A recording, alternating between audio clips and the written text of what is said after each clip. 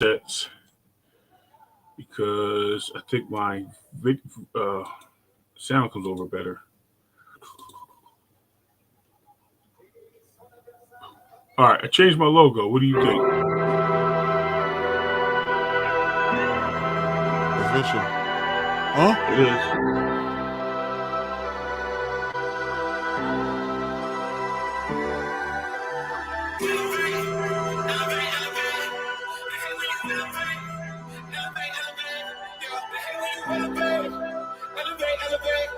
They hate when you elevate, yeah. They hate when you elevate. The second of losses.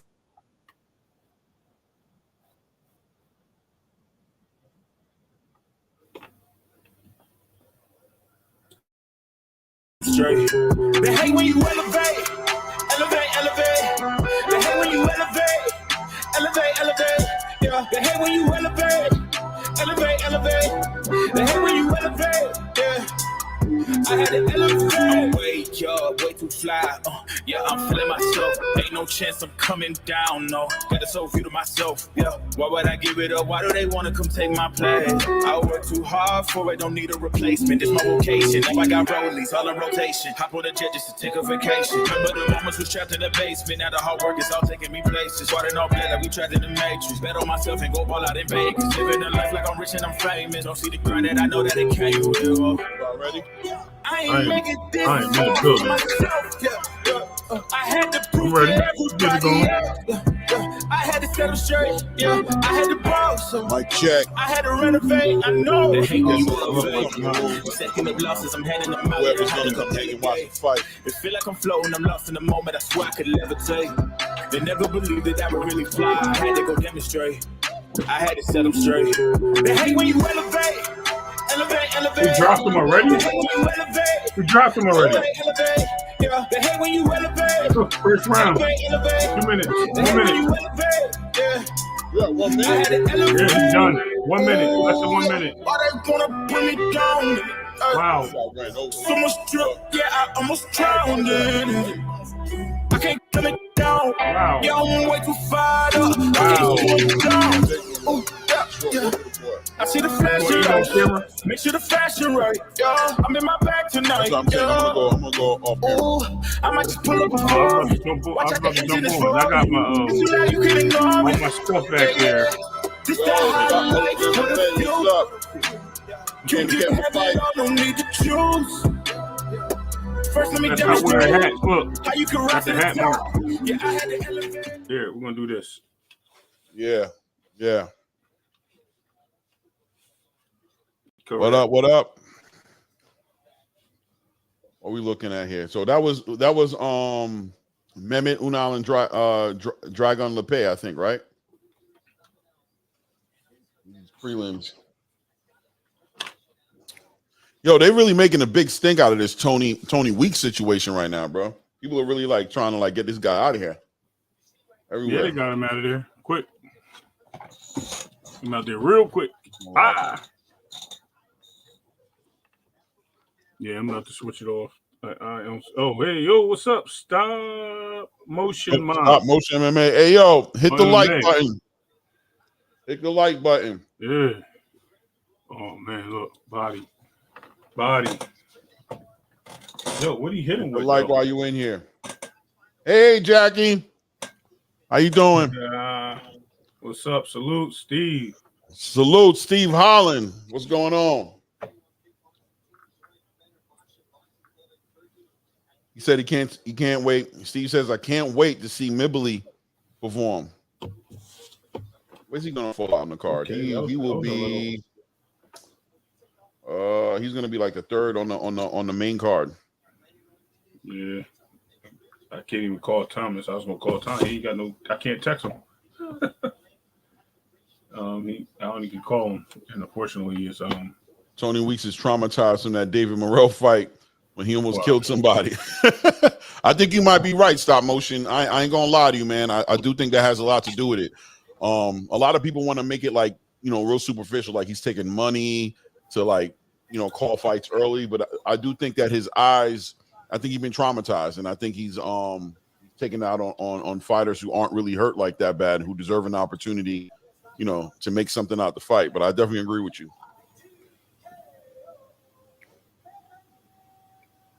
Definitely agree with you. This man right here made short work. It was about 45 seconds in the fight. Yeah, about 45 seconds, and then he put him down. I literally turned, looked, talked to you, looked back. He was dropped on the ground, curled up, then got up and wobbled. I didn't even get to see what he dropped him with, like even in the replay, because I'm sitting here setting up stuff. All right, so here's the go. We got a Matthew with Alvarez next. Okay. No, we got Guerrero and Sergio Garcia next. We got Christopher Guerrero and Sergio Garcia. Am I off or something? You might be right. Maybe I'm bugging. Oh yeah, that's what it says. Which one? Oh. Okay, so this what I'm looking at, the list I'm looking at isn't necessarily the order of events. All right, cool. That's what's up. I got it. Okay. Let's make sure I got it. All right. Let me see fighting info. So I want to know with this whole entire Errol Spence and Terrence Bud Crawford situation, has it been officially called off, or is this just what people are processing through like tweets and stuff? I'm gonna 100% say that people are just dissecting it for what it is. We have no confirmation of that. Only it's boxing. 100% is boxing, and that's what people do in boxing. You want to be the first one to say the information. Basically, that's what it is. It's just YouTubers are no different than media outlets in a sense of releasing information and being accurate. With things like that being dropped or misunderstood or can have wordplay, you know what I mean, having a little leeway here or there, can cause those situations to be misunderstood or erupt into the scene. Because believe it or not, I've seen about 5 videos drop at the same time with the same information. So definitely was a lot of people misinformed.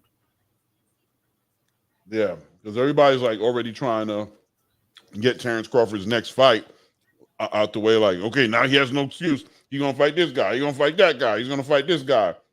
But at the end of the day, this man is still dealing, until we know it's official, this man is still dealing with the fight with Errol Spence. What are we talking about? Right. What's good, Notes? Salute, Notes. Let's hit that like button. Help your boy out.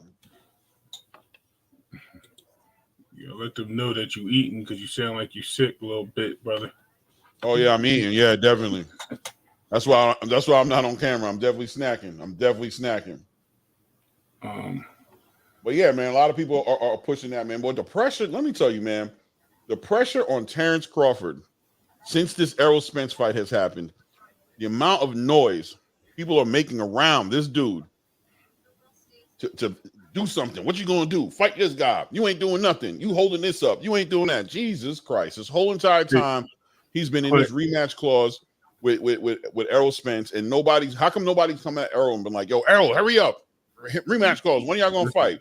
Clay, sounds familiar, don't it? Oh yeah. Just a month ago, we had another boxer going through the same thing. We're not talking about the Dream, are we? Oh my goodness, are we? No, not him. I think so. Yeah, I think it is. Get him out of our mouth. Pause. Yeah, we should not be saying his name. Right, because that's exactly what they did, and it's the fun facts that excuse me, it's the fun facts that listen, you guys love to hate a fighter with skill sets. Bottom line, like I am truly on the record of being an Earl Spence fan, but Budrick Crawford was a better fighter that day. Do I think at 154 is a better shot? Do I think at 147 is a better shot? Possibly. I don't know. Once you see something, you can improve upon it.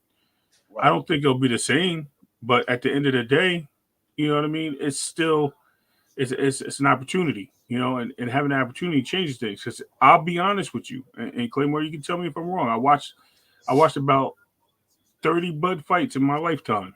I think he only has 30, whatever. I think he's around 40. No, he got 40. 41. Yeah, let's say 40. Yeah, something like that, right? So I watched a lot of his fights, bottom line. And I've never seen him look that dominant ever. fresh, clean. Like it was like he stepped off the bus, the school bus, right? Right. And it's the first day of school, and then he's like a new person, like nobody ever seen him. Like he got his hair cut. Like last year, maybe he was like wearing like some older clothes and he had some dusty shoes. They were falling apart. But this year he stepped off the bus and he looked like a whole new person, in shape, different. Like it was like, whoa, who is this guy? You know what I mean? Well, Ray, I think it's safe to say that he took this fight really serious. You know what I mean? I'm not taking that away. That's what I'm saying. That's what I'm getting to. Because Right. I'm just like, he bought his A game, like 100%. Well, I mean, I was going to say it's a combination of both. He took it very serious, and on the other side of the spectrum, for some reason, it just didn't look like, from the outside looking in, that Errol took it as serious. I think he took it serious. I just think he's actually letting his fans know that he had some issues in the process, and with those issues. And I'm not making excuses. The man didn't want to give excuses. I'm not making any. I'm just going by what he's saying. Right. This is what he's reporting. I think he's let his fans know in the process that he had some issues while he was working out and trying to get ready, and he didn't want to lose the opportunity, and he begged for it. And how you gonna call somebody out? We've seen this happen, right? And then say, "Oh, I can't fight right now. We got to push it back." The fight was already pushed back a year, so I mean, I think that was in his mindset. Now, whether it's here or there, they'll get their opportunity to do it again. I hope. I think that's the case. I just think that Bud just is playing a game with Earl on the Twitter war, and he's done with it. Like you said, no, he's playing with Earl fans. That's what he's playing with. That's what I said. Twitter war. That's what the Twitter war is. It's like you're not going at Earl because you respect Earl. We've seen the respect that they have for each other, the mutual respect. But I think he's sitting there really like seriously, guys. Like salute Bruce Gas in the building. Appreciate you, brother. Thanks for coming by. Yo, let me just read this right quick. Note says Bud was treated like he doesn't want to curse, and I almost cursed. You almost baited me, Notes. I almost cursed on my own channel, bro. Sugar honey iced tea. When he was on the come up, why would he give fighters an opportunity unless it's a major bag for him? I agree. Man, I listen, man, I agree with you, brother. Like, at the end of the day, I think that's what people aren't understanding is at the end of the day, this man is going to take his time and make the best decision that's going to benefit him. He is no longer concerned with what he deems as an ungrateful fan base. He's not going to sit there and move to your guys' drumbeat. He's going to take his time and find out where it makes more sense for him, and that's the direction he's going to go in, no matter how much we complain. He's made that clear. And I had a conversation obviously earlier with a mutual friend of ours where that's what I was trying to put out there, right? That at the end of the day, you know what I mean? Bud's going to do what Bud wants to do because he feels, and it's important how he feels because it's his decision on what happens next on his career right now. He feels like he don't owe nobody nothing. And until this Errol Spence situation has ironed out, I don't expect any communication with him as far as what he's doing on his next move. Right. Fair enough. There's nothing wrong with having those fair assessments because how do we know? First of all, we don't know. So salute Jonathan 97. Salute. It's all speculations, and when you're trying to, I think I know what friend you're talking about, and this was the point. And I think he suffered his second loss of the year, but he doesn't want to obviously. He doesn't want to recognize those things. So hold on. Go ahead, bro. Shots fired. Yeah. So definitely rain them down on him for real. And with that being said, me trying to explain to him, those honestly, the whole argument was all about what? It was one thing and one thing only. It was just a freaking opinion of mine. And a guy tried to defeat me in my own opinion. You're not going to win that argument. It's never going to happen. That's why, and I even tried to be nice about it this morning when he said, "Oh, you can't beat me. Nobody ever beat me." I'm like, bro, it's subjective. It depends on how you look at it. Fire in the building. Frequent fire. That's my brother. Hey, definitely got to wrench up Frequent too, and wrench up Notes. As soon as I'm done with this barbecue sauce, it's happening. So in his time, fellas. Sorry, I'm not touching the keyboard, bro. These barbecue fingers. Not hold on. But I got him. That's my dude right there for sure. Yeah, man. I know. Frequent, you want a link? You want to pop up here, or how you feeling? It's up top. It's actually at the top. I could post it. It should be at the top. Get it here. Salute to everybody in the chat. Please wipe your feet before you come in the door. I stole that. Hit the hit the like. Hit the like. Salute the channel for real. Help Claymore grow. Let's get him up there. Let's get him up to 100,000. Because look, he had 400 subscribers. Let's get him up to 400,000 subscribers. Let's get him up there. Let's make him big. Oh, man, woo. Pause. Yeah, you're talking dirty right now, bro. You can relax. Jackie Hernandez has a question. She says, I have a very off-topic question. Is Fundora retired or something? Because since he got knocked out, I haven't heard anything about him. Listen, between you, me, and God's ears, I do not know what's going on with Fundora. Ever since Mendoza put him on his pockets and he didn't get back up, I have not heard of this dude. But you know what? I'll do a little. Let me look into it a little bit and see what happens. I haven't heard nothing. This is where I come in. Okay. So he is not officially retired. He is still boxing. Jackie, what's going on is I believe he's going up in division to 160. He is not. I'm trying to see if he's ranked in 160 yet, but he's still at 154 as of now. Right. But yeah, he's ranked 3 in the WBC. So yeah, he's still in the mix. I think he's ranked, and that's at 54. It's the only ranking I see. So I have to check 160. Yeah, he's not on anybody else's hit list, but he's still ranked in the WBC. So he's definitely still live. He didn't put his retirement papers in yet. Oh, definitely. I know he's not going to do that. My question is, what do you think? What would the next fight make sense for him at this point? After a loss like that? No, I'm kidding. Why? You would say something like that. No, because you know what? I told you. I think Boots needs to move up. He's playing at 147, and it's a graveyard for him right now. He only has a few fighters that he can fight. Man, that was my whole argument yesterday. How many fighters he's going to fight? He has a whole slew of fighters at 154 that is not afraid of him, not going to run from him. They'll make the fight. Why keep there? And he has an opportunity to keep active and get belts faster. I'm telling you, because he's already ranked, so he's going to be ranked high when he moves up. If you don't stop, look what Nose put up here, bro. What did he say? That man said, "I wouldn't." Tank What? 47. What are you talking about? No, you trolling. First of all, no trolling. Tank needs a 24-foot ladder. Let me hit this dude out. Let me hit him up. Who the fuck is that guy? Come on now. Come on, Nose. What are you doing, man?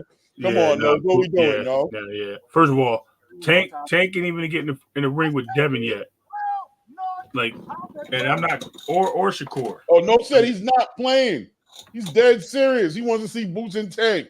You better. No, man. Yo, are you crazy? Boots will demolish Tank. He said Tank called him out, though. Yeah, did he? Really? He must have called him out. Okay. He must have called him out to dinner. Yeah, he must have called him out for brunch. You know what I mean? Let's chop it up over a cup of coffee. I respect Tank's gangster in the ring, bro. Like his boxing IQ and his solidness, but he ain't beating Boots. Listen, it's not. Listen, I have a feeling Tank is not on the same page as you, Notes. I just got a feeling. I think you might have heard it wrong or read the tweet wrong. I don't know. I have no idea. But listen, back to what you were saying about Jerome Boots going up to 154. I think that's very realistic. Is he going to do that? I don't know, man. It seems like Bosey's very focused on unifying that 147 weight class division and becoming undisputed. It just seems like it's going to be so difficult for them to do that because nobody wants to fight this guy. Am I bugging? Right. And that's what I'm saying. I mean, you even got a guy with 3 belts that's holding on to him, and he's saying he doesn't want to fight him. So who else is he going to fight? You know what I mean? The only guy that's willing to jump in the ring is because he's just trying to be brave as Barrios. Like, seriously. He's just being brave, honestly. I know one thing. This year, 2024, Boots has to be active. Last year, I think he struggled to be as active as he wanted to be. So And I think he needs to be active this year. So wherever the fights are, he needs to at least be able to consider going there, or he's going to sit still and get rusty. Right. This is my point. So look, he fought in January, right? Then he fought in June, early June, I think, and then he didn't have a fight, and we're now in January again. So December. No, he fought in December, right? No, he didn't. No, he didn't. No. He hasn't fought since last year in June, and yeah, man. Boots is going all the way to 168. I don't know about that. I think he capped himself at 160. He can make it once he gets older. He's too young to go up there now. I mean, if he goes up there now, especially with those guys, they're too big for him. Even if he walks around at 190, like he really has no he can easily get outmatched at 168 right now, honestly, because those guys are like walking around close to 200 pounds, and Boots is probably about 185 walking around 180. I know it seems close in weight, but there's a reason why they have divisions. And if you think a guy from 147 can go to 168 and dominate, just ask yourself what did Jermell Charlo do when he went to 168? He's a division ahead of Boots. Yeah, that's not easy. Not an easy task at all. Even the guy that went from 160, we had a guy go from 160 to 168 and got dominated. Yep. It's not easy. The power really switches up around that weight class. Like it really becomes distinct. Right. It's not different. That's one of those divisions you got to grow into. Like seriously. Yeah. When you think about what you're dealing with, the David Benavidez, Canelo Alvarez, David Morrell, you know what I mean? That's all you know. Pretty much, right? No. I'm messing with you. That's all you know. I'm just okay. Yeah, gotta watch out for barbecue sauce too. Now you got a lot of people out there, man. You got Anthony Yard, you got Richard Rivera. We got questions in the chat. Connor Wild. Okay. Frequent Flyer says they said people think he's Superman about telling him to fight Thurman, so I know he ain't trying to fight no Boots. Oh yeah, he's talking about Tank right there. That's Tank talk right there. Yeah, I think he's bugging.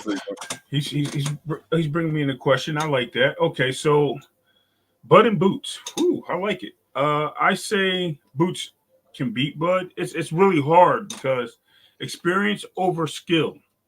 They both have about the same skill set, but the experience can play a part for Bud. He can set him up in traps, things like that. But Boots also I think he's a little bit more faster. So that plays a huge part, man. I mean, speed also plays a part, man. So I don't know. That's a hard one. I say it's a real 50-50 fight. Probably more real after seeing the Earl fight. It's more 50-50 than that fight was. Because it can go either way. That's one of those fights you can go either way. It could be because look at Floyd. Floyd fought a young bull, hungry bull, moved up in weight to fight him, and dominated him 12 rounds. Even though they made the fight. Well, somebody gave the fight to him, one of the judges, which was weird. When he beat Canelo at 154. So it's, bro. I mean, you don't know. We can't rule him out because of age, and we can't rule him out because of skill set. It's hard. Yeah, I agree with you. I think that I was speaking to Frequent Flyer a little bit earlier today about it, and from his perspective, he was basically stating that he felt like Boots was just a little bit more versatile. It sounded like he was saying that he was able to switch a little bit easier and fought on both sides, orthodox and southpaw equally, whereas he feels like Bud fights one stance better than the other one, even though he switches as well.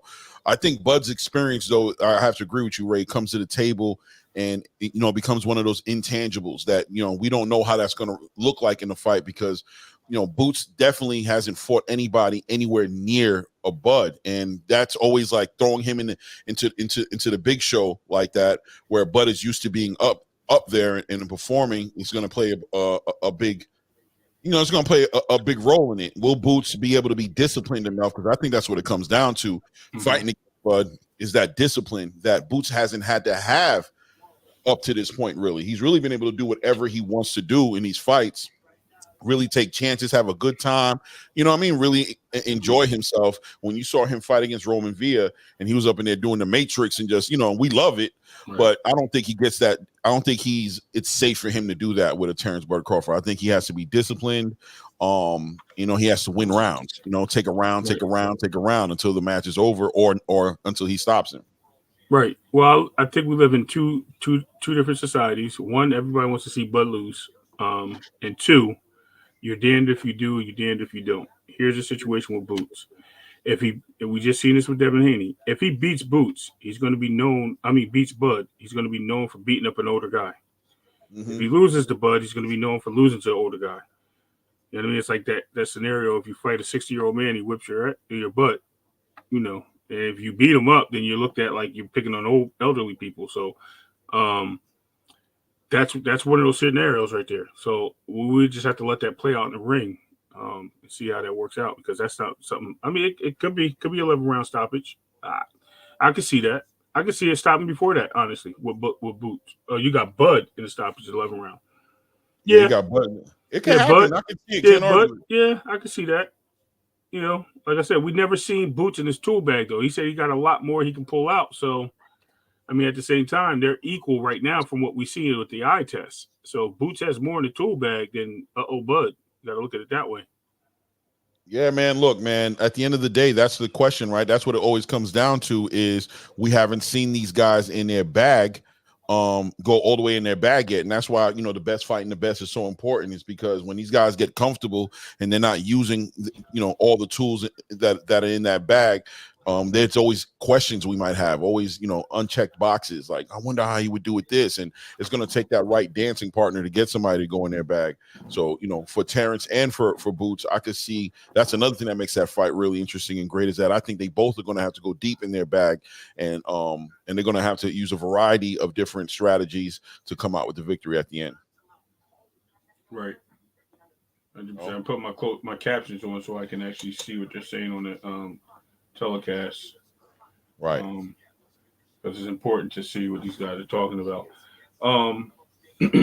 Another thing I wanted to say: Shakur Foster is back next month.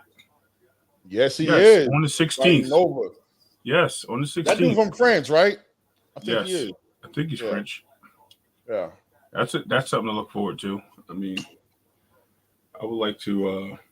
From that comeback that Shakur did. Which card was that he fought on? Yeah.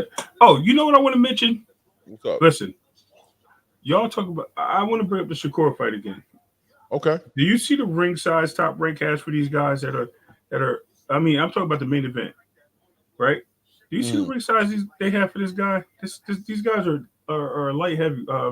Super middleweight, light heavyweights. They're big guys, and they're in a smaller ring than Shakur was. You don't think that played a part in the running away? I'm sorry, 100%. 100%. Okay. So when I say things like that on other channels, I don't want to be questioned about it. When I tell you it's all part of the plan. I keep it. I think there's leverage always somewhere. The A side is gonna get that leverage in different ways. You know what I'm saying? Whether it's ring size or gloves. Or things of that. Gervonta loves to use the rehydration clauses. Like, there's always going to be something. So I can imagine that on Shakur's side of the fence, I'm sure that played a part in how large that ring was. Make sure that Shakur had his best opportunity to win that fight, because he is the star. He's who they're trying to push at the end of the day. Yeah, absolutely. So the question is, how do we see Tank or Core break it down? Yeah, I see. You can start with that, because I'm not. I don't want to touch this conversation. All right. Well, that's a great question. Once again, one of those great fights. Bring Frequent up for this question. Well, he got to hit the link. You put the link in there. He ain't come up here. I did hit the link. Well, he ain't hit it.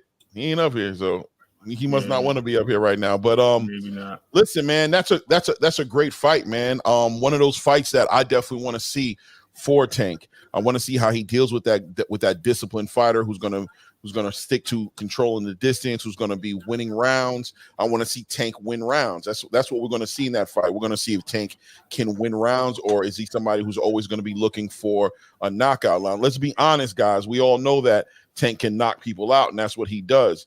But is he ready to win rounds? Is he ready to box from round 1 into potentially round 12 and get a decision?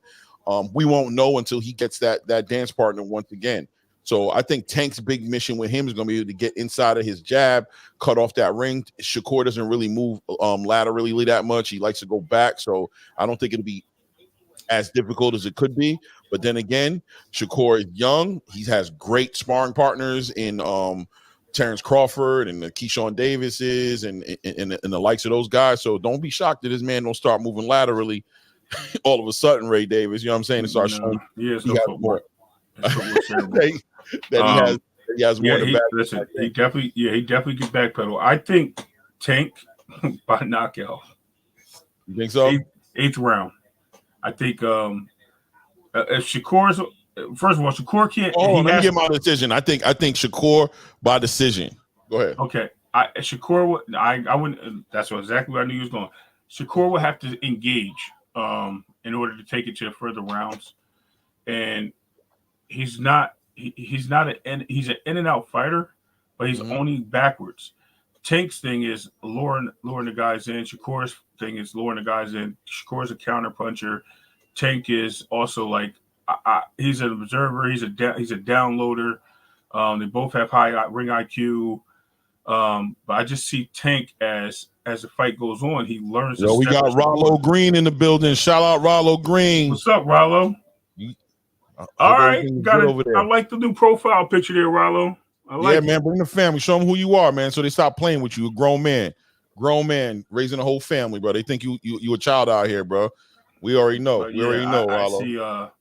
I definitely think it can go the distance, but I think Shakur starts, especially after his last fight, he starts low on the scorecards for running. So that's going to hurt his chances of taking it to distance with Tank. He will have to engage and dominate in the pocket and then move out. Okay. And I don't see him successful in doing that. I think he gets caught with a body shot, which is we already know it's his weak spot. That's true. That's true. It's easy. That left hook could drop right there. Boom. Okay. We'll see when that fight happens. I have a feeling that fight's going to happen a lot sooner than later, guys. Yeah, me too. I have a feeling it's coming. Yeah, I think that was the Easter Bunny set that up for us. I think one thing that this Devin Haney situation has done for Tank is I think even if he doesn't fight Devin, he knows that he needs to fight these other guys in the division. Absolutely. I think that's he called him out, right? He's the one who called him out. That's on him. He's got to do it. I feel like it happens this year. Yep, I think so. I think he when Shakur fights his last fight, he goes for the money. I think he goes for the money.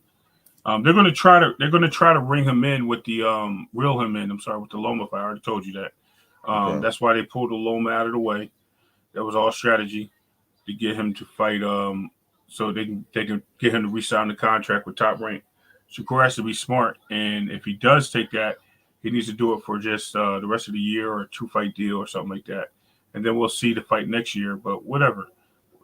At the end of the day, we have to see that because we can't do it. Frequent said he was eating. Yeah, I know he was. Well, he was on your plate. Had them barbecue wings. I had them wings going, man. Shout out to the wife, man, holding it down, man. Shout out. Wings was fire. Fuego. There you go. Good. Nick's still up there, Frequent.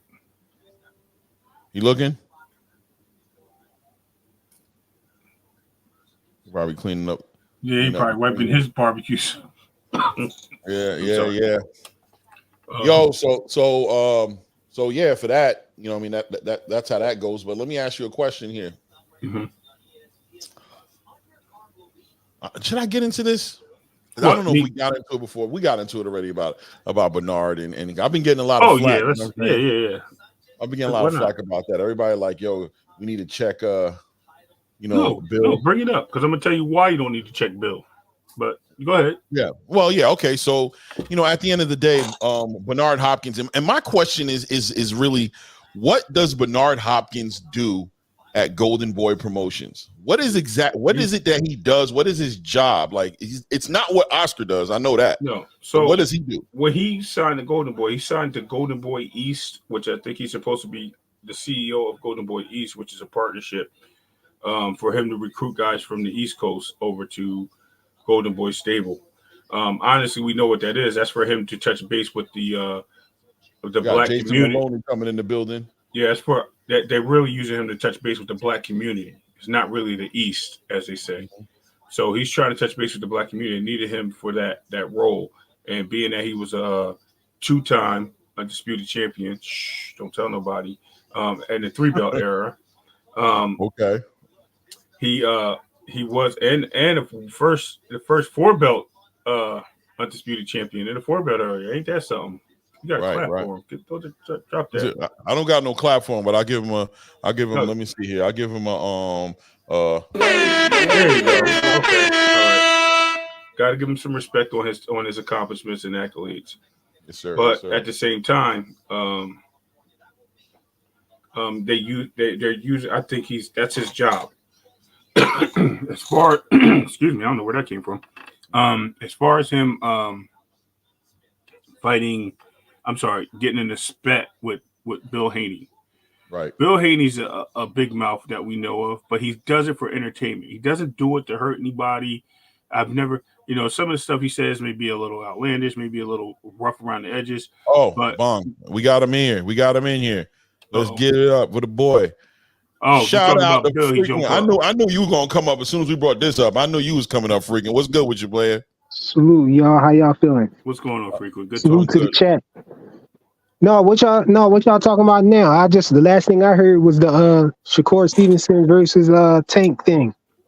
No, we're talking about Bill Haney and Bernard Hopkins, that situation, you know what I'm saying? And just a lot of people jumped on me. I did a little video on that, and people jumped on me a little bit saying that Bill, needs to be held accountable for that altercation, that, that Bill's the one provoking people, you know what I'm saying? And pushing Bernard to insanity, to force him into, Bill wasn't even looking when Bernard pushed him. Right. I thought they was being interviewed by 2 different cameras or whatnot, and then Bernard kind of bumped him, knocked him out the way because he was following whatever Bernard told him to follow him, from what I understand, though. Right. And, all right. So here's how the thing transpired, from what I understand. If it goes, because there's 2 things. Did something happen in that arena that nobody knows about, but some people are speculating that Bill started it? Or are we going back to where the Boxing Voice was? Had them on the channels together, and they had that little spat and argument about fighters, and they got into a little argument, and it was a threat made by Bernard. Then Bill later cleared it up, saying that ain't happening. You better watch where you walk. If you really think you about that, and said, you'll find yourself somewhere you don't want to be. We all know what that means. That's street talk. If y'all don't know. So with that being said, I guess that was their first time meeting or having an altercation, which I thought it would have been the second, because I swore Bill was at a fight in California. Where Bernard hold on, not to stop you, but we got 2 fighters in the ring right now. Oh yeah. Just kind of just put everybody on blast. Yeah. So we all following the fight. Wilkins and Mayhew. All right. Hold on. Got a lead jab by Mayhew. Alvarez got a high guard. He's backing up. Yo, you are definitely ahead of me somehow. I gotta see why. All right, uppercut thrown by Mayhew. He's just slipped and missed. Okay, left hook by Alvarez, connected. Jab, okay. Jab, okay. All right. Tried to hit him with a right cross, didn't work. Who's this? The undercard? Yes. Yeah, this is definitely the undercard. Okay, so we got 2 jabs that missed to the body. Okay, one just connected. That's 3.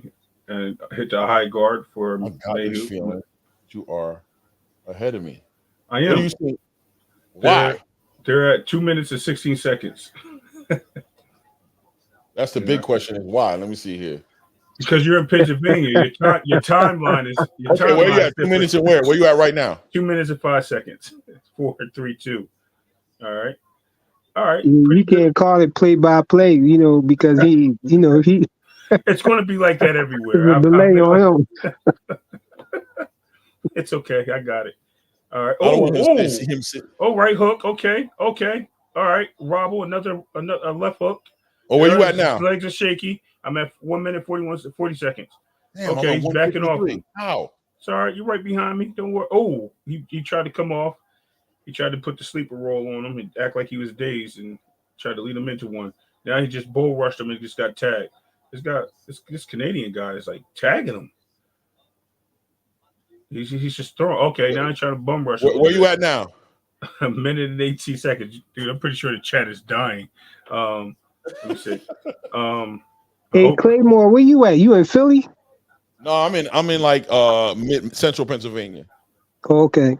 He by Hershey. Yeah. That's a good actually. Oh, uppercut. Woo! Right on the button. Alvarez, by the way. I'm sorry, Mayhew.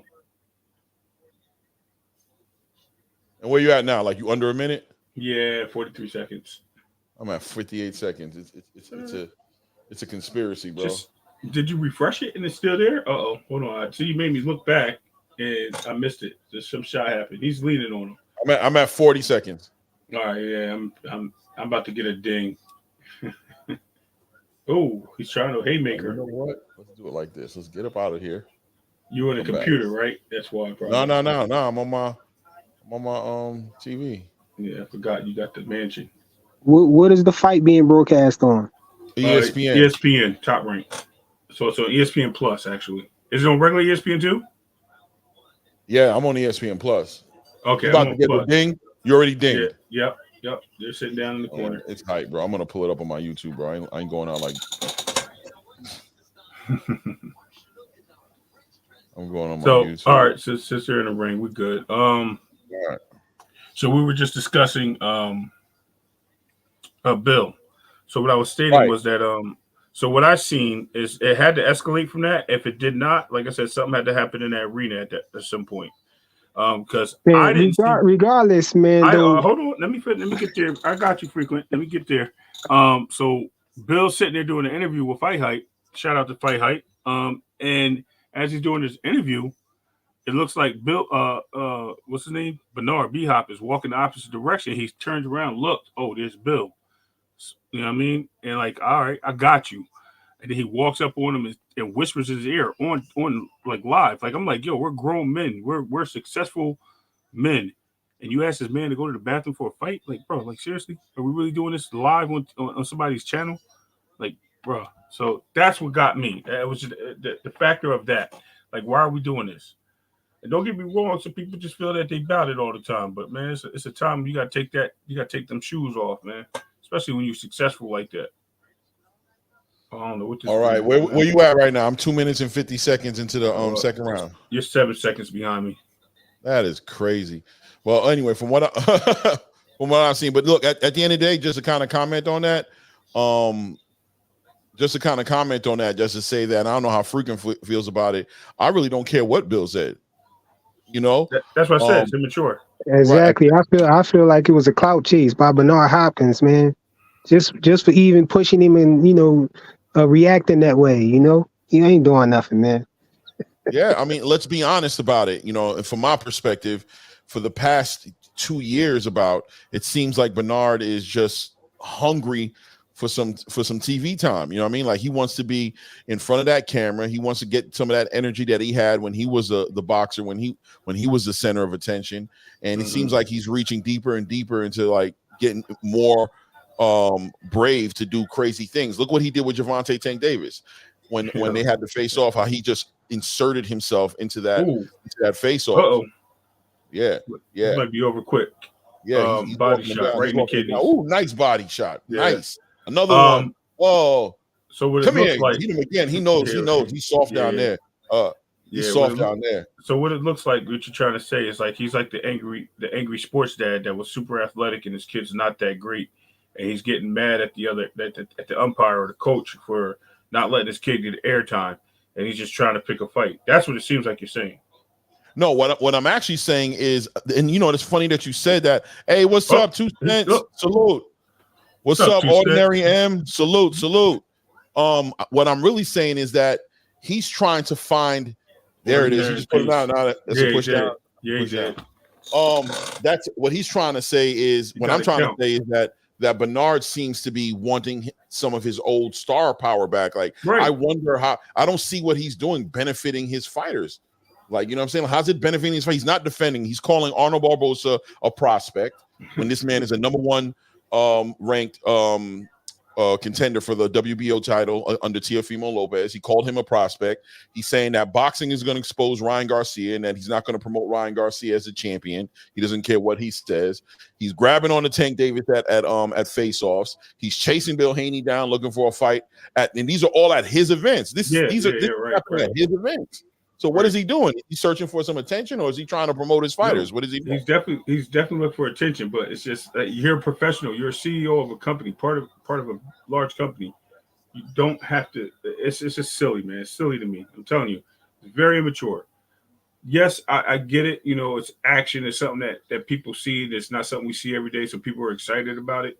But at the end of the day, when you walk out your house and you see your neighbor and dislike or whatever, do you really say something to him, or do you just keep it moving? Like, that's really the question. So this guy knows where he was. First of all, he's in the wrong area. It's like you on the wrong block starting static. And he went out. Just crazy. Yeah. B-Hop was he was way out of line, in my opinion. And like I said, I get it. Bill does what he does. He does it for entertainment purposes. Yeah, it hurts people's feelings. Yeah, it's immature. That was a nice takedown. But we still was that a knockdown in your opinion? Yes, because he dropped into. Remember I said Regis got knocked down when he fell into what's his name, and Devin kind of like threw him to the side. That's the same thing that happened. That's the same exact thing.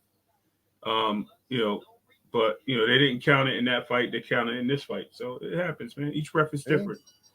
But yeah, certainly, man. Like I said, at the end of the day, you got to look at it as what is he got? We got 18 people in the chat, guys. Please hit that like on the way in. Help your boy get on that algorithm. Appreciate you guys showing up to watch us show out. We appreciate it, man. But make sure you hit that like button. Hit that thumbs up. Absolutely. 2 Cents she be cooking. Yeah. I'll be listening to her. I shouted you out, right? 2 Cents. I don't know if I did or I didn't. You did. What's up, 2 Cents? I'm so happy. Thanks for stopping by. You already know. Throw your link in the chat all day. You already know that. Let's see what we got here. See. Yeah, he's starting to find. He's starting to find that uppercut. It's the body. Find it. It's that, and you see where it's the soul. He's weak in the body. This guy, Alvarez. He's very weak in the body, and this guy knows it. He already senses it. So he's going upstairs. He's got a high guard. So for a guy that's weak in the body, because you see he's taking the headshots, right? Yeah. So for a guy weak in the body, lower your guard and keep one hand up. You don't have to keep both of your hands up. Now he's opening up again. Boom. There he is. Well, he tried to catch him. Okay, there you go. Heart of a Mexican. There you go. Let him know you in the building. All right. You know why he's doing that? Because he wants him to keep throwing at the head. Right. I feel you. Get away from my body, bro. Yes, exactly. Definitely. There we go. We're gonna work the body. We're going down there anyway. Ordinary M, I do not have a channel, but I am on like everybody's channel. I debate a lot. Actually, I don't even debate. Honestly, Claymore, is it really considered debating when I'm just dropping facts or delivering these? I don't really see you doing debates, man, in my opinion. I think you just be building. I think we all building, but I definitely think you go on the right channel, we get dragged into debates. Oh, yeah. We know about debates. Yeah, Frank was laughing. Y'all do. I get thrown in the back. Yeah, but so on certain channels that we're discussing on a certain channel, I am 2-0. I am 2-0 for the year, and shots fired. Go ahead, man. It has been proven. Of course, it's not recognized as such, and I'm not a debater, so I really don't call it 2-0. But these guys do, so I leave it to them to support me in that. So it is what it is. But yeah, don't come at me because I do know what I'm talking about. I actually listen. I had a nice friendly debate with KO. Shout out to KO Boxing, man. That was a good one. KO. Yeah. I had a good one with him, and he was shout like, out to KO. KO, good people. Yeah, he was like, cool. He was like, all right, I got you, but I ain't going on his channel. I don't know how he worked. Like, I've been on there, but I'm not going up there to mess with him. I used to think Frequent Flyer was a troll. Nah, Frequent that dude, man. I'm trying. Listen, man. Yeah. The In real Hanos life, clan yo, in real overlord. time. Hanos clan. Yo, look what Ordinary said. Ordinary know, said you all make unbiased sense. Frequent, stop taking those abuses, man. You have much more values beyond the mute. Yeah, man. Yeah, I appreciate it. I really do try to. Like I said, you can't. The biggest part of failing in my last debate, air quotes, y'all can't see him, air quotes, was my opinion, and the guy and the channel tried to induce my opinion and make sense and turn it into something. I'm like, bro, you're not going to convince me of that. There's no way you can convince me to change my opinion. You're not going to do it. I'm going to bring facts to support my opinion, and that's it. You can bring what you want. And then where it got nasty was when they tried to get at me, and I'm like, okay, well, name 10 fighters, and we can name two in the division and 3 under the division, supposedly moving up. And I'm like, okay. He said, well, name 10 fighters rapidly. Boom, boom, boom, boom, boom. Hold on, hit that shot again. 10 shots. Let me get those 10 shots. Claymore looking at the fight. Yeah. Let me get those. His mic shots was fired, man. You missed it. Yeah, 10 rapid shots of the division 154. Boom, boom, boom, boom, boom, boom, boom, boom, boom. Yeah, Claymore sleeping. Your mic's off, Clay. Oh, my bad. There we go. Yeah. Okay, yeah. That's what it was like. And we had some friendly comments and some very hateful comments at the same time. But I don't take nothing from it because I wasn't debating. Like I said, that's a subjective conversation. You want it to be one way. That's it. And you want it to be one way. You know what I'm saying? You want it to be one way. You want to be one way. Saying that. Yeah, I just keep it up. Claymore tells me I'm too humble. That's what it is. Oh, there's another body shot. He holding on for dear life, man. He got two body shots right now he's trying to play like it's not bothering him, but now he's gonna start taking off to the top. No, he out of breath, man. This guy's out of breath. His hands drop. You see his hands drop? Now it's FaceTime. FaceTime all day. Look. Big flex. Wilkins had to do the big flex. What are they? 154, these guys? Or 147? No, these dudes are. I got the schedule right here in front of me. I can actually check myself. I don't know if I can see the card, though. Another shot. I missed that one. Card. Scorecard. Photos. Just talking about the fight. I don't have the fight card. It's all right, no worries. Claymore's all over it. Yeah, he's walking the back. And now he's throwing that left. He's throwing that left hook like he's swinging for the. Look, there it is again, right in the solar plexus, straight jab. Yeah, he's dropping him. He's holding on. Look at him. He's holding on for dear life. What section of body is this? Didn't the WBC just throw a rule out about engaging and holding and losing points? I hope this is not the that was only for the Devin Haney fight. Hey, we already knew. We did know that. They made that rule up only for the Devin Haney versus Regis fight, and then they got rid of it. Oh, it went with the franchise belt frequent. It was a temporary rule. Is that what happened? It went with the franchise belt. Just went away, huh? No, don't Canelo still got the franchise belt? I think so, but Canelo got all the belts, man. So I was talking to Clay today, frequent, after you disengaged and got off the phone. What time is what fight, Clay? The main fight? I mean, what notes? What time? He said, what time is the fight, Clay? Notes. What, you talking about the main fight? Probably around 10 o'clock. I think they got 3 more fights on the card. No, they definitely got the main card starts at 9 o'clock. So I think so it's 9 today? Like 10:30, 11. Yeah. Oh yeah. So that's probably like 10:30, 11 notes.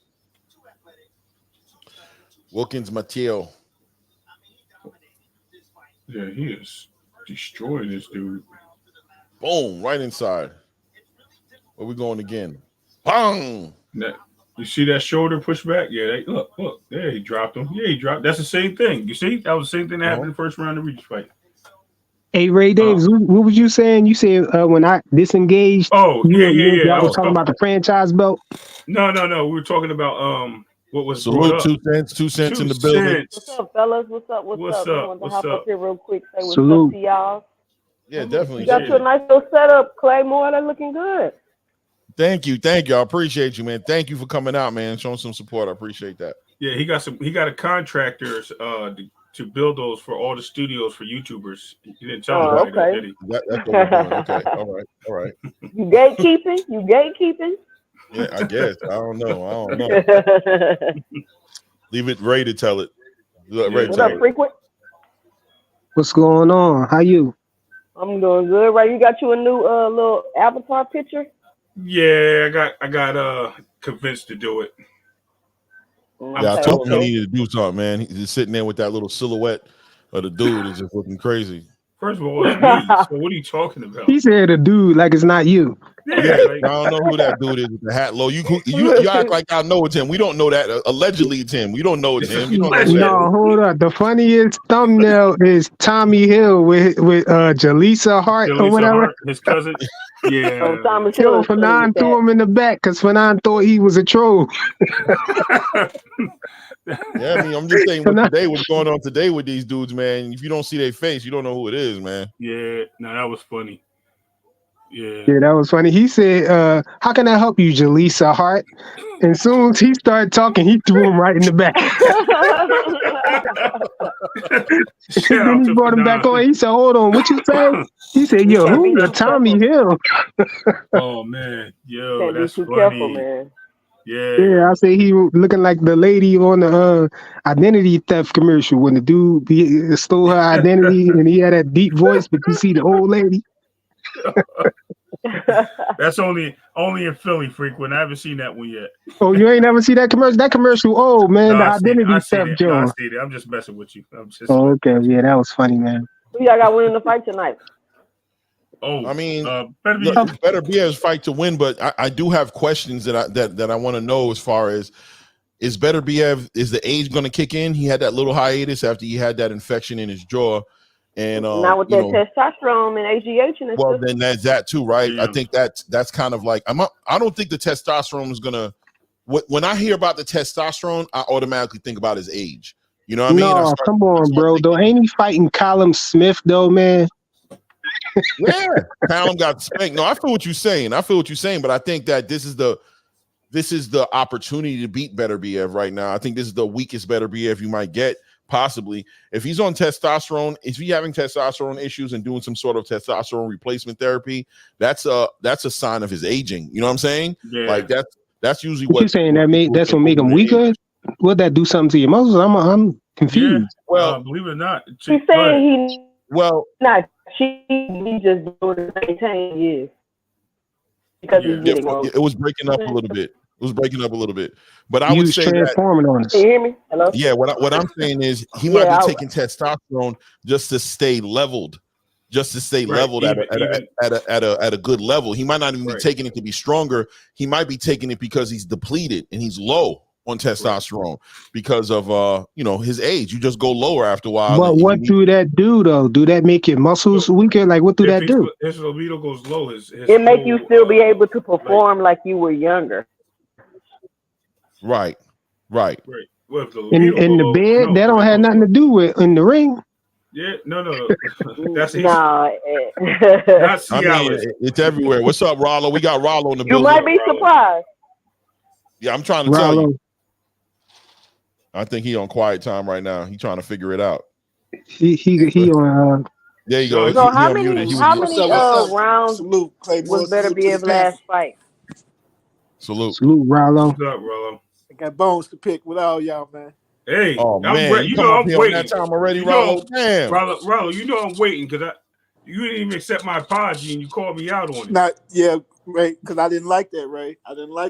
Okay, but you asked me to apologize after I already apologized in the chat to apologize publicly. I did it publicly, and you still came at me. Yeah, but listen, listen.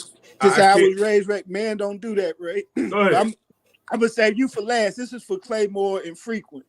Man, y'all two Y'all too nice, man. Y'all strong black man. Whatever that clown be talking about on that morning, y'all being too nice, man. Tell him to kiss y'all ass. Keep insulting y'all like that, man. Tell him to kiss Yo, I y'all was black ass, man. Y'all ain't nobody's yo, I toy or was child to play with, man. Y'all hey intelligent Rollo, black men. I was about to ask you, would I get thrown in the back too much or put on mute too much? Yeah, put on mute and just, man, we talking boxing, giving our opinion. Ain't no idiots and buffoons in here, man.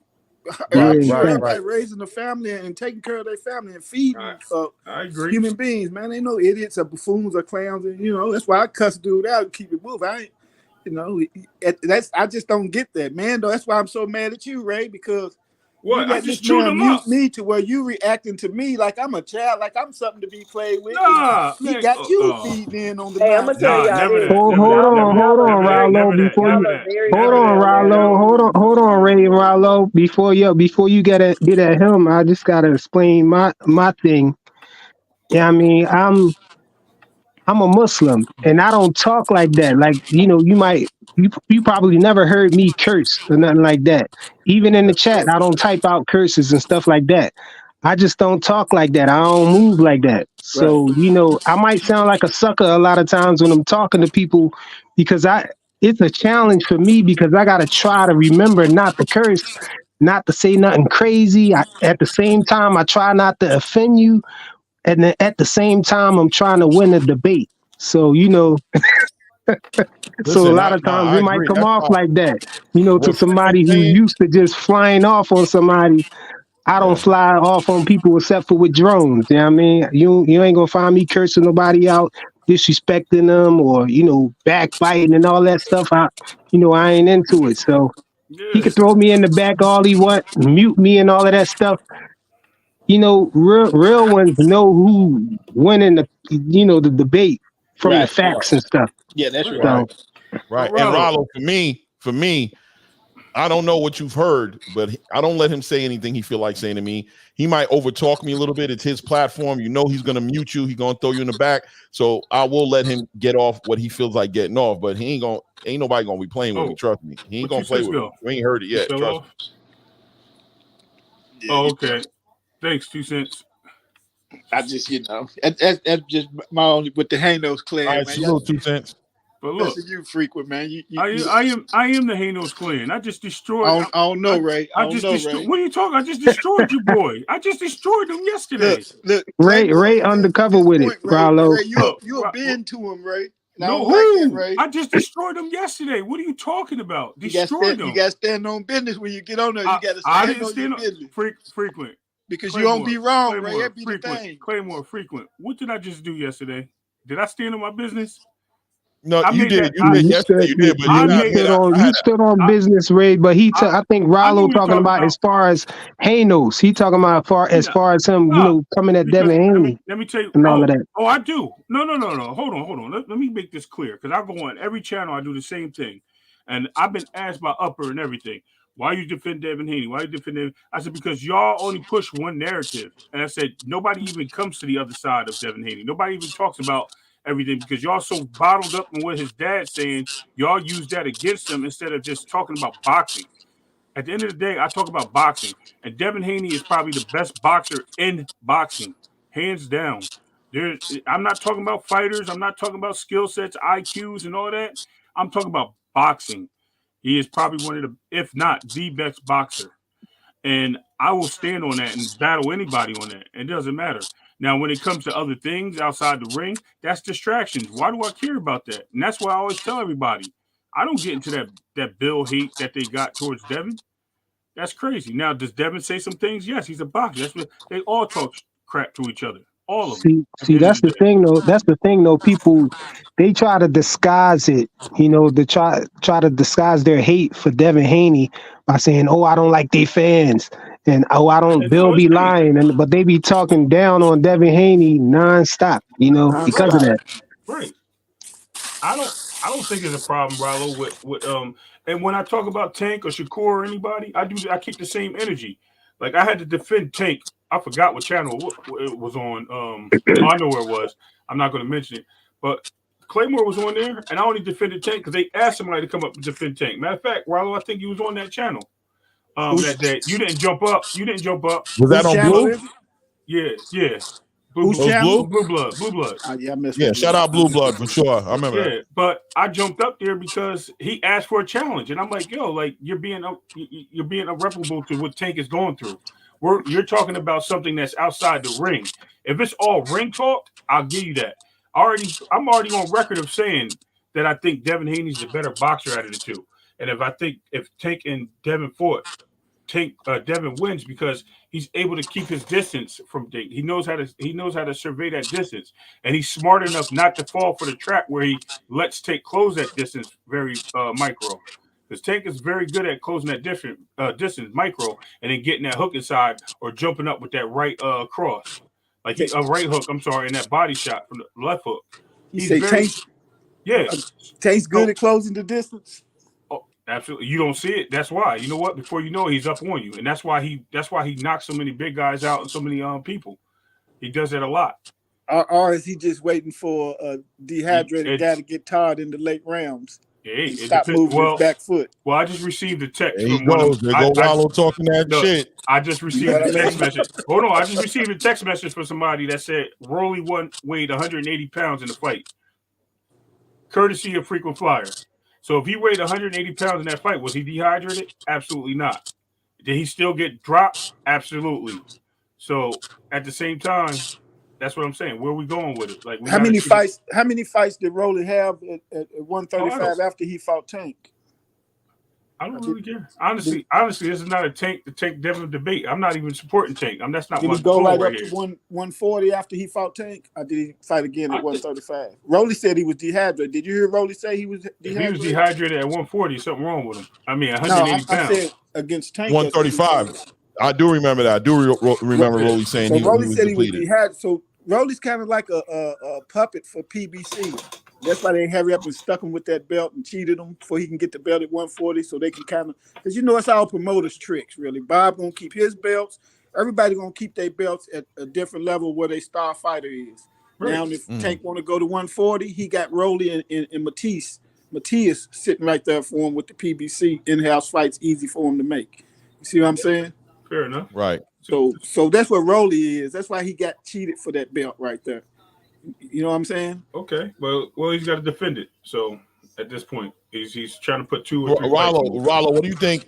What do you think about Rolly just in general, though? Do you think that this is some legitimate champion that we should respect in that division, or you think it's just politics and he's really just what I think he is, which is a hype train? But what do you think? Yeah, it's politics. Like I said, Floyd now, he's the plant for Floyd now. You know what I mean? He didn't beat that old man. We all seen that. We all see where he's going. He's a plant for the PBC to hold on to a belt in that division. His skills is very limited, and if he was being moved right, then maybe a couple of more years he would be a decent contender. But they just used him and fed him to Tank for a nice little payday with the pay-per-view. They don't care about him. They're not letting his skills. And now he is what he is. His skills ain't there. He already got the loss. They didn't move him right because they fed him to Tank. You know what I mean? Right. So you can see that his skills. Yeah. You heard little 12-year-old Camille Moten calling him a bum. So you think they cashing out on him, Rollo? Yeah, they cashing out on. Because they trying to feed him to Ryan Garcia. Right, they gonna feed him to Ryan Garcia for the big payday. And you think Ryan Garcia? Rollo, what'd you think? What'd you think about the and freaking? Because I already know what Ray thinks about this.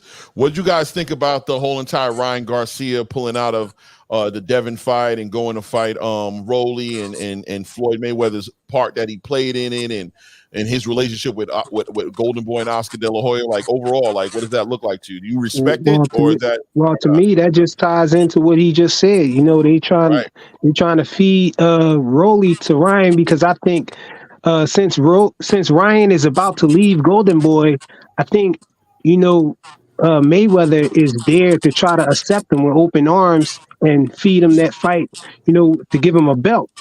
And then ultimately they might try to like bring Tank up there, to fight him, have a big fight with him, or even, maybe Devin Haney, maybe. But I think they probably trying to freeze Devin Haney out now.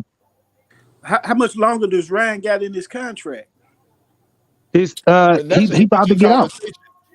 Well, let me ask you a question. I heard somewhere, and I'll say her name. I think Rachel Donaire had spoke on it before on another platform, saying that if Ryan Garcia won a title while underneath the Golden Boy promotional banner, that it would actually extend his contract with them. Does that resonate with anybody in here, or have you never heard of that?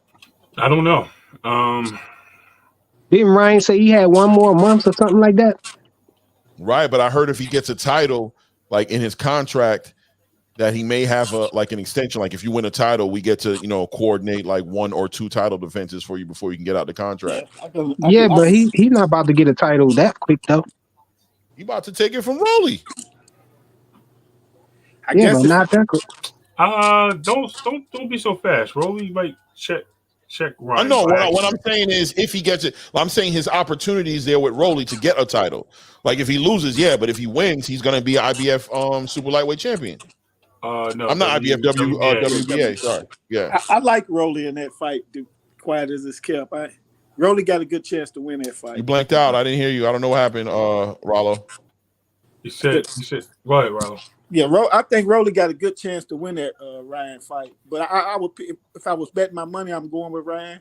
But I think it's one of the closer fights that we had here lately from PBC. Anyway, you know they kind of set you up to either fail or like they fed Jamel to Canelo. You know what I mean? Oh, we knew that. Right. We knew that PBC is just a business. So as far as Mayweather going and teaming up with Ryan, I think Mayweather really got a spite for the Haneys, man. You know what I mean? Because if you think about it, a lot of people don't know that Devin is the Mayweather's protege. Like people say, well, Floyd had Roger and Jeff and his daddy to teach him. Devin had Floyd and Roger and all of those guys since he was 12. You know what I mean? Teaching him. Right. And then Bill, when it was time to go pro. And Yoel too, Judah. In Zab Zuda's family, teaching them. Right. So, Devin is the golden child. He been the golden child. They've been saying he was the golden child. For some reason, Bill, I can understand. Bill said he didn't want to get P. Diddy. And I got to respect that. And I don't know why they so mad at Bill for saying, hey, I don't need you to middleman me. Your Bill's a hustler. You know what I mean? Right, so right. Got their own promotion coming. So I think that's what Floyd going to get Ryan and trying to get Ryan in a position to go to the PBC is to spite the Haneys for one. And you got to think about it like this. Once Devin beat Ryan, his career's pretty much over with. You know what I mean? Nobody's going to watch him pay that big money to see him fight again. If Rolly beat him, the same thing though. If he lose to Rolly, his career over. Ain't nobody going to think he good.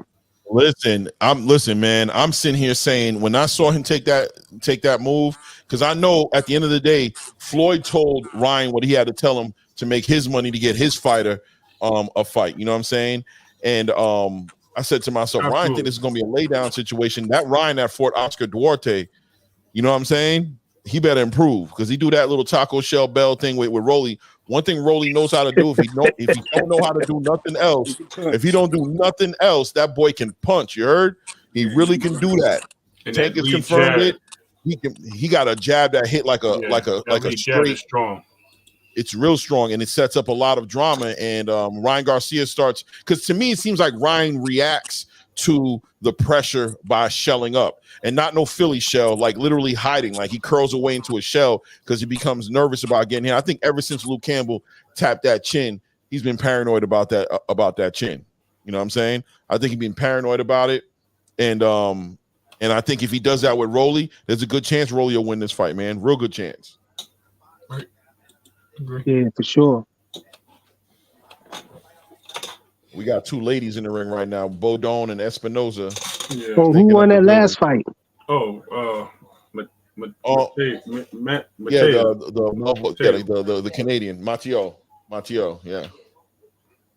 Yep. He won it by decision. I think it's girl Espinosa. I think after this we should be going into the main card though. I ain't gonna hold. I thought there was one more fight after this. Hold on, let me check. Oh yeah, main card. Yes. No, you're right. Yeah, main card. Yeah, that's right. We was talking about the franchise belt earlier.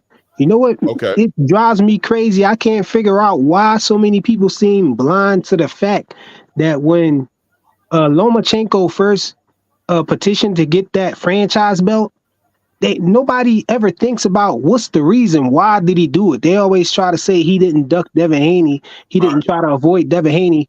But why else would you get a franchise designation? I got the first setup for you. I just told Claymore this today.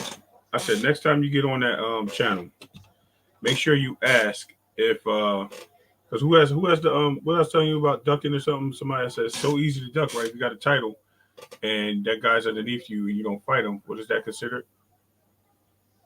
Right? In some people, in some cases. No, I'm just saying. Because apparently if Loma had a title, right, and Devin wanted to fight him, they said he didn't duck, but he was, right? So their reasoning though. Hold on. Barrios is the interim champion. He's not a mandatory. And we keep hearing Barrios is the mandatory. Barrios is the mandatory on that channel, right? So let's ask and figure that out. Say, hey, is Barrios the interim champion? Is he next in line for the title shot? Get that answer up to say yes. Once you get that answer to yes, like, well, then how's he? So if he's in line for the title shot, why wasn't Devin Haney in line for the title shot? Does that make sense? I did one better already, and he got mad and threw me off. Oh, I don't blame you. When I was talking about because the Ryan Garcia versus Devin Haney was the same situation, same scenario. Yeah, Ryan Garcia won the interim title, and he was next to be mandated to fight Devin Haney. But in front of the world, he said he wasn't going to fight Devin Haney, that he was going to fight Tank first and save the best for last. Right. That's what he said in front of the world. And that was because he became interim champion. Right. The interim champion gets a direct shot to the championship. Same thing with Devin Haney. Right. Listen to what you're saying. Listen to the name that you said in both scenarios. Devin Haney. Let's eliminate Devin Haney out of the mix. What I'm trying to help you with. Use another fighter in another division and see if that same rule applies. Because it's Devin Haney, so they're going to see it a different way. Right. It's not associated. Barrios is the interim champion. Is he man? Because he just said that he was the mandatory today to Claymore. I said I thought he was the interim champion because I told you I listened to everything and I was like, yo, he tripping. I caught him with the same thing with the Ryan thing though. He said he was talking about something different about people ducking. He said nobody ever. He said I wouldn't credit anybody for ducking Devin Haney. He said except maybe Ryan Garcia because he was because he was the mandatory. He was never the mandatory normally. He was only ever the mandatory through the interim title. And that's why I said that. I said you need to go to, what interim title, the rules of what an interim champion is. But you defeat your argument once you mention Devin Haney. I'm trying to give you some clout to throw, something to chase. And also, you know what? Those rules that I think he has, something ain't right about the rules. Either they or they don't go by the rules. Didn't I send you the rule yesterday? And in that rule though, when I told him to pull up the rule for interim title, interim champion, in the WBC rules that he had, it said that the interim champion shall never be named mandatory or mandated to fight. That's what it said.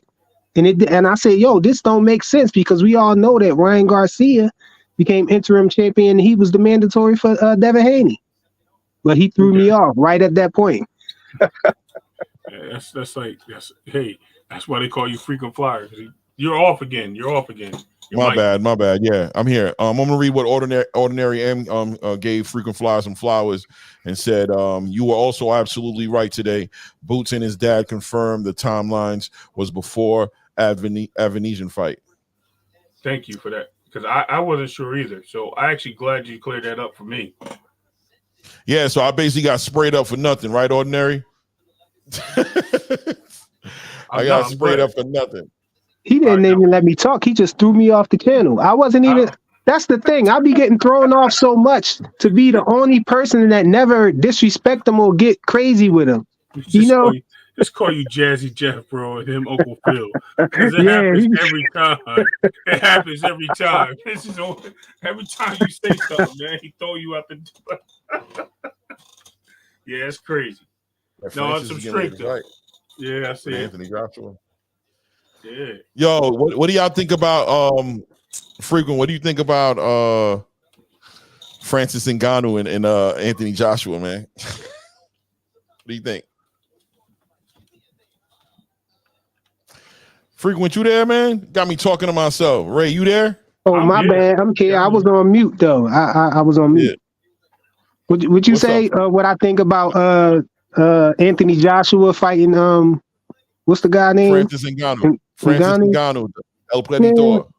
I hope he knocked Joshua out. I don't hope he knocks him out, but I think he can though. I hope he do, man, because they trying to use this to get away. I want to see AJ versus Wilder, man. He trying everything in the book to try to duck him, man. Fight that man. No, but Deontay messed it up himself, bro, by getting spanked for 12 rounds. AJ lost too a couple times already, man. Both of y'all lost, so get it in. But I'm talking about we understand and we know that Deontay was supposed to win that fight up in Riyadh. He was supposed to win his fight, bro. And it's not like the fight was competitive. It'd be different if it was like, a competitive fight and he just happened to lose it on like a split decision, or he won no rounds, man. It was an embarrassment. Bro, he ain't getting knocked out or nothing crazy like that, though. I mean, I hear you. I hear they're trying to set him up with Zhang. You said he ain't win no. You don't think he won no rounds? Round did Deontay Wilder winning that fight? Deontay Wilder won no rounds, man. He didn't win no rounds at all. No. Look, he got spanked for 12. He got chased around the ring and beat up, bro. And he got beat up. It's not like he was like Shakur Stevenson. I admit I didn't watch the whole fight, but I saw the first few rounds. He didn't get beat up in the whole fight, bro. The second round, it was like nothing really happened. The first and second round, nothing really happened. I challenge you. I challenge you to find the round he won. Go ahead and I'm sure it's on repeat somewhere. I thought he won round 1 and 2. But I stopped watching it though. You didn't think he won the first 2 rounds? Bro, no, bro. I think he was moving around. He was throwing out a jab that wasn't connecting for real. He wasn't letting his hands go. I feel what was he though? Was cutting the ring off on him. He said, "I disagree with the brother. We all love Wilder, but he messed up." Oh yeah, I thought he was coming at me. He coming at you, bro. No, I know he messed up. I'm not disputing that he lost the fight. I'm saying I'm disputing what you saying. He lost every single round. I think he didn't lose did, every single round, bro. Maybe I gotta watch it again, bro. I don't see the rounds that he won, man. I think it was a shutout. I'm being dead honest. I'm not trying to knock him. I'm being honest. I don't think he won no round. Now, if you want to give him rounds where there was no action and you feel like because there was no action, you want to give it to Deontay because maybe you're saying Joshua didn't win the round. So if Joshua didn't win the round, then not Joshua. Joseph. Yeah. In the beginning, it looked like he was scared. It looked like he was scared of Wilder in the beginning. He was like moving. He was on his bicycle, but it was you could see it from a mile away. That's why he couldn't catch him with it. Okay. I think it's fair to say that if you go into a fight with Deontay Wilder, that you're going to be cautious of that right hand. So I'm not knocking. I believe you saw the right thing. I think Joseph Parker was being cautious, right? But I don't feel like Deontay Wilder won those rounds. I'm from the old school though, Claymore. If nothing's really happening, if you got one guy chasing the other guy around, he's throwing the right hand, but he's not connecting because the other guy's too fast for him. But the other guy's not really, engaging that much. You got to give it to the aggressor, bro. You can't say he lost the round because he ran. Wilder was never the aggressor. He was never the aggressor. He was always moving around. He wasn't the aggressor. He was moving around doing this whole wannabe boxer thing where he was moving with his feet and he was moving around the outer perimeter of the. I saw that happening like in the middle rounds or whatever. I stopped watching it though. That was the whole fight. I gotta watch the fight again to make sure that I'm not crazy. But I'm telling you, he was playing the outside. What he was doing was, and this is what I know he was doing because Malik Scott said it, that he didn't have to start pursuing fighters. That all he had to do was put his guard up, and that they were going to come and try to get him, and then he was going to try to meet them with that right hand. So he was working that whole new strategy to where he was going to have Joseph Parker stalking him, and he was going to have Joseph Parker walk into something similar to what we saw happen with Robert Helenius, right? That's what he was trying to get Joseph Parker to fall into. But Joseph Parker wasn't having that. He was like, nah, bro, I'm going to control the middle of the ring. You're going to bring your tail up in the middle of this damn ring, and we're going to mix it up here. And then what Joseph Parker did that was ingenious was he played that mid-range game. He understood that Deontay Wilder had to extend that right hand for that explosion to happen, for that power to really, you know what I'm saying, pause, for that power to really, you know what I'm saying, connect. So he stayed mid-range. And what Deontay Wilder started doing was just grabbing. Every time he got close inside of Deontay Wilder's guard, he would try to grab. Joseph Parker would tear at the body and come over the top with big right bombs, man. He was devastating that dude, man. Salute to the chat. Salute. Mana Man Musa. Salute Adam Hurley. Do you guys know what time the Berterbiev fight is scheduled for? Or Ray put in there 10:30 to 11.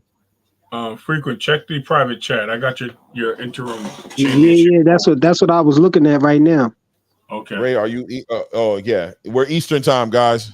Yes, I'm actually the farthest east you can get in daggone East Coast. No, I ain't in Maine. I'm in Jersey.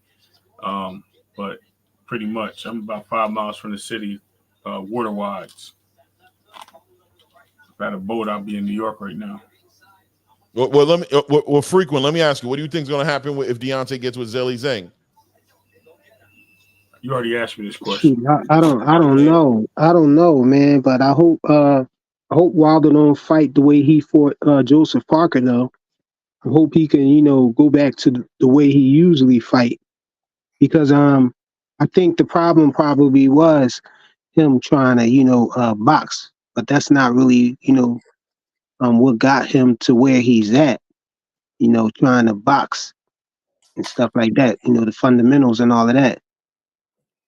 So I'm hoping he can knock him out. So then maybe that'll put him back up there to fight AJ, because that's really the fight I want to see. I don't care about none of the other stuff. I just want to see him fight AJ, because AJ ducked him the other time, man, when they both was on top. That fight should have happened. We never got it, and so now it was a chance that we might get it, and now it seemed like it's going in the wrong direction. Like it's not going to happen. It seemed like Eddie Hearn is trying to cash out on AJ. A little bit, maybe, but I got a question for you, because I hear a lot of people saying that Anthony Joshua ducked Deontay Wilder, but I got a question. When Deontay Wilder took that fight with Tyson Fury, wasn't AJ on the table at that time? And no, pretty he took much the fight. Deontay, He took the fight with. He had to resurrect Fury because AJ was acting, because Eddie Hearn was acting funny with the AJ fight. They wouldn't fight him. AJ had the other belts, and Deontay Wilder had that one belt, right? Exactly. And Fury was sitting on the couch at home somewhere, and he was trying to make the fight. He was trying to make the fight with AJ, and AJ kept acting stupid, man. He wouldn't take the fight, And then then that's when Deontay Wilder reached out to Fury and got him off the couch to get in the ring, you know what I'm saying? And it seemed like, that was a bad idea, because he woke a sleeping giant. So I think it's like 7:30. All of the 7:30. I'm responding 7:30, 8 o'clock. I think Pacific Standard. I think it's a 3-hour difference. Right. It would be 7:30 o'clock exactly. 3 hours behind. My bad. I didn't understand that when you said that. My bad. Now Fury, you think Fury's supposed to be fighting for undisputed, right? Hey Usyk, I can help you out. Yeah, Fury's fighting Usyk. Yeah, Alexander. Yeah. When that fight scheduled already, right? Scheduled for February 17th, 18th, something like that. Yeah. What y'all think gonna happen that fight? I think it's gonna be a real interesting fight, man. I think I'm gonna tell you like this: when you look at how Fury fought, when you saw how Fury fought Otto Wallen, the guy who fought Anthony Joshua in his last fight, Otto Wallen was a boxer, you know what I'm saying, and he gave Fury some adversity in that fight. Now he's not as good as a boxer, obviously, as an Alexander Usyk, and I think Alexander also has a little bit of power. You know what I'm saying? He's able to keep Fury honest. So Fury's going to probably try to stay on his toes, stand on the outside, and control the match and win rounds, or he's going to fight with the crunk style. He's going to try to knock Alexander out. If it's one of those mid-range situations, once again, Fury's powerful when he's able to extend his arms, and that's where his power shots is coming from, controlling the distance and hitting people with those bombs. But I think you're dealing with a high-level boxer in Alexander Usyk who's going to be able to, I think it has an opportunity of really looking like how Joseph Parker looked against Deontay, where Alexander's keeping it mid-range, controlling it, and staying up in there and winning these rounds one round at a time. I could see Fury losing rounds to Alexander. Breaking news to you guys. What's up? TNT Sports. Who's TNT Sports? I know it's Turner TNT Network. or TMT? No, TNT, like TBS TNT. Yeah, oh yeah, I think that's what it is, right? Turner Network. Who is that? So because you know it was. Because they got a fight coming up on February 10th. I was just going through the list of fights as you were talking. Is that PBC type energy, or is that something else? I'm thinking that it may be. I've never even knew they did fights. Trying to figure it out now. TNT Sports. Well, this is in London. Maybe it's a London thing because it says. Hold on, let me look. Yeah, no, they're all over the world. ESPN, TNT. Yeah, it's something worldwide. Let me take that back. It's not Turner Network. Because this one's in Saudi Arabia with the Tyson Usyk. That's TNT Sports. So that's somewhere over the seas. Okay, I was about to get souped up. Like, let me find out. TNT then jumped on. Oh, you looking it up. Look at you. You know I am. I'm trying to figure out what the hoopla is all about. Oh, yeah, it looks like some overseas. I see a lot of soccer and soccer, but they have UFC on here too. It's like an ESPN overseas. That's what it looks like, yeah, because it's definitely overseas. 100% it's overseas. Yeah, they got rugby and stuff like that. Yeah, that's overseas. Oh, maybe it's Australia then. No, yeah, maybe. Who knows? I don't know. All right, sorry to throw the topic off. I just seen that. That kind of got me like gassed up. Like, yo, PBC does got a local network. Okay, never mind. Right. I don't know if they're still associated with Fox. Because Fox is still, Fox has no events. So, yeah, but that's what I think happens. I think Alexander Usyk has a real good chance of winning this fight. But I'll tell you what, he's going to get a Fury that's very motivated, a Fury that was embarrassed by the Francis Ngannou situation, and I think he's going to get a very motivated, well conditioned, good camp having, prepared Fury for this fight. So I think you're wrong. I think he gets a Fury that overpowered Wilder. The heavy 300-pound Fury that can take a shot and walk him down and put punishment on him.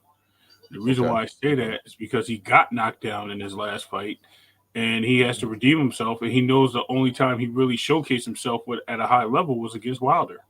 So that's what I think we get. Okay. I think Alexander has the ability to like Wilder is just don't got no good foot movement. He got no good footwork. He's really not a good inside fighter. So I think that worked for Wilder. I think he does that with Alexander. I don't know if that's necessarily the right game plan. I don't think Alexander just sits there and tries to carry Fury around for 12 rounds. I think he moves around a lot, and I think he has the ability to that could work against Fury, bro. That conditioning can come into question because at the end of the day, Wilder was easy to keep and maintain that pace. He didn't get really tired as he would normally against Wilder because Wilder just would get tired before Fury. But against Alexander Usyk, I think he works on the inside. He has a way better, way higher IQ than Deontay Wilder. I think taking advantage of Deontay Wilder the way he did was just basically just disrespecting Deontay Wilder's skill set. I'm like, look, bro, he ain't gonna be able to do nothing with you. So lay on him. I don't think that he gets away with that with Alexander. I think Alexander gonna be peppering that body up. I think he's gonna be coming up that middle with uppercuts. I think he's gonna be sidestepping that dude and meeting him with right hooks and left hooks, and he's gonna be. I can see it. I think frequently on mute, but my whole thing is I told you. Aside from that, like whole big heavyweight battle they had, and I don't even know the name. Wait, hold on. Let me just read Adam Hurley's response right quick. Adam Hurley says Usyk's going to have to be like Ajit Kabir. Hey, that was a good yes. And go to the body a lot. Yes, Saad doesn't make a difference in this fight with Fury being way bigger than Usyk. I like that breakdown, Adam Hurley. It's funny he said that going to the body, though. I was just about to say that Usyk is weak to the body. Remember, Daniel Dubois? Yeah, he really won that fight, man. He should be the champion right now. Anthony Joshua hurt him to the bottom too. Anthony Joshua had hurt him to the body as well. Yeah, so I think if Tyson Fury catch that body, he gonna catch a body. And it rhymes. Yeah, I could see that, but I think what's going to be interesting is seeing how, because Alexander Usyk is just so much smaller than Tyson Fury. So the question is, who's faster, right? Like, I know off the eyes somebody would say Usyk is just faster, but Tyson Fury's just known for being so light on his feet and kind of agile. So I think it's going to take. Yeah, he is older too. What'd you say? I say he's older. His hands are probably still got some speed, but he's not the guy that he was. You talking about Alexander? No. Fury. He's not Tyson? the guy he was a year or so ago. I mean, I can see him moving. I'm only using what I think is he would use as a tactic to win the fight. I didn't even give a winner yet. That was just me giving a tactic. Right. Yeah, we're just breaking down strengths and weaknesses right now. That's all. Usyk definitely, I think, got the fight. I just think that Tyson Fury goes in there, tries to lean on him, wear him down, tire him out, and then tries to get the KO. But hey, we'll see. I mean, it's Let's only see. a matter of time. Mind of Mansa Musa says Usyk boxes Fury head off. Fury can't use his super stuff over there, so he will look worse than Francis' fight. Easy win. Okay. Right. I think speed is going to be a factor in this fight as well. I think that we have to ask the question. I got to ask you guys the questions. Is if that body attack that freaking Flyer is speaking about is going to be effective, does Fury need speed to make that work? Because he's going to have to physically get lower to get up in there, and he's going to have to be able to pull back up out of there and not get pieced up by Alexander. From my viewpoint, am I crazy? So it all depends on what sanctioning sponsors the fight. So if it's for the WBC, he's not going to be able to lean on him and walk him back to the ropes, because he'll be if he does take the size approach, he'll be able to walk him back, absorbing those punches. Yes, they can hurt after a while, but if he can push him back to the ropes, guess what happens? Now he can get low, he can put more weight on him and start attacking the body of Usyk, which will drop Usyk on that rope. If he doesn't, and he doesn't walk him back and he stays in the middle of the ring, we're talking about a whole different fight. We're talking about the guy that can move, the guy that can stick and move and use his feet, to equip punches at high levels. And then we got Usyk. It all depends. Look, to me, I'm not picking a winner. I'm kind of like shying away from the bigger guys. Again, the excitement's not there anymore like it was. And it doesn't mean that I don't watch the fights. It just means like I'm watching the fight tonight. It doesn't mean I don't watch the fights. It's just like I just don't have no interest in the fights no more, like to really predict them honestly. That's true too. That's true. That What do you say?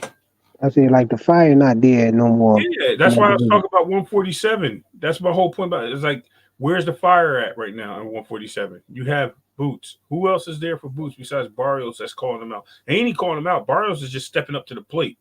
I'm totally expecting Fury to lean on him though. I'm expecting him to be able to use his weight and size over Usyk. Man, in the later rounds, I think that's when he can probably, when Usyk slows down a little, right. I think that's when he can probably get the lean on him and put his body weight. I don't think Usyk can take that, Right. That's what I'm saying. Fury, a big Shout dude, out to everybody man. who's coming in the chat, but you guys hit that like button, man. Hit that thumbs up for your boy. But yeah, I agree with you guys, man. I think that's going to be interesting. And like I told Ray before, I think him leaving that 147 and going to 154 and seeing what opportunities are up there for him, I think that just automatically, without even thinking about it, opens up the 147 division, because you're going to see a lot of guys come up from 140 who are interested in opportunities that are at 147, and I think the 147 division has just become revived. Right, and they're not going to move up as long as Boots is there. I'm sorry, it's not going to happen.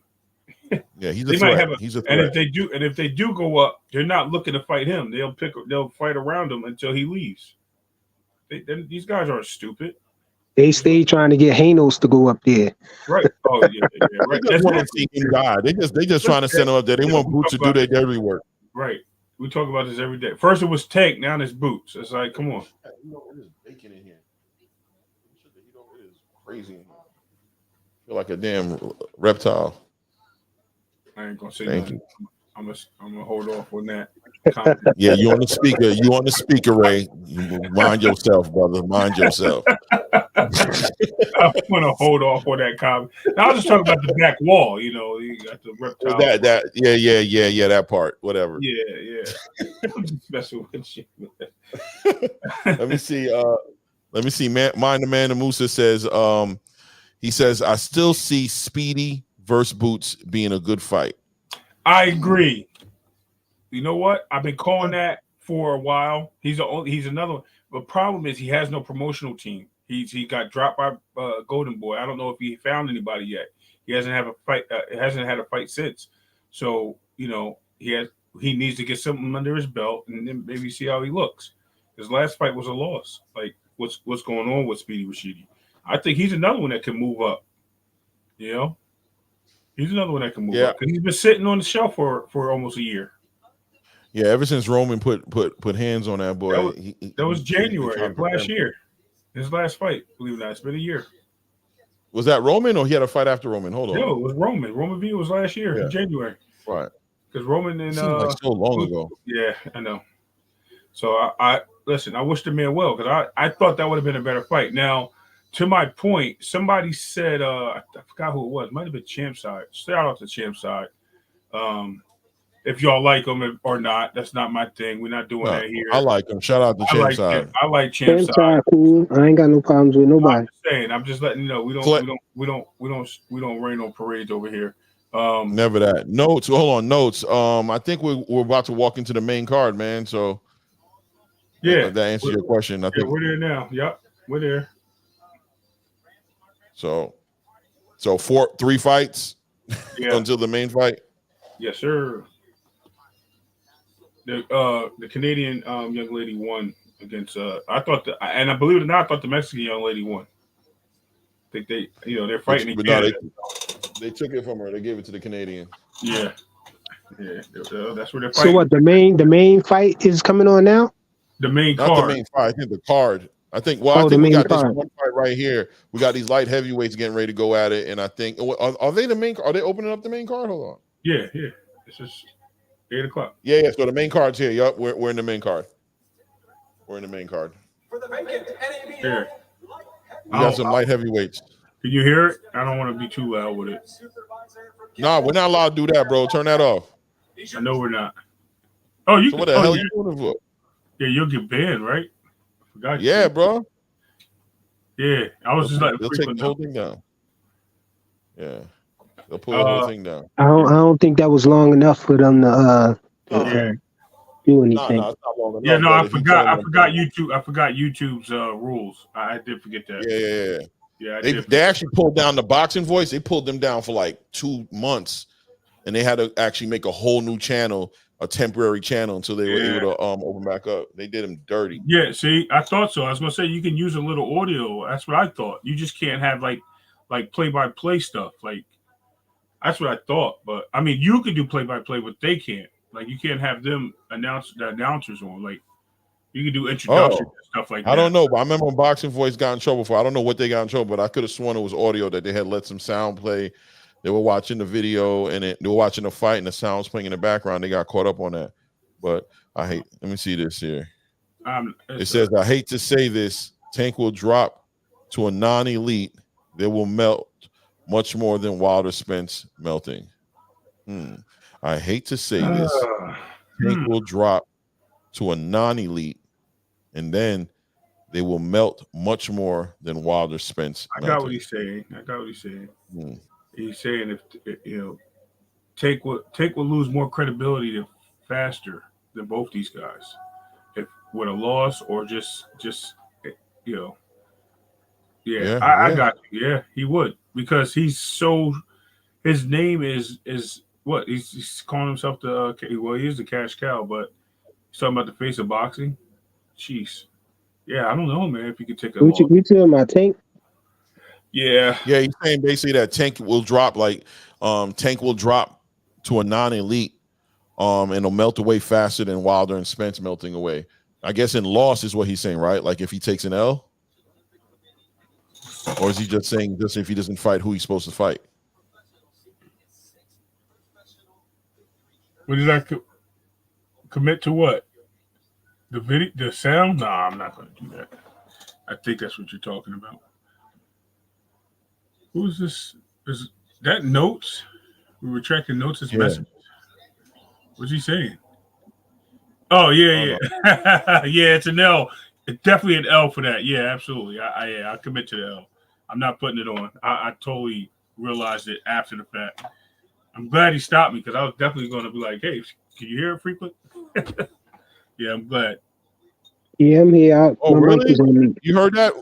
You heard that, Bigelow? He says, "What's next for Kid Austin?" I heard the Diaz fight ain't happening. I didn't hear that. Let me see. I don't know. It's scheduled. Yeah, I could have sworn that. Hey, fellas, I'm gonna hop off for a minute. I'll probably get back on though before y'all get off. All right. No doubt. Thank you for coming by, man. We'll be here. No doubt. A Shocky card. All right. Floyd Schofield Jr. Oh, he's just gonna let him just take off on him like that. Okay.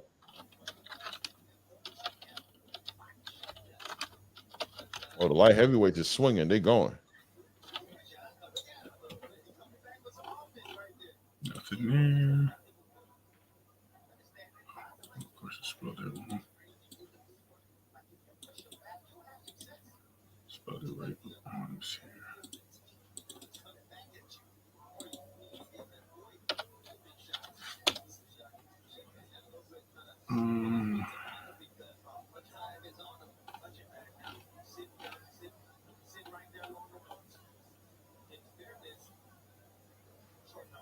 I don't see anything. The heavyweight is going. Katayev versus Ludwigsak. And Katayev is putting them hands on old boy, man. Yeah, they're heavyweight, so they endorse more punishment. Oh, wow. Oh, right there. That's how the Fury fight can go. Yep. He walking them down.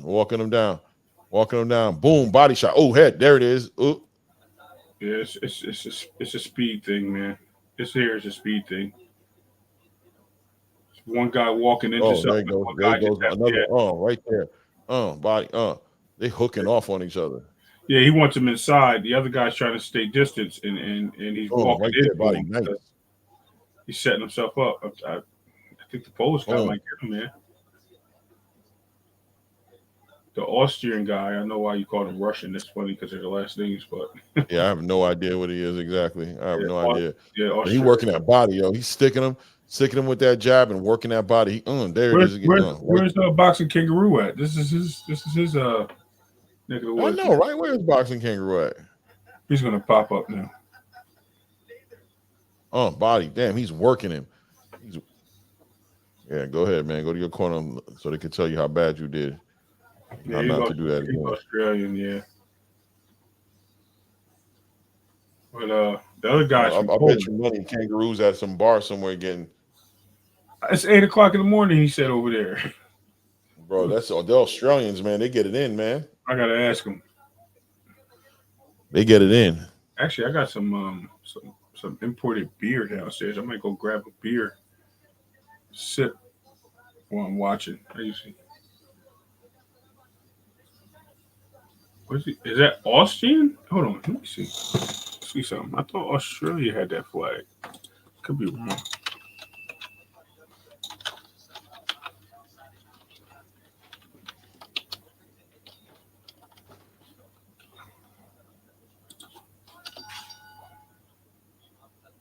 No, it's definitely Australia.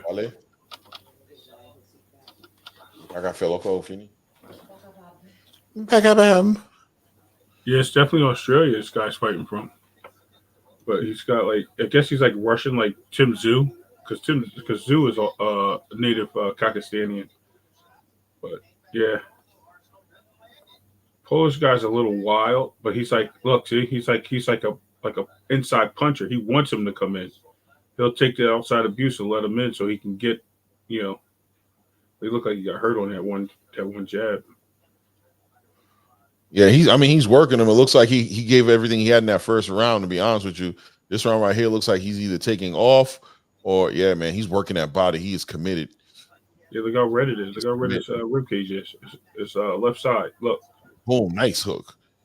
Nice left hook. Right there. Yeah. See his left side? It's right like there. all red. Jab. There's arm. Yes, sir. Left hook. Jab, just jab. Like Shakur's right hook. Left body. Oh, try to come over with that big old right hook. Stop. He's not throwing back. They're gonna stop this. Yeah. He can't take no more. Right hook. There it is. Yeah, the rest of it. Yeah, he's got it. Right. Yeah. Put it back in. He's trying to give up. I think he's trying to give up. He waiting on his corner to throw the damn towel in. Don't hold me, bro. Don't hold me. Right hook. His mouthpiece is you out. Put your hands up for it. Come here. There it goes, right there. There it is. He saw. There you go. Take a knee. Oh, I forgot you behind me. I won't comment. Yeah. His mouthpiece is out. Yeah, he tried to spit it out already. Oh, it's already out. Yeah. He's over. Put his hands up. Yeah, he doesn't want to fight. He's gonna get that mouthpiece. Throw a little water on that. Throw a little water on there. Don't give him no advice. You know the rules. There we go. Now stop talking to him, bro. Yeah. Let's go. Back to it. Back to the same program. Scheduled program. I think you need a water on his mouth. You see the jab coming? Yep. Jab. There we go. Stick it in there. Jab. He's done. Conditioning is bad over there. Bang, right there. 1, 2. Bang, 1, 2. Left being outboxed. See, this is boxing. He's being outboxed, Claymore. That's not conditioning. It's just a lack of boxing. Like, he has the same style as Fury, shelling up, letting you come in, and that's what we're talking about. You know, guys like that, they let you come in, they shell up, and then next you know, boom. There we go. This guy wanted to quit. There we go. Quit a while ago. Yeah, I'm straight. Nah, I'm straight. The check clear? Did the check clear? I'm out, man. Give me my money, man. I'm out. Yeah, the check clear, man. It was easy for that dude. That was an easy win right there. Very easy. So,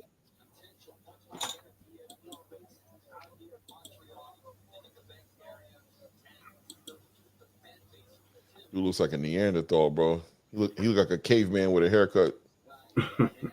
Yeah, he look like Wolverine. Yeah. Anybody else watching the fight in the chat?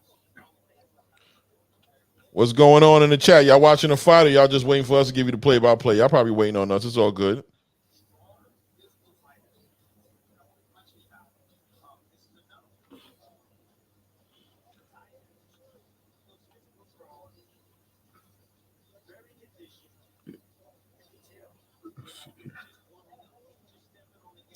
We got 15 people in the building. Let's hit that like when you come in. 16 people in the building. Hit that like when you come in. Let's get those likes up. I'm stagnant. Conor Ben was really that desperate for a fight. Because he couldn't get a fight for a long time, right? He's got Dobson coming up. Conor got a fight coming up too. Yeah, he definitely got a fight. Peter Dobson. He's fighting Peter Dobson in Vegas. Because remember, he can't fight in England. So you coming over here to come hang out with us? Yeah, well, hopefully the dads and egg scam don't go off. Stay away from them eggs, Conor. Yeah, it's crazy. Looking at some of these matches here coming up. Ooh.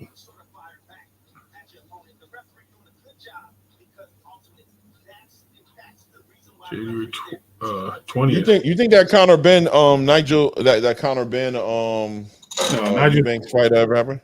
Nope. Eubanks is 2 divisions up now, and if it happens, Conor has to move up. They have to meet at 154. But I think Eubanks, what is he at? He's at 160 now, ain't he? So I think he just moved up. I can check now.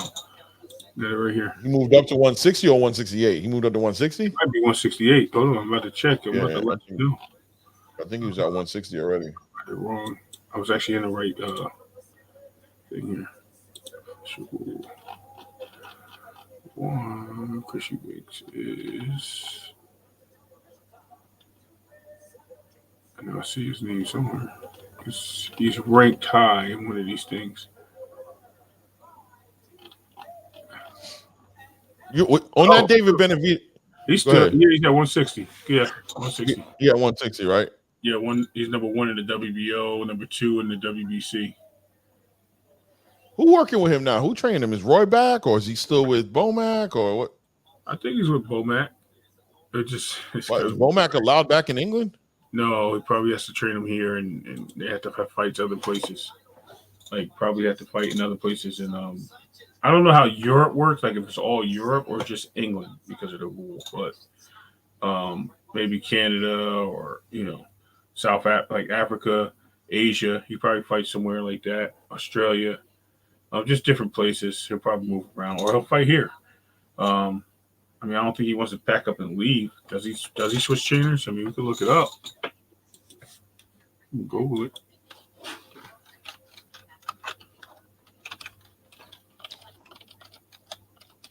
What we got next up here on the card there? I think we're going to a good fight here. We got a super middleweight fight with Christian Mibili and Rohan Murdoch. Mibili, that knockout guy, man. Everybody looking forward to seeing that fight.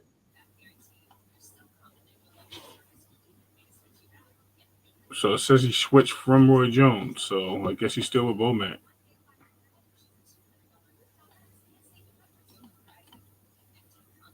Let's get that like button. Hit that like. Hit that thumbs up for me. Thank you. Appreciate you guys for coming by. Any opinions in here on that on the fight right now? Is everybody? I guess everybody's going Berterbiev, right? Everybody thinks it's a lay down for Berterbiev.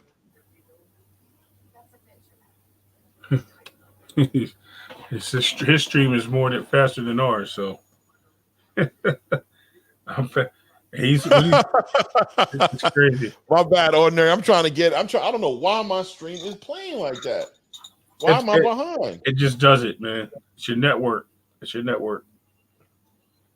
mine is like that, so no worries. Right now we're at Christian. I think I fixed it. Hold on. You think you fixed it? Hold on. Y'all know what commercial you're on, because I'm on a commercial right now. Yeah, I'm on a commercial too. I got a guy in a grocery store with a beard. Yeah, mascot doing a pop-a lock with a green tie. Cereal aisle. Oh, H&R Block commercial.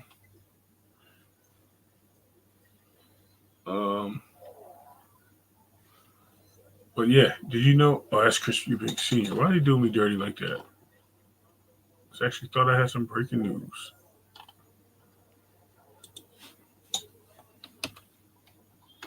Mine has the ability to go forward. It's not grabbing. It's just weird.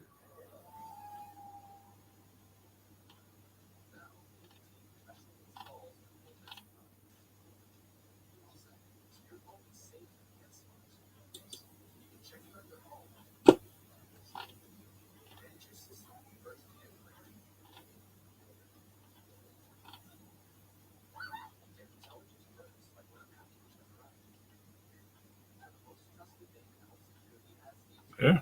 Apparently, it's still Brian. Like I'm going through like multiple sources. It's still Brian McIntyre. That's what they got. That's what it keeps. That's what it says everywhere I go. They just probably won't fight in England, or they'll send somebody else to work with them.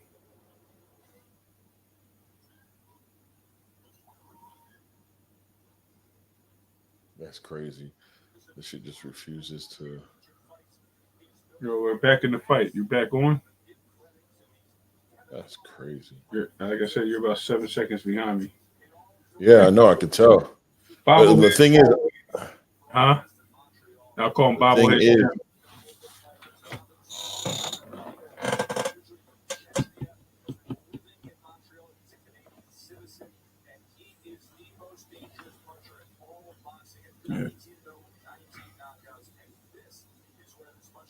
Oh, I think I'm there now. Are you watching? I think I'm there. You're watching Tim Bradley and all them talk at the Yeah, they're talking. Tim Bradley. I think I'm there. I think I fixed it. And Bradley's trying to lose weight to fight Sean Porter. Look at him. No, he not. Shut up. Look at him. He's losing some weight. He don't man. want no problems with Sean. He don't want no problems with Sean. Yeah, that's next week. I was just about to tell you about this. So, what do you think? Speaking of women's boxing, what do you think about the incident? The two incidents, the response for the incident on the airplane and the aftertakes of that. Man, look, man, I think Alicia Baumgartner is poking the bear, trying to get a fight, man. I think she's doing. I think that what she's doing is going to potentially get her the fight. I think she's working on Clarissa Shields' nerves. I think Clarissa Shields got real sensitive nerves. It's not hard to work on her nerves. You know what I'm saying? And I think she's doing the right thing. She's poking the bear and she's trying to get a fight, man. I think. I'll be honest. I've been back and forth with it, but I just keep feeling like Clarissa gonna bust. Clarissa gonna At 157, I definitely think she wins. At 154, she wins. 160, she wins. I don't think she comes back to 147. You think she comes to 147? Alicia all day. Oh, they got a fight on the 8th. Yeah, we know that. It's going to be a good fight. We got Davis. Keyshawn's going to be back from his little hiatus after doing his little ganja episode. I bet you won't fight in Texas no more. You going to leave Texas alone? If he can't leave weed alone, he going to leave Texas alone. You need to leave the damn weed alone, man. He need to not focus on that nonsense, bro. Like you're a professional fighter now, man. Come on. Great. Exactly. Will Bigelow, they tested him as soon as he landed. I bet you they did. And that's an infraction, so they might stay on that. Oh my gosh. Gordo's back. Who you got with the T.O. and the Jermaine Ortiz fight? You still feeling that upset? Or Ortiz is going to upset him, man. T.O.'s not even focused right now. I'm telling you. He's not even focused. You don't think he's focused, man? Nope. He's talking about other people. He's distracted with what people are doing, how much he's getting paid. He's talking. He's dancing in the streets. He's getting in altercations with Barbosa. Like he's talking crap to Ryan and Rolly. Like, come on, he's not focused, bro. He's all over the place. And I told you, when Teal's all over the place, upsets happen. And now he's telling everybody that Jermaine's on PEDs. I'm just saying. Look, yeah, that was stupid. I don't know what the hell that was all about. I don't know why my closed captions are not. I don't know what that was all about. Right.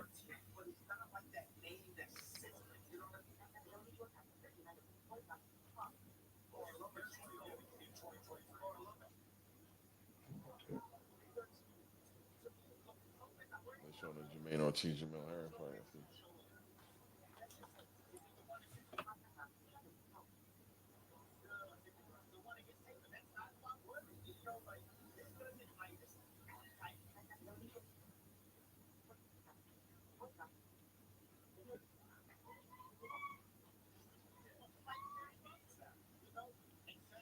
Yeah, I think it could definitely be an upset with Jermaine Ortiz, though, man. I think he got that boy got that dog, and I think if Teofimo gets the plane in there, I don't know, bro. It's like he wants to be on that Super Bowl week fight, which means he wants to get as many people out. It seems like he's focused on this entertainment thing and talking and just garnering all this attention on him. And you do have to ask yourself if he's focused on this fight enough.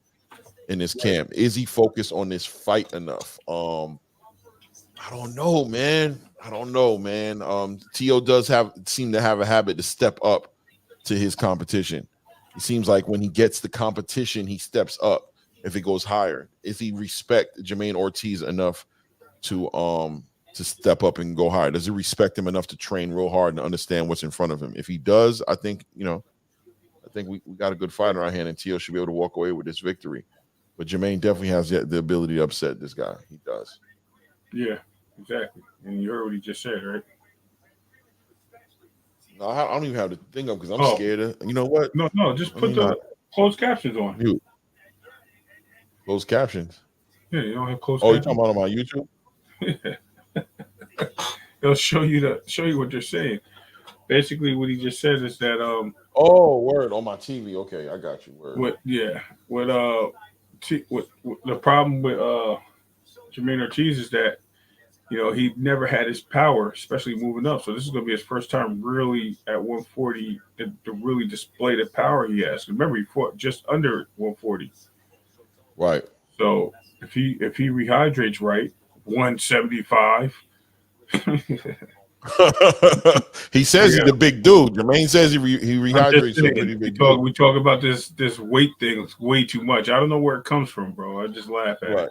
But anyway, it comes from Devin. It comes from Devin. No, fighting Tank. That's what it comes from. It comes from the haters of the world. No, I'm not saying it comes from Devin like directly from. I'm saying he's the cause of it. Him potentially doing something to Tank. Whoever paid attention to that before? When did we ever? I never heard of that before. No, they only mentioned it with this guy. I'm telling you, it's a conspiracy. When there's a threat, I've always heard it was a guesstimation, right? Like it was always like, hey, he probably gained about 15 pounds, 10 pounds. Yeah, what does it matter? I never heard somebody actually put that weight afterwards. Like, yo, 25 pounds. 25 pounds. I was like, okay. It's the age of information. And the genius part of it is, he's 125 here, but guess what? Because he's 125, he's 25 pounds heavier here. That means he put on 10 more pounds during the rest of the day. Are you sure about that? Like I said, I wouldn't be surprised if they made him lose 10 pounds to get into that fight. Like because if it's a rule of the state and the sanctions, it probably made him lose weight. You got to come closer to the percentage, or you can't fight. Right. I just think, like I said, I'm not making excuses, but I think logical. Like I'm not looking to bash the kid.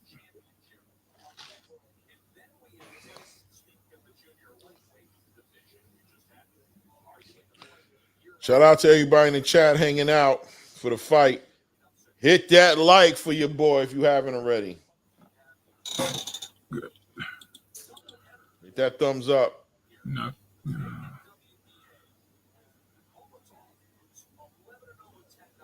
Lopez versus Abe.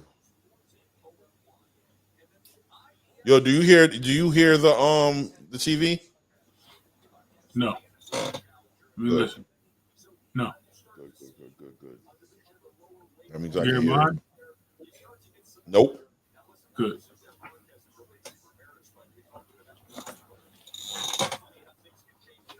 So let's talk about this Terrence Crawford, Errol Spence situation a little more, right? So Terrence, right now, I mean, are you leaning in any way or another as far as who you think that? Are you leaning one way or the other as to whether or not you think Terrence and Errol are going to fight or not at this point? I think it's going to happen. When it happens, it's just still up for grabs. I mean, just got to get this guy back into the ring when the doctor's going to clear him. So it doesn't matter. I think somebody was saying his surgery, it's going to be 3 weeks. Still got to get cleared by doctors. And not only the doctor, your personal physician, got to get cleared by the physicians of the sanctioning bodies or the state that you're fighting in or whatever. Right. So once he gets cleared by all those physicians and he's medically cleared to fight, then we'll see something. We'll probably see something, I think, same time frame, about a year, about July. I think we'll see the fight happening, June, July. And I think, honestly, Terrence doesn't want to fight at this point. He wanted to have this fight, get it over with, get it out of the system, move on to brighter and better things. Again, I'm an Earl Spence fan. I just think that he's being very patient. You hear it, Jenna Sigua? You hear it? She says she hears it. Maybe it's my TV then. Let me turn it down. No, it might be mine. Hold on. Don't touch nothing yet, Ray. Let me make sure who it is. Tell me if you hear it now.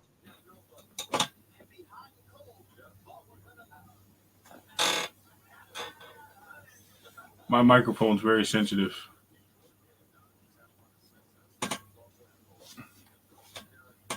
You hear it now, Genesis?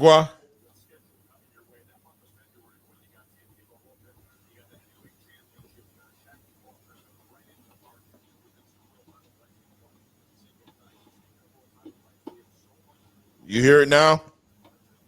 Yay, nay. Yay, nay.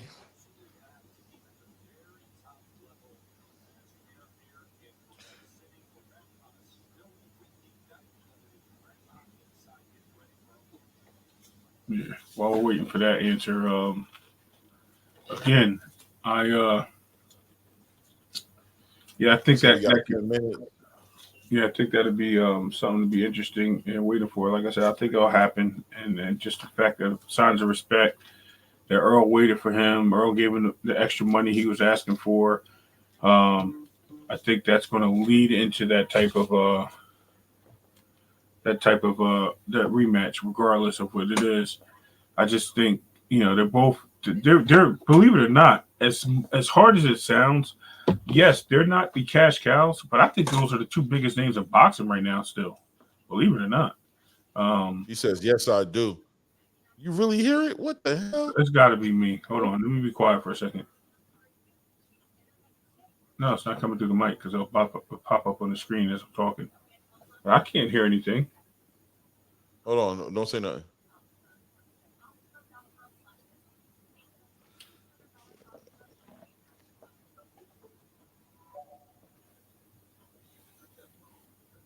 It must be mine. It might be mine. Did I turn it down? Is it going now? Should be going now.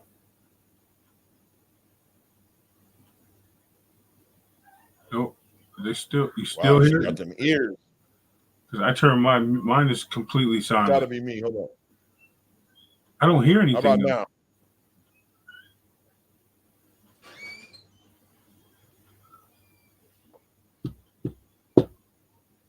I can hear the door. Oh my God. My damn wife. Yeah, that's what I'm saying. I can hear the door, but I can't hear anything else.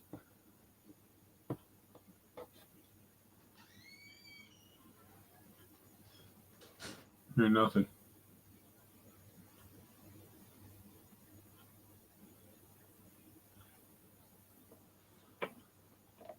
You hear it now?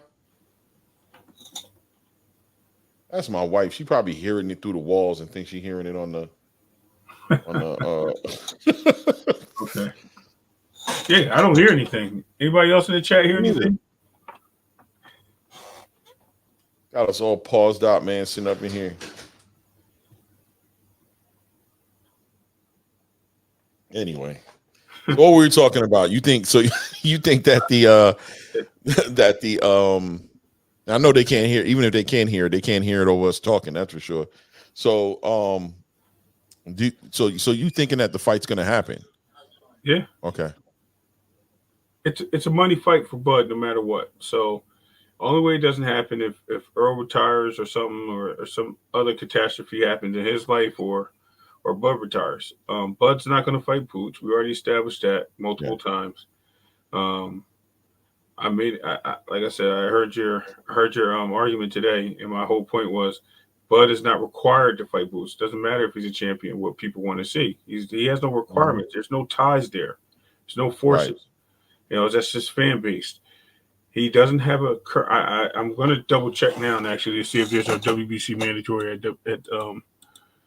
right now, and I can tell you right now if it is or not, because I don't think there's a mandatory. So if we go to 147, and we have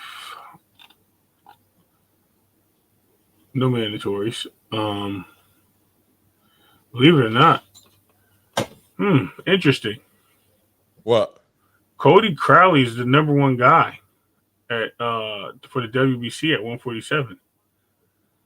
To fight who? To fight Mario Terrence. fight Bud? Terrence. Oh my God, that fight ain't happening. It's not even an interim. I'm looking for the interim. So if Barrios is the interim, he's not even rated anywhere. So that means that he is an interim because he's not on nobody's list. Which is weird. I don't even see Rashidi Ellis anywhere. I'm looking for him. Jeez. Just yeah, I don't see. Shields doesn't even exist anymore. What happened to him? Yeah, this is crazy. Yeah, what are we gonna do? It's boxing. Yep, that part. That part. Hey, it's Tim Bradley in the middle. Look at him, bobblehead. Look at him. Bobblehead Tim. Oh, That's yeah. 5 minutes. They're gonna time it out and make this a long card. What are they waiting on? The 9 o'clock to hit or something? Yeah, absolutely. They do that on purpose. Come on, man. This is a third fight, right? Yeah. Oh, I think maybe this is the beginning. Is this the beginning of the main card? Is that what this is? Yeah.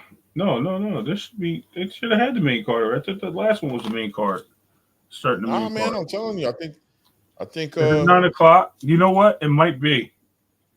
Maybe the fight starts at 9. You said 8. I was going by you. You said 8 o'clock. So I was like, okay. No, I didn't. I said 9. I swear you said 8 o'clock. We can run it back, but I'm not going to do that.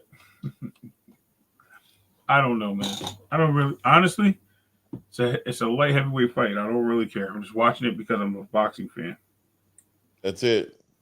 Just like to see the sweet science and see what they're putting together. That's it.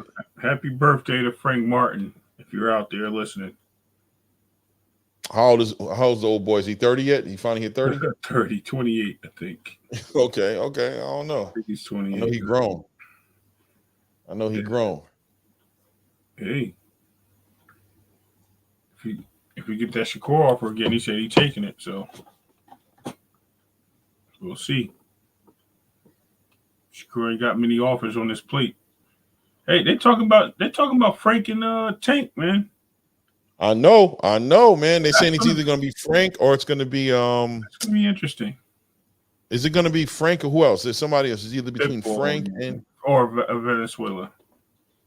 No, it ain't, man. Rayo. Frank. They said Rayo, Venezuela, or Pitbull. Those are just 3 options they gave him. Hopefully he goes with Frank, man. I would rather either Frank De Los Santos or Venezuela. I don't want to take Pitbull out the picture. Pitbull's actually trying to fight. Santos I could definitely do De Los Santos too. Yeah, that'd be a good fight. And I don't think he's afraid to walk in there and take some shots because his quickness. And, we already seen that he's afraid to get hit. So, you know what I mean? Like he ain't walking into danger. What I'm saying. We already seen him with Shakur. He's like, I'm not walking in there. You coming over here. We can counter all day with each other. It's the most. I think there's so many people that fell asleep during that fight, man. I think we had a new record. Actually, they should just play that fight for people in the hospital when they need them to go to sleep. What you think? Say it again. Shakur De Los Santos fight. I said when they need people to go into sleep apneas or something, or in the hospital when they need to go to sleep, just put that fight on. Yeah, that fight right there was definitely what's going on here. I'm gonna take a nap. Yeah, that was a snoozer. What was it like? The last round had a little life in it. Like first round and last round, it's like that's it. I see Tank versus Santos. Okay, all right. Listen, I hope so. It's be Santos or Frank, man, Martin. I can live with Venezuela because it's a returning fight. I can live with that. Him getting back into the ring after a layoff, so I can live with that. But I can't see Pitbull Cruz no more. No way. Let's see what we got in his. Minor Manson says he wants to see Tank versus Santos. Yeah, man. I think Santos is a good fight, man. I think that'll be a good fight for Tank because I think he brings that element, that pedigree that we want to see Tank fight against. He brings that, I think. The crazy thing is he says his 3 fights for 2024, that's what he's still on that hit list. So we got to figure that one out. Devin's on the zone. Shakur and Loma's on Top Rank, so we got to figure that one out. Unless he's going to wait, he's going to take a fight. Yeah, he'll take an early fight after the early. But So listen, Chad. He takes an early fight, like I said, Venezuela or Santos, and then he goes into Shakur when Shakur becomes a free agent for unification. And I don't think it's going to be Loma because Loma's going to be dangled in front of Shakur. They can have him sign back to Top Rank. So, like I said, it's going to be a weird year. We'll see how the puzzle pieces get put together. So, especially at 135, that's why the 140 division is now like the hottest division in boxing, and 150 division, 54. I mean, like, those are the two hottest divisions in boxing right now. That's why they are, because all these guys moving up, and the glamour divisions are lacking fights, good fights, because of powers that be and sides of the street. Yeah, we got Jason Maloney making his way to the ring. Right. I was gonna say, didn't his brother lose to somebody not too long ago, Jason Maloney? Yeah, some Japanese dude, I can't remember his name, knocked his brother out. Yeah. Yep.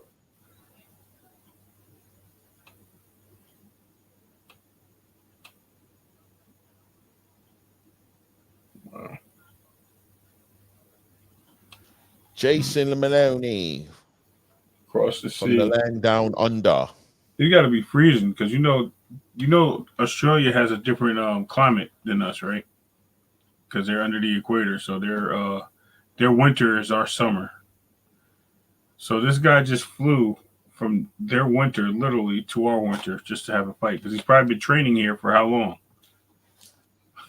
You know what I mean? You figure you put him here for a couple of weeks, couple months. So he probably came up here in December. This guy's now he went from spring to winter again. It's pretty funny. Second Australian on the card, man. Yo, guys that are in the chat, if you're not subscribed, please hit that subscribe button, man. Hit that bell icon. I wish I could get Thomas on the phone, but I don't have his phone's not on. Oh, I could do that. Well, I don't know if you can do that too. I don't know.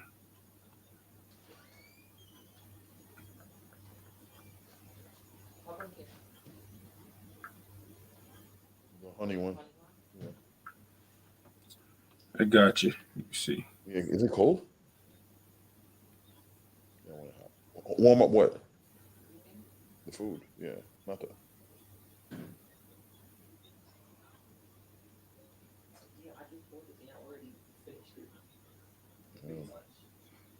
That honey barbecue or everything? That's fire. That's why. Yeah, I hear you, man. Learning. Think it's gonna be easy fight? There's his brother right there. Look at him. Is he like a younger brother? Or Yeah, like his brother's like brother? no, his brother. It might be twins. I don't know, but he's like a flyweight or something like that. Yeah, I know that. I know he's small. He fights at a small weight class. Right? Saul Sanchez. I know. I find like those Mexican fighters usually do better, like towards like let's say 135 and up. They used to dominate this class. They used to dominate like the bantamweights, the flyweights, the all the way up to like featherweight. They used to always dominate, and then that's when it started getting into the believe it or not, there's a lot of Puerto Rican fighters in this weight class too.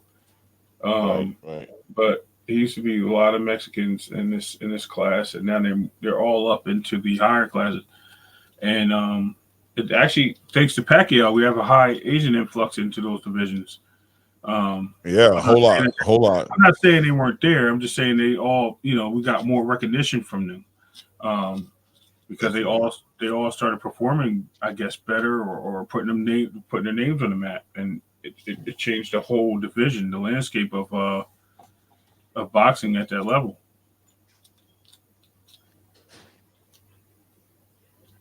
Saul Sanchez. Dude, look how tall this guy is, man, for bantamweight. See him? Yeah, that's his brother right there. That's the other kid. Yeah, they do look like twins. No, but you can see he's older, or they're not twins. Yeah, some slight differences, but he's wearing a hat, Clay. So I mean, they got this. Their face is very similar. The other one's got a mouthpiece in.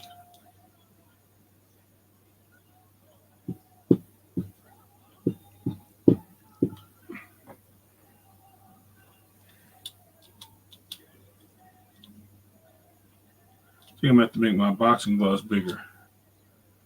Fade them out. Salute Richard Paris. Yo, Richard Paris was eating me up earlier today. That's boy. my brother. Yeah, he was, because that's my brother. He said, "Don't try to duplicate what my brother Ray did." Ain't that right, Rich? I'm just kidding. I'm just kidding. Rich was eating me a lot. That man was like, "Yo, you getting roasted. Get over there." He's trying to help you, man. It wasn't eating you. He's trying to help you. I don't know if he's trying to help me. I don't know if that's what it was. It was. Listen, that's my boy Rich, man. He ain't gonna let you sink. He gonna try to get you to swim to the boat, man. He gonna throw the life raft out there. Let him know, Rich. See? See? Thank you, Rich. Thank you, Rich. I know Rich, bro. Like Rich, that's my brother right there. Nah, man. Rich was roasting me, bro. He was eating me up, man. He was tearing me. He was eating me alive, bro. He knows you. He know you from the islands, bro. He ain't gonna let that happen. Ain't that right, Rich? You like, yo? I thought you was vegan. I thought you was vegan, Rich. What the hell? Mind of Mansa Musa says, "Just me talking my ish. Santos sleeps Tank in under 6 round. Stevenson outboxes, stops, or makes Tank quit. Loma boxes him up or stops him, and Martin Best beats him up and win a unanimous decision or stops Tank."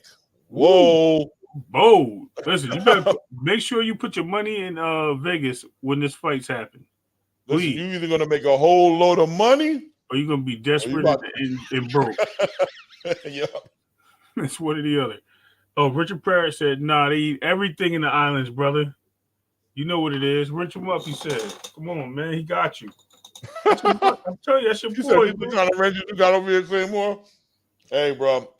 Mind the Mansa Musa got his own opinion, you know what I'm saying? How he see things, you know what I mean? He said it in the beginning. He said, "Just me talking my ish." Come on, y'all. Let him live, Rich. Let him live. That's his boy, though. You know, you can't attack Rich's boy. Uh-oh. Let me see what we got here. Rich, I'm about to give you a wrench. You about to join the club. There you go, Rich. Rich, man, hit that subscribe button, Rich. Yeah, Rich, hit that subscribe button, man. Show me some love, bro.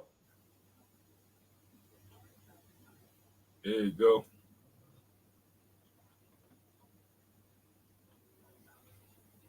Yes.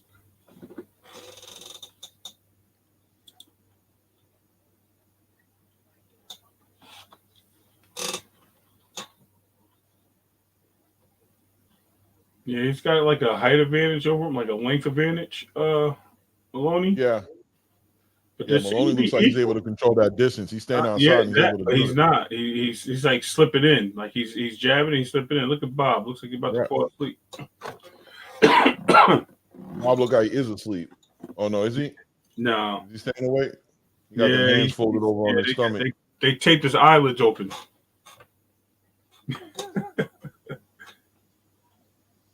Yeah. Well, he tall, man. He outside. He coming in, then he coming back out. I know. But Sanchez is doing that Mexican thing where he just trying to walk him down. He's quick with that left hook, Claymore. So that's like a, you see, he's not really. There's his jab. Okay. Yeah, he's coming in with the jab, man. There he goes. There he goes. Fight. Too much bouncing going on for Maloney. It's a lot of bounces, a lot of wasted energy. Again, they're light guys, so they can do that.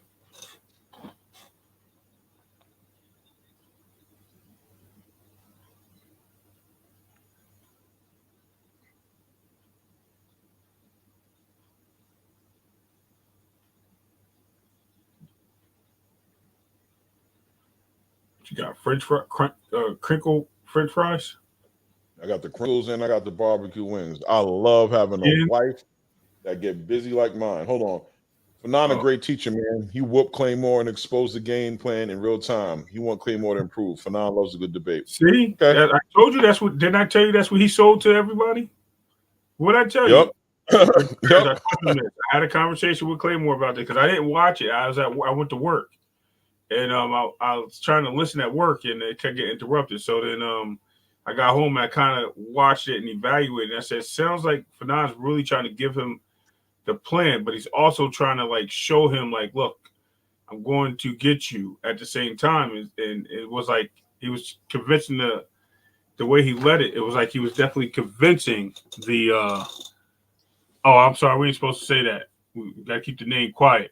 That's all good. It's all right. Look, man. Listen, nerves is hard when you got 100,000 people watching you trying to argue with somebody on a point. It's very hard. Oh yeah. You know, especially when Rich, was I wrong for saying that Terrence only owes? And by the way, I learned something about that, but only owes Boots a fight at 147 because and nowhere else? Or does 147 still not matter?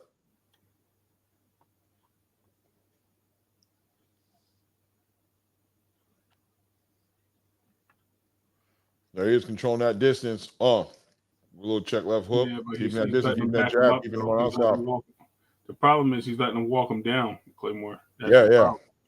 So he keeps backing into the ropes. He's controlling in the middle of the ring. But he's letting him come in. See, here he goes.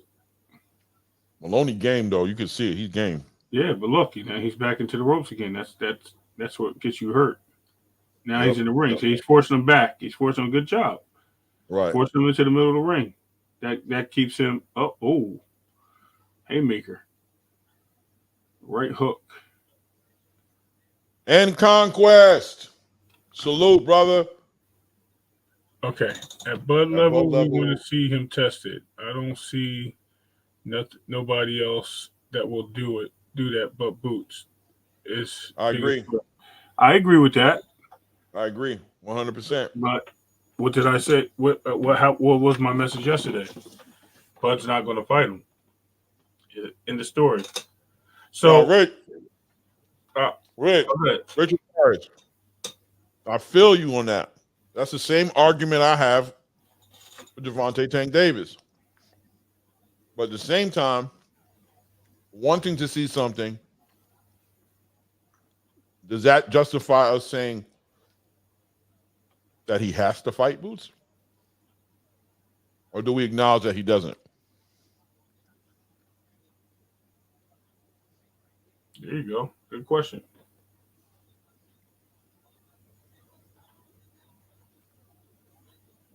Is that Mike Tyson? No, it's not. The truth of the matter is, Boots, you don't even have to fight Boots while he's holding them. Facts. That's a big question right there. Why is he holding them? Okay. He could be. So I'll explain why he's holding them. Well, he said he obligated to. See? Right. Well, not just that. Here's the thing. He doesn't want to move up. And like I was telling Claymore earlier, there's no rule saying a champion has to fight a champion because once you become a champion, you're no longer in the rankings. It doesn't matter what sanction you are. So Terrence doesn't have to fight Boots, go after Boots, whatever. Boots can chase him all day. And you know what backs that theory up is we've seen Earl chasing Thurman, we've seen Earl chasing Bud for years to get the belts once he got acclimated to a belt and nobody wanted to fight him. So there's no rule saying it has to happen. Canelo, in other hands, and this is where I was trying to explain to Fanon that he doesn't have to drop the belts to move up. He doesn't have to drop the belts to move down. I was talking about Boots in this case. I said Boots would be better off going to 150 campaigning and then coming back, if he has to defend.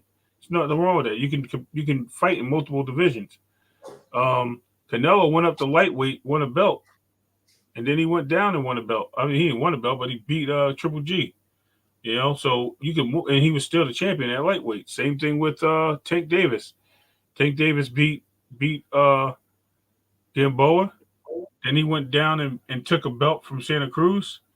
And then he moved up and took a belt, moved up 2 divisions there, and took a belt from Barrios. So he had 3 belts all in the same existence. And the problem that they had with the belts thing was one was an interim title, one was a regular title. Sanchez started working, bro. Yeah, well, Sanchez is getting him against him, bro. He working him. He working him, bro. He's walking him down. And once you get into that situation, you know, you can drop the belts because you can't fight all your mandatories at once. And that's why they don't want you having multiple belts, because you can't fight a mandatory at this division at the same time you got a mandatory here, you know, because then it starts getting into the way of each other. So then you pick one. When Devin went up to fight Regis, he still was a champion. He still signed that contract. No one told him he had to drop the belts. No one. He would have still been the champion. He decided that once he felt better at the weight, I'm not coming back. He decided to drop the belts. Like, well, you can move up with the belts. That's why I said it's a no-brainer. That's why it was so easy to cook this guy yesterday. Sorry, didn't say that. Oh, yeah, you did. Hold on a second, bro. There the hell you did, bro. Shots fired. But it is what it is. That's my guy, man. You know, I just laugh because the first thing he said is, excuse me. First thing he said to me today was, "Oh, yeah, I had to take it easy on you." Okay. I ain't co-signing that one. Yo, I don't know, man. I get it. Listen, hey, I beat him. I won. He, like I said, it's subjective to his opinion and my opinion. But if I had that man thinking about it all day yesterday, like he said, that means victory for me. You don't think about wins. You think about losses. Right. Unless you're a great win, but it's all good. You know, I got much respect for him. I'm just teasing at the end of the day. Yeah. I thought it was an interesting conversation. I think I got baited into a conversation I wasn't trying to be in as well. But it was good.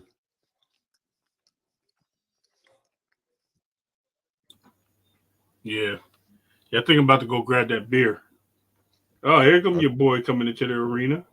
There he is, Berterbiev. You're looking calm and collected. Yeah. All right, let me go grab my drink. Should grab that daggone bottle I got too, but you know, I don't want to do that. I got a whole bunch of you name it, I got it. That's all. I don't even Richard will like you got a bar? All rum, rum, vodka, tequila. Yeah, I got it all. One of them dudes, Ray, been in there long, Claymore. He's seasoned watching everybody get cooked. Me and him talked about it. Rich, tell him what we talked about. I did not tell you I know the secrets. Tell him. Rollo Green back in the building. Bud will be 37 this year. He deserves to cash out with the most lucrative fights. I can't lie. I agree with you, Rollo Green.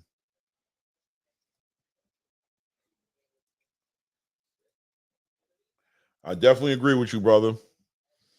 I think he does, man. But, you know, look, man, as fans, we don't have to worry about these boxers' money. That's just a fact. That's not our job to do that. But at the same time, I think there's nothing wrong with acknowledging when a boxer, especially somebody like a Bud, who's worked his way through a lot of BS to get where he's at, and he's making it clear that he's on his way out the door. I don't think there's nothing wrong with him getting the opportunity to get some money. Get some money. Richard Paris says he need to do what Floyd did, drop them belts and just move around. I agree with you, man. I do think that Terrence can drop those belts. I don't think there's any real. You know, I don't see those belts helping him in any kind of leverage in negotiations right now. The only reason I see him holding them belts for myself, and that's why I said it was interesting earlier when you said, why is he holding on to the belts then? And I thought that's interesting. I think that means that maybe Boots isn't so much out of question as you guys might think he is, you know.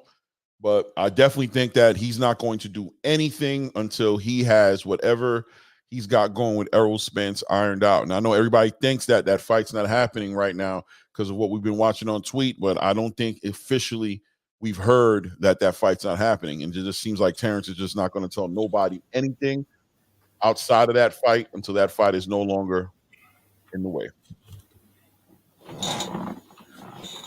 Here, show you what I got here. What are you working with? Stout. Like you got some back, some boogie woogie, something that you made in a damn like some D block shit. That look like some D block, like you made that in the toilet bowl or something, brother. Maybe, like, you know what I'm saying? Maybe. Hey, maybe. Look like some special sauce in there or something, man. I don't know, bro. Maybe. Yeah, Richard Parrott said, "What kind of concoction?" it's just my cup. My cup is iced, man. That's all. It look like some truth serum. Yeah, it look like some truth serum. I you saw that ayahuasca, that shit that Deontay was on before he got in that fight. That's that ayahuasca, bro. Yeah. No, it's actually beer from Lithuania. Believe it or not. I didn't look, Ray. As much as I talked to you, I know you was a connoisseur of the spirits. No, you know what I mean, of the wine and spirits. I'm very social, but you know, it's a timely event for it. Big facts, Richard Paris. Big facts.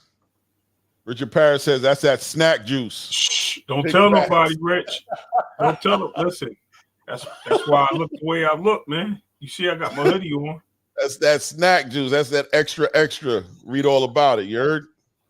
Don't tell nobody. Rollo Green. The thing is, Bud's most lucrative fights are legacy fights, which are Canelo, Tim, and Jamel. Interesting. Ooh. I don't know about Jamel. Maybe Jamel too. But I agree with you with Canelo and possibly Tim Tszyu. Yes. Legacy, no. Right. Canelo, I can see as a legacy, but I don't think that's ever going to happen. To be respectful. Well, Tim gives him legacy. He gets to be champion. He gets to become a 4-weight class champion. Yeah, but we're talking about the point of the fight. Like, how does the fight play out? That would be a wash. I think he'll wash Tim Tszyu. Jamel will be an interesting fight. Jamel has a chin. As long as he doesn't let Bud bait him in for those counters, he's all day. He can be. And I think the world kind of wants to see Jamel get his ass beat because I think everybody still believes he beat his wife's ass. Oh, absolutely. I said that he swung on a transgender, and somebody said to me, "Oh, that's crazy." Claymore calling Jamel's wife a transgender. Yeah, I remember that comment. I was like, "What the?" I'm not going to shout the person out. Everybody calling. He said Claymore calling Jamel's wife a transgender. So here's where I'm gonna take this real quick. So let's remember the story as it unwind. First, he was cheating on his wife. Caught him cheating. Did she catch him cheating with a transgender? That was the interesting part. And then the transgender tried to fight his wife, and then he beat up the transgender. Because remember, there's still a divorce thing going on. There's all this other stuff going on. So outside of that, so we don't know, man. There's so much stuff going on there. It's crazy. I think that at the end of the day, the one part about this whole situation with Jamel that has me, feeling like I don't know about what everybody's saying is that the story is that she has a restraining order on him. Why? I'm going to tell you. You know what? That actually does play out pretty well. Maybe she did. Like, why does she have a restraining order if she didn't get hit by this man, and there was no physical altercation between her and Jamel? Why does she have a restraining order? Wait, hold on. Let me read Richard Paris right quick. Richard Paris says the best move for his legacy is to beat the most dangerous option. Best move for his pockets is to go after the most lucrative and easy opponent. Yes, sir. I want to say Tim is the best combo of both. Okay, Richard. So it's not. Richard actually just walked away from Boots a little bit. No. Okay. I'm telling you, 154. Both shit. Even Boots can go up there and get it, man. I'm telling you. But you said, but Ray, you said he's gonna watch Tim. You think no, I believe so. I believe so. Right.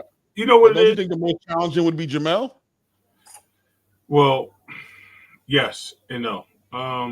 Okay. Here's the thing with Boots. I mean, with Bud and Tim Zoo. Fighting Australia, it's easy. It's a hard fight. Fighting in the States, I'm definitely going to say I think Bud. It'll be a good fight. It'll be a good fight, but I see Bud like definitely with a knockout in that fight. With Tim Zoo. Yo, this is a slug. These dudes are swinging for the Bruises, man. They going hard. Yes. They going hard. I'm looking at it. And it looks like Maloney's catching the big stick, the big part of the stick. Ash on his head, man. Yeah. And in between his eye here. Wow. Let's see here. Mind of Mansa Musa. Let's see. Mind of Mansa Musa says, not a Bud fan at all, but he did his thing. And EJ saying all of this, if that's the case, I blame EJ for letting this play out. For letting this play out how he has. Hold on. Letting this play out. Has he had damn near everybody behind him? Now all this say is his fault? All behind him now. All this. You want to send that again, Minor Man? So okay, it sounds like he's speaking for Bud a little bit here. Let me see. Not a bad Bud fan at all, but he did his thing. And EJ saying all this. If that's the case, I blame EJ for letting this play out the way it has. He had damn near everybody behind him. Now all this is his fault. Am I right now? Right? Maybe is that what it is? Let me see. I was trying to read it too. Yeah. Not a Bud fan at all.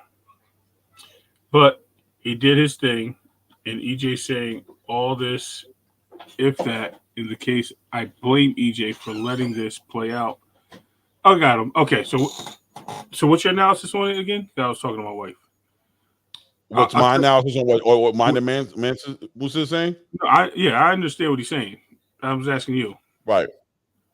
Well, as far as what he's saying, I can see where he's coming from. I do think that I feel like in real time, I feel like Errol Spence did let this play out a real long time.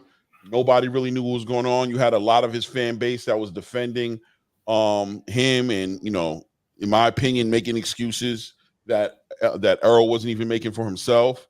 I think they talked a lot, and I think Errol shares a little bit of blame, just not communicating with the fan base, not communicating with the boxing space, not letting people know what to expect from him. Nobody knew when this match was coming up, and a lot of people were putting the blame on Terrence, like, oh, it's Terrence, he's trying to get more money, or Terrence is trying to weight drain him, or Terrence is doing this. And it turns out that he probably had some things that he was trying to deal with, as far as like health wise, and that's what was holding this whole process up. And now for him to come out in the ninth inning and say everything he's saying, it kind of has some people looking kind of foolish because of it.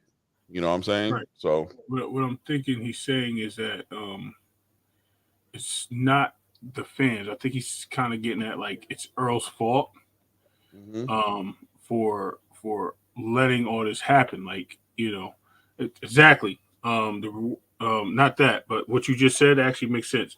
It is. It was a risky reward thing for him and not being prepared. Now, where's his fans at now that he's saying all these things? Because you and I both agree that we think he's trying to just let the fans know, like, there was something wrong with me. But at the end of the day, now we're in a situation where, Bud is in control of most of the stipulations here, and he's holding on the belts, and Earl keeps running into situations, and it's becoming his fault. What's going on? Where's his fans at saying, hey, let's get this fight going, Earl? Right. Let's stop procrastinating. Let's get it going. Like, what are we waiting for? That's where I think he's coming from in the short sense, but I could be wrong. I mean, we all could be wrong, right? At the end of the day, there's a lot going on. Richard Paris says, Boots high risk, a low reward. Canelo high risk, high reward. He's going to have an easier time versus Tim or Jamel. Man, I agree with you, Rich. You know what I'm saying? I agree. That's my whole point. You know what I'm saying? Just to say that these options that you put on the table right now, or I'm sure Terrence is weighing all these out, very similar to how you just kind of came up to your conclusion. He's weighing them out, and time is undefeated. So he's going to sit there and he's going to wait for this Errol Spence situation to pan out the way it's going to pan out, and then he'll make his decision accordingly. But he's not going to be. I don't think he has any pressure on him to let the world know what he's going to do right now when it's still in the air as far as what's going to happen between him and Errol. Yeah, and as far as the fight not happening, no one's 100% sure on that. I mean, it alludes to that, but I don't think it's a contractual situation. So he signed that contract, so he owes that fight.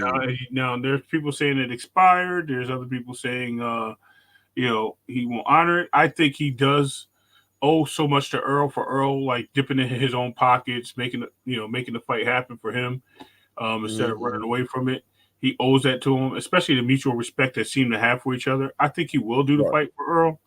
I just don't think all the other things like him fighting Boots it pans out at all. It just doesn't. Yeah, man. I gotta agree with you, man. I think Terrence is being patient for a reason. I think he understands that Errol. I wouldn't be shocked if him and Errol haven't even communicated a little bit in between this time from July 29th to now. Just a little bit, not a lot, but just enough to kind of let Terrence know, like, look, man, I'm still here, but I'm dealing with certain things. And I think Terrence has been being patient. He's like, I'm not going to make no decisions on nothing until I get the word on how this Errol Spence situation is going to pan out. I think there's a lot of mutual respect there. I think more than the fan bases would like to acknowledge. Let's see here. Mind the man to Musa.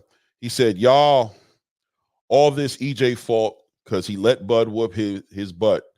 And he could have stopped it by doing the right thing in and out of the ring and last winning. Wow. So he's commenting on lifestyle pretty much, I think, right?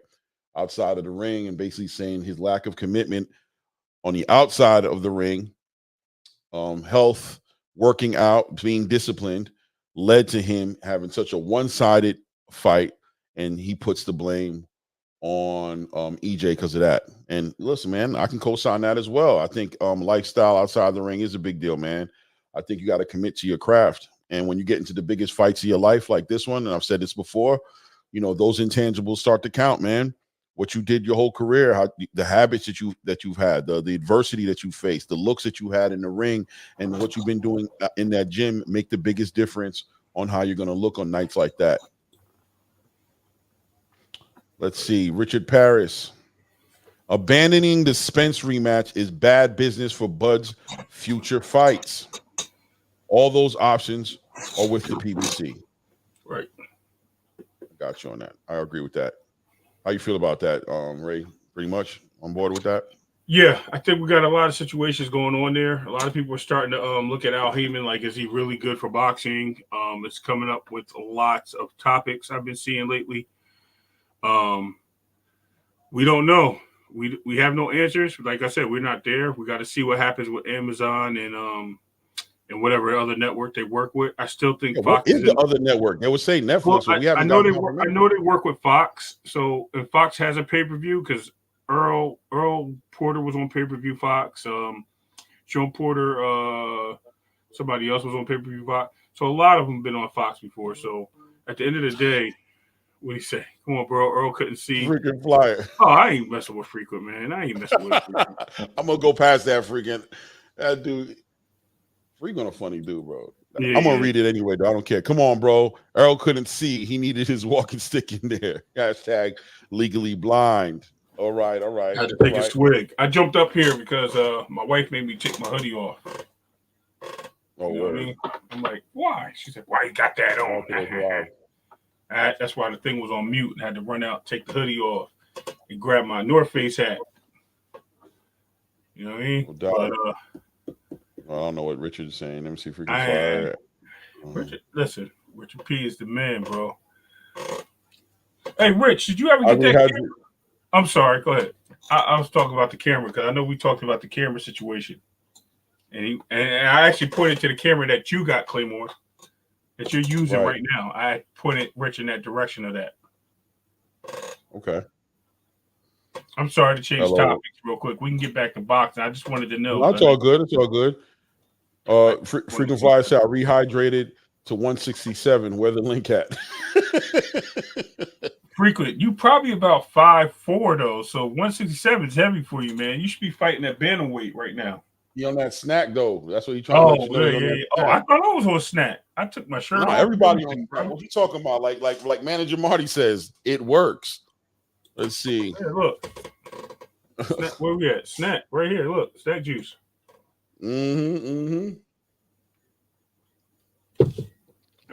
That's what we say. Oh, I see what you got. Yeah.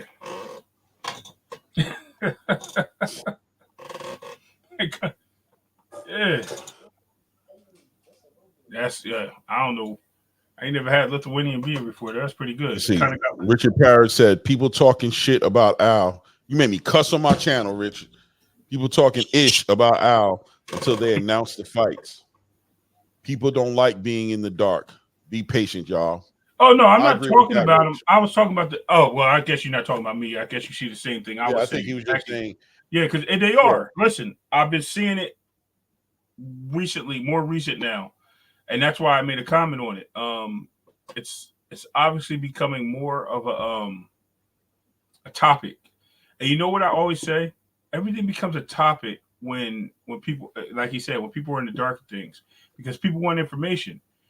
Right. Just like you said, be patient. I think you're in the back room is Frequent.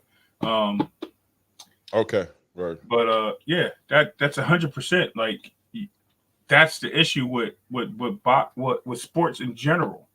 When somebody doesn't know something, like when we have I'm gonna throw another sport out there.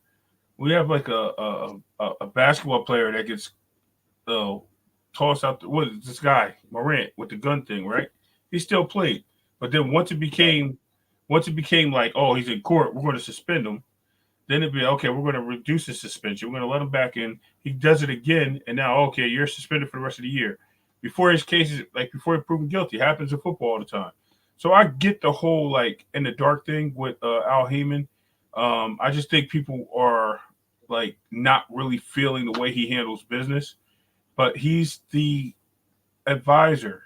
We have to understand that there's management teams inside of PBC, and Floyd Mayweather is one of the biggest ones.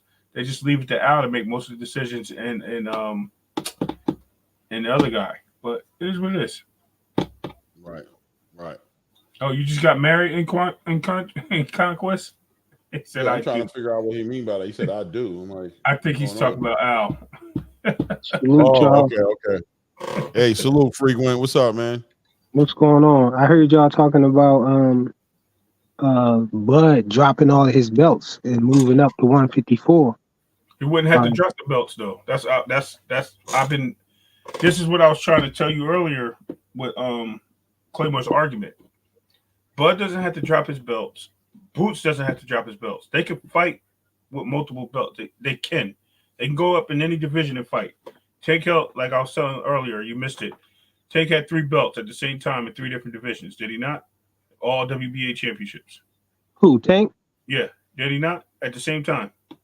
Yeah, but he also had some hiccups with making weight and stuff too. I think that's tough on him, like moving up and down in weight. We're not talking about that. We're talking about being able to hold belts. Oh yeah, you should be able to, but certain people they don't let you do it. Like when Devin Haney first, he had just defended against Lomachenko, and it was already like a month later. It was already talking about him dropping the belts and all of that. It's just certain people that they let do that. Let's not listen to the fan base. Let's talk about the sanctions. I'm talking about the sanctioning bodies too. What they was trying to strip them and all that. Who? What sanctioning body was stripping them? Devin Haney. It was they're just putting pressure. It was pressure. They was telling him he had to fight Shakur or move up or all that stuff. They didn't tell him he had to move up. They told him he wanted him to fight Shakur. But Shakur is the reason why they pressured him because they wanted him. They wanted a turnaround on a quick match. Honestly, and they felt that he slighted Loma, right? A lot of people feel that way, regardless of what the outcome is. A lot of people felt that Loma was slighted in that fight. So, and he said he wasn't going to fight him again, right? Right. So, with that being said, they picked another opponent because at first Shakur was the interim. Shakur went from the interim to pack. What's his name? Yo, being the manager. Is opening up on old boy, man. Yeah. And then he's catching up with these tight uppercuts on the inside. I told you that. I told you he's walking them down. But we went from so back to what I'm saying. So we went from Loma to being the mandatory while Shakur was the interim. Then the number one guy became Loma. Then Shakur became number 2 in the rankings. Like it was a lot of play. Shakur had to petition that. Once he got that petition off, then they moved into we moved into the whole debate thing of the 25% with Shakur. Now, we had Rachel explain to the world, because it's no secret. You can go back and find it. She actually did it on Fanon's channel. She explained the same thing I was telling Fanon about, how the belts work and what Bob was doing.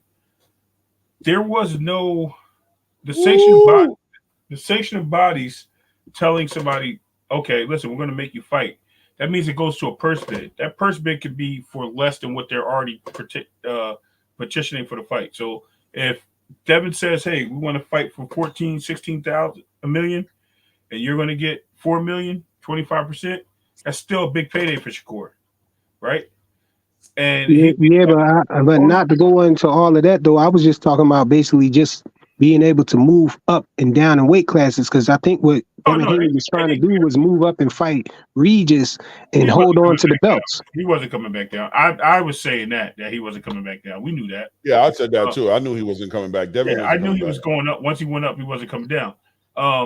I just thought that was based on the promise that his dad made frequent. Because remember, his dad said nobody's going to be a champion at 135 for the rest of the year until 2024. Because he said they were moving up. No, they said they were moving up in 2020. They already said this last year. 2024, they're moving up. So I just said that to say that I think that Bud should definitely hold on to those belts because, after whatever happens with him and Errol Spence, if he managed to beat Errol Spence or the fight doesn't happen, whichever happens, he'll still have those 3 belts. And Boots already got the IBF. And so it will be one fight to be undisputed 3 times. I hear you. I think that's better than him moving up and trying to fight Tim Tszyu and all of that stuff when he's talking about retiring anyway. Just that one fight will be able to make him go out doing something that nobody, is close to doing right now. Well, I think the closest person is Monster anyway. Right, I'll give you the answer to that. I think that perspective-wise, this is how I see it. If he fights Errol Spence, right? If he fights Errol Spence at 147, if he does that, I could see him getting enough money to be cool and coming and fighting Boots and going for that 3rd undisputed. And maybe that fight could build up a little attention and get him a little bit money as well for him to get that 3-time undisputed title. But if he leaves 147 to go fight Errol at 154, he ain't coming back to 147. Yeah, that's what I'm saying. It's going to be hard for him to come back, move up and down like that. This is going to happen. Him holding on to those belts actually helps him. If he moves up to fight Earl, and he fights Earl at 154, right? He still has his belts. He can move back down. He doesn't have to take a fight. Him being a WBO champion allows him to go directly to the front of the line to fight Tim Tszyu, to fight for a championship there. But did you listen to what Claymore said and what I agreed with? We don't think that Bud will be able to come back down if he move up. That's my point. So why hold on to the belts if you can't come back down? Because he's keeping his options open in case this fight doesn't pan out. But if he can't come back down, You seeing the logic in that? If he can't make the weight, if he move up, he ain't gonna be able to make the weight. Because he's saying it's hard for him to make 147 now. Right, so for him to let his body adjust to moving up to 154, 154. If he let his body adjust to moving up to 154, he definitely ain't gonna be able to come back down to 147 comfortably. He risks missing weight or whatever. Hey, I agree with that, but let me tell you something that happens. Bud is a walking around 185er, so he's getting down there anyway, at a tough weight. So when he comes down to 147, that's tough for him, like you said, as of now. So if he goes up in weight, and then he goes to 154, he feels comfortable, he's going to stay.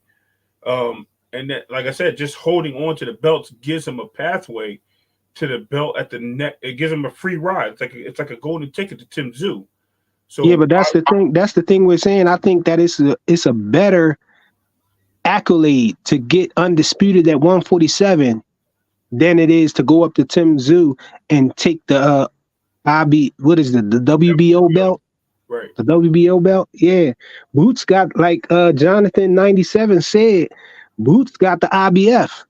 So if Bud stays at 147 and he managed to make it past this Errol Spence ordeal, it'll be one fight to undisputed 3 times if he can beat Boots. Right. So let's check this out. It could be, but you just said he ain't coming back down. So let's stick to that logic. Don't never go back up. Don't never go up. We're not talking about he's not gonna come to 147. We're saying if he leaves 147 to go fight Errol at 154, does it make sense for him at that point to come back to 147 if he's already having a hard time fighting at making a 147 weight? Why would he go to 154, become comfortable up there, acclimate to that whole entire 154 space, come back to 147 and fight Boots? No, I'm with that, but that's what I'm saying. At that point, why would he go back down and fight Boots? That doesn't make any sense. He'll just drop the belt. Right. That's what I said. At that point, he would go. I think he would go to but Tim instead of dropping the belts. He has that still. He doesn't have to fight to make the jump to Tim Tszyu. He doesn't have to fight anybody. He's still the champion, so he could drop the belts after he gets the belt from Tim Tszyu. So you saying just hold up the division? Hey, let's hold up the division just so you can get up there and fight Tim Tszyu. Let's check it out, though. Is the division held up now? Is anybody going out there fighting Boots? Is Boots going to get all these belts? Who's he going to fight for these belts? It's a vacant belt right now. Not vacant, but they're talking about WBC being vacant. Next in line is Mario Barrios. They're talking about him fighting Barrios. Barrios is the only guy stepping up to fight him. Who's running into the ring to fight Boots? That's the question you have to ask yourself. That'll be even better, I think, if they strip Bud and let Barrios and Boots fight for the WBC, then Boots going to beat Barrios, and so then Boots will have 2 belts and he'll have 2. That'll make the fight even bigger. Who have 2 belts? Boots will have 2 belts and Bud will have 2 belts when Bud come back to fight him. No. That's not going to happen. Bud ain't coming back. What I'm telling you is, if he drops the belts, he's dropping the belts, and that's it. And I was saying, like, if they stripped him, because you said they was about to strip. They seemed like they was about to strip him. He would not strip. They was talking about dropping the belt. Him dropping the belt. If I said strip, I apologize. He was talking about dropping the WBC because they're trying to force. Yeah, he was going to drop it. They weren't going to strip him. WBC don't be doing that to people anyway. But hold on. Richard Parrish says all that muscle density from the snack juice. Talking about hard to make 147. We want the 147 division popping. Okay, well, Richard Parrish, right? That's funny that you said that because Boots leaving. We were talking about earlier that Boots leaving 154. Leaving 147 to go to 154 gets Boots better fights. He gets more active. He has more fights up there. And ultimately, we believe that it would open up the 147 weight class division as well. Now it would actually get the weight class moving because really, let's be real, nobody wants to fight Boots. Nobody wants to fight Boots in that weight class. That's why that weight division is just frozen. And nobody from 140 jumping up there either. Yeah, nobody coming from 140 either. Right. Like I said, they'll just fight everybody else. And there's another thing. When he drops the belt, it'll be scattered. Someone from 140 jump like Teofimo will jump up and get a shot at the WBA or WBO. He's WBO, so he'll get a shot at it. He'll fight. I'll tell you who's number 1. He'll fight. So he'll be fighting Giovanni Santolini, and he just had a fight with somebody. I can't remember who. Or Cody. Hey Ray and Claymore, did y'all see the $1 million worth of game episode when Bud was on there and Wallow called up Boots on the phone and he had Boots talking to Bud? Remember when they brought up the incident about the BLK Prime thing with that he was trying to say Boots could afford him 2 times or whatnot? Right. The time frame was before David Avenesian. Because Bud said, he clearly said on the show, he said, I could have fought you instead of David Avenesian, but you turned it down, and that's why I fought David Avenesian. Yeah, I do. Right. Somebody did clarify that for you in the chat, Frequent. I still think that was him talking about the WBO situation. No, he talked about the WBO too. He talked about both of them. I know. I still think that was a WBO situation. As far as the thing afterward, they did. You know what? You might be right because I do remember. Bozy said the same thing. Bozy said the same thing. I'm gonna actually go with you and say you're right because somebody did clarify that, and now I'm like, I guess I was wrong. I 100%. I can't recall, but I just remember the whole topic being in March of last year. I think he was traumatized about the situation he went through with Blue. That, you know what I'm saying? He just didn't want to hear none of it. You know what I'm saying? He just was saying everybody lying. I'm like, dang, Bud lying, Bozy lying, and Boots lying. How all of them lying? They the main 3 players talking about it. Richard, the reason why we're saying that they'll have more competition at 154 is because the size difference between a guy at 154 and 147 is huge. Those guys punch harder and they can take a little bit more of it, absorb a little bit more of a blow.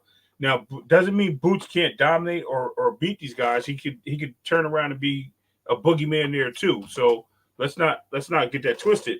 But I'm just saying that he's not going to have people ducking him and not wanting to fight him at 154 because the competition is different. These guys pound each other. Ain't nobody really duck him at 147 yet either, though. Ain't nobody duck him at 147 yet either. Who ducked Boots? What is your boy doing? I mean, Boots had to literally get his championship in the mail. He was trying to fight Crowley for it. Come on, bro. That's it. I'm a Boots fan. That's what I was telling Fanon. I'm a Boots fan. It's Boots over everybody for me. But I'm not going. I'm gonna keep it 100 though.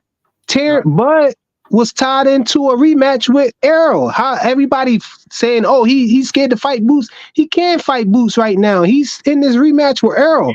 Now, anything after that, if he say he not going to fight him, that's a different thing. But you got to wait till he get past this Errol Spence thing before you can actually say he ducking him. How he ducking him? Let me timeline this for you since you like timelines, sir.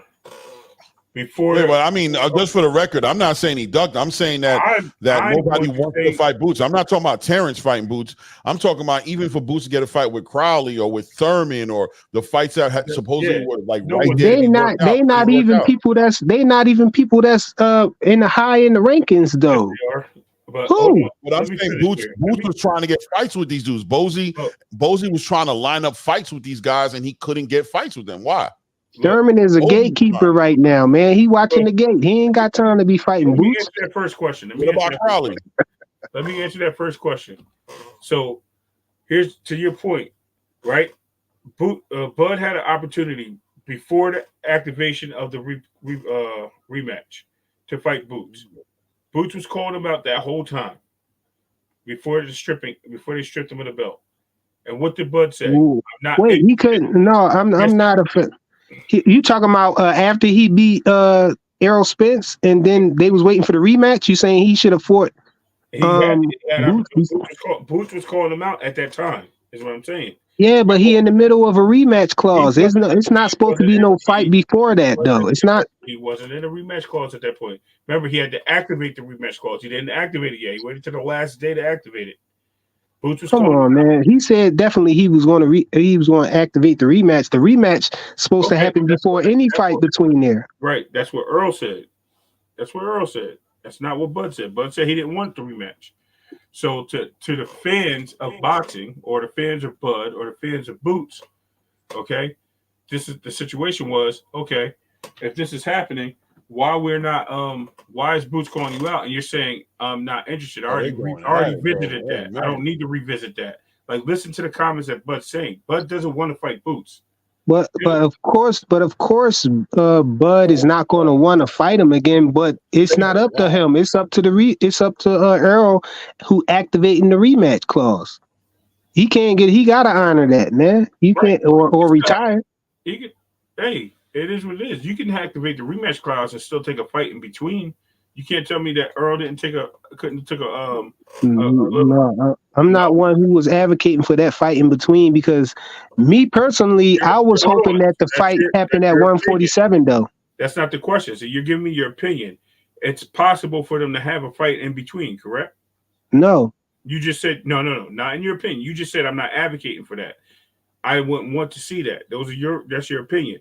The fact that's if he don't honor the rematch though. The fact is they could have said, hey, we need tune-up fights in between. That's fine. It's all in the agreement of the fighters. Remember that. All in the agreement of the fighters. I think that should be inside the contract somewhere. It depends. It could be immediate rematch. Well, then if it's not immediate rematch, then that expired the contest because they were supposed to fight in December. So we have to. But the injury thing or whatever, it gives them a little more. It extends it. Okay, so why did he wait till January for the injury thing instead of taking care of it in December? We don't know when he took care of it. All we saw is a picture. Of it or whatever. We don't know when that happened. It's great news because hold on, guys. Wait, hold on a second. Guys, Boots has only just become a champion. Let's see what happens. Boots got a clear path to being unified. They're gonna have to see Boots. Okay, hold on. Let me go get this one right here. Jonathan says, "Don't sleep on Blair." Woo! Blair. Woo! I don't know, man. I think I'm gonna sleep on him a little bit. But he said he beat Boots up. That guy said he beat up Boots, and they kicked him out of Philly. I ain't gonna hold you. Fury almost messed up doing that with Wilder. Okay. See? Go ahead, guys. Trying to fight somebody in between the Wilder fight. It didn't happen, right? He almost got sued. So Bud knew not to play around like that. He know he can't do that, man. He gotta honor the rematch first, and then even if something crazy was to happen like that, it messes everything up because the whole thing was for undisputed. So Bud won the undisputed. So now what's left for Earl? Nothing. If it kind of messes up the whole thing. If Bud fights somebody else and then lose to them, then it kind of mess up the whole fight between him and Earl. Not really, because he still gets his undisputed shot at the rematch. It doesn't matter. It's not undisputed no more if they at 154. Facts. Okay, good point. You're right. Yo, they got this fight a draw, man. Mark Regal. I told you that. I told you it was going to be a draw. I didn't even get to say that. I said it looked like it's going to be a draw.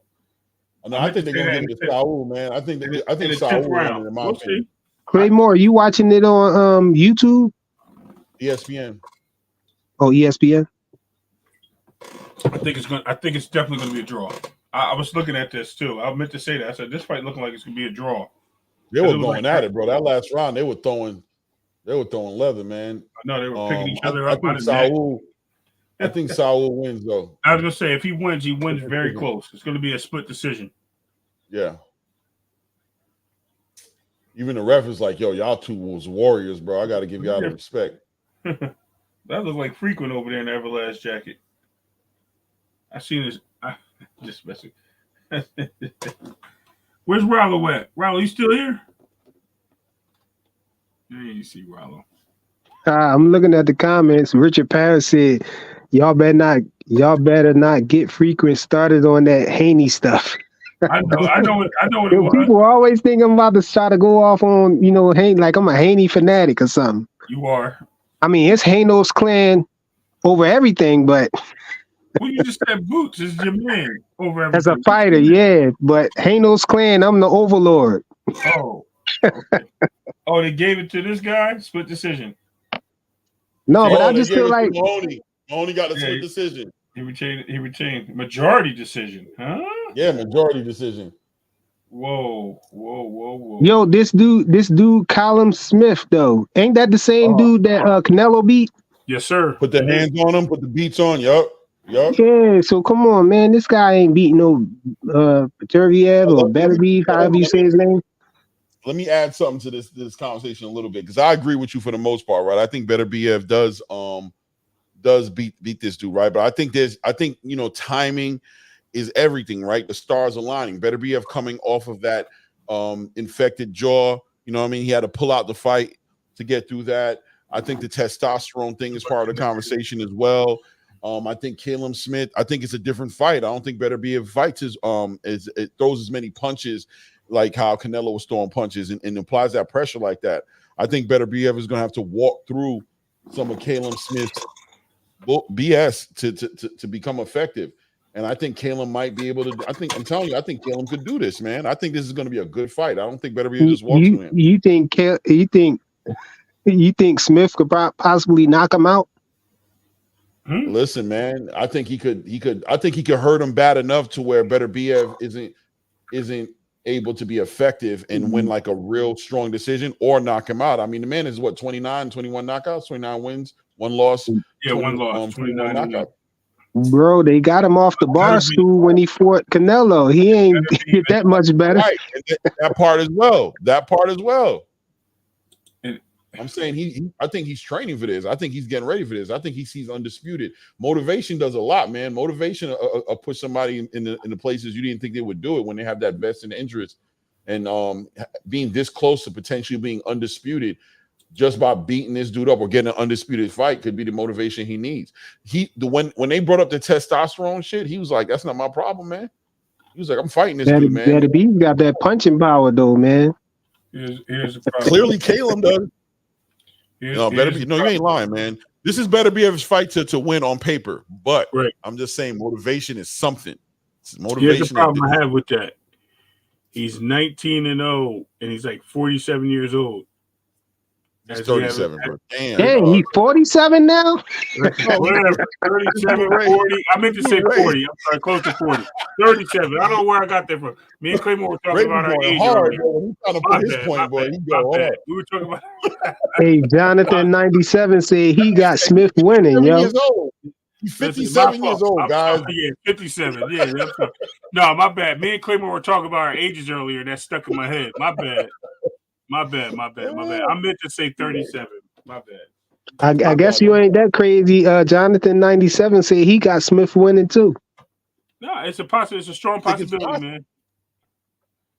Like if Smith, put it like this, if Smith win this fight, man, then Berterbiev was a hype job. Berterbiev is a hype job? No, I don't think so. If Smith win this fight, then Berterbiev was a hype job. I already think that he ain't better than Bivol. I think Bivol wash him. Absolutely. Everybody talking about his punching power. I think Bivol going. Styles make fights frequent.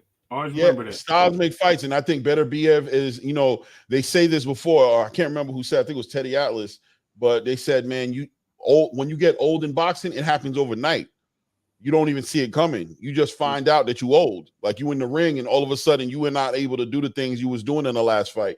And I think when you have Artur Berterbiev, who, had to have that hiatus that he had because of that infected jaw, I think a lot can happen during that time period. And like I said, when you look at the testosterone thing where it was up and then down, I think his body's starting to, play old people tricks on him.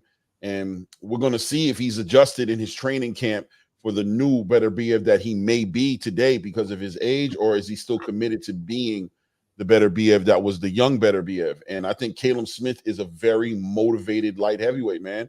I think he's super motivated in this fight. You could definitely see, like you could see it in Callum. Callum knows he knows the opportunity that's in front of him, bro. And that one loss he lost is against potentially the pound for pound best fighter in the world, according to every Mexican, right? So at the end of the day, he didn't lose to every Mexican. Yeah, Canelo's that guy, right? So, but Callum just lost to him. Outside of that, he putting dudes to sleep. Now, at the same time, Callum's only fought twice in like the past 2 years. Am I right, Ray? Yeah, I think he only had like 2 fights. And the fights that he had were against like who are those guys? What are these guys, right? But when Callum Smith fought Canelo, they was fighting at a lower weight class, wasn't he? Yeah. No, it Yeah, was he was like light fighting heavy. that No, one. it was like heavyweight. No, 168. Was it 168? I thought it was light heavyweight. Hold on, let me check. Let me double check, but I'm pretty sure. You double check that, buddy. They at 175 now, right? Something like that. They're 175 right now. 135. These guys are, yeah. But I then think, again, no, man, I'm telling you. You might be right. You ain't got to check. I can do this. Look, I got it up already. Boom, boom, boom, boom, boom, boom. I'm already there, man. Already there. Yeah, you fought Canelo at 168. Yeah, I said you're right. I backed off that. I think you're right. But hold on. And Canelo didn't stop his ass either. It was a unanimous decision. He just beat the brakes off of him for 12 rounds. It was a shutout, though. It was like 12-0. Like, he beat Did him you look up Saul Alvarez or you looked up Canelo Alvarez? Saul. He's under Saul. Saul Canelo Alvarez. What happened to Rollo? Rollo still in here? I don't know. Let me see what's going on in here. I'm laughing because he wanted to curse me out so bad over something. I was like, yo, you tripping, though. And it was my fault. But Rollo be standing on business, man. I don't care. I stand on my shit, too. I ain't worried about that. Bro, let me read this right quick. Richard Parrish says, Berterbiev style can carry him into his later years. I agree. Yeah, up to 47. He ain't never been no display of athleticism. That's true. And power, the last thing to go. I just said that. That's definitely true. He got impeccable timing and power in both hands. But timing, if Callum Smith can push the pace, I agree with everything you said, by the way, Richard Parrish. Yes, I think timing takes a little bit of speed, man. And it takes a little bit Rollo Green in here still.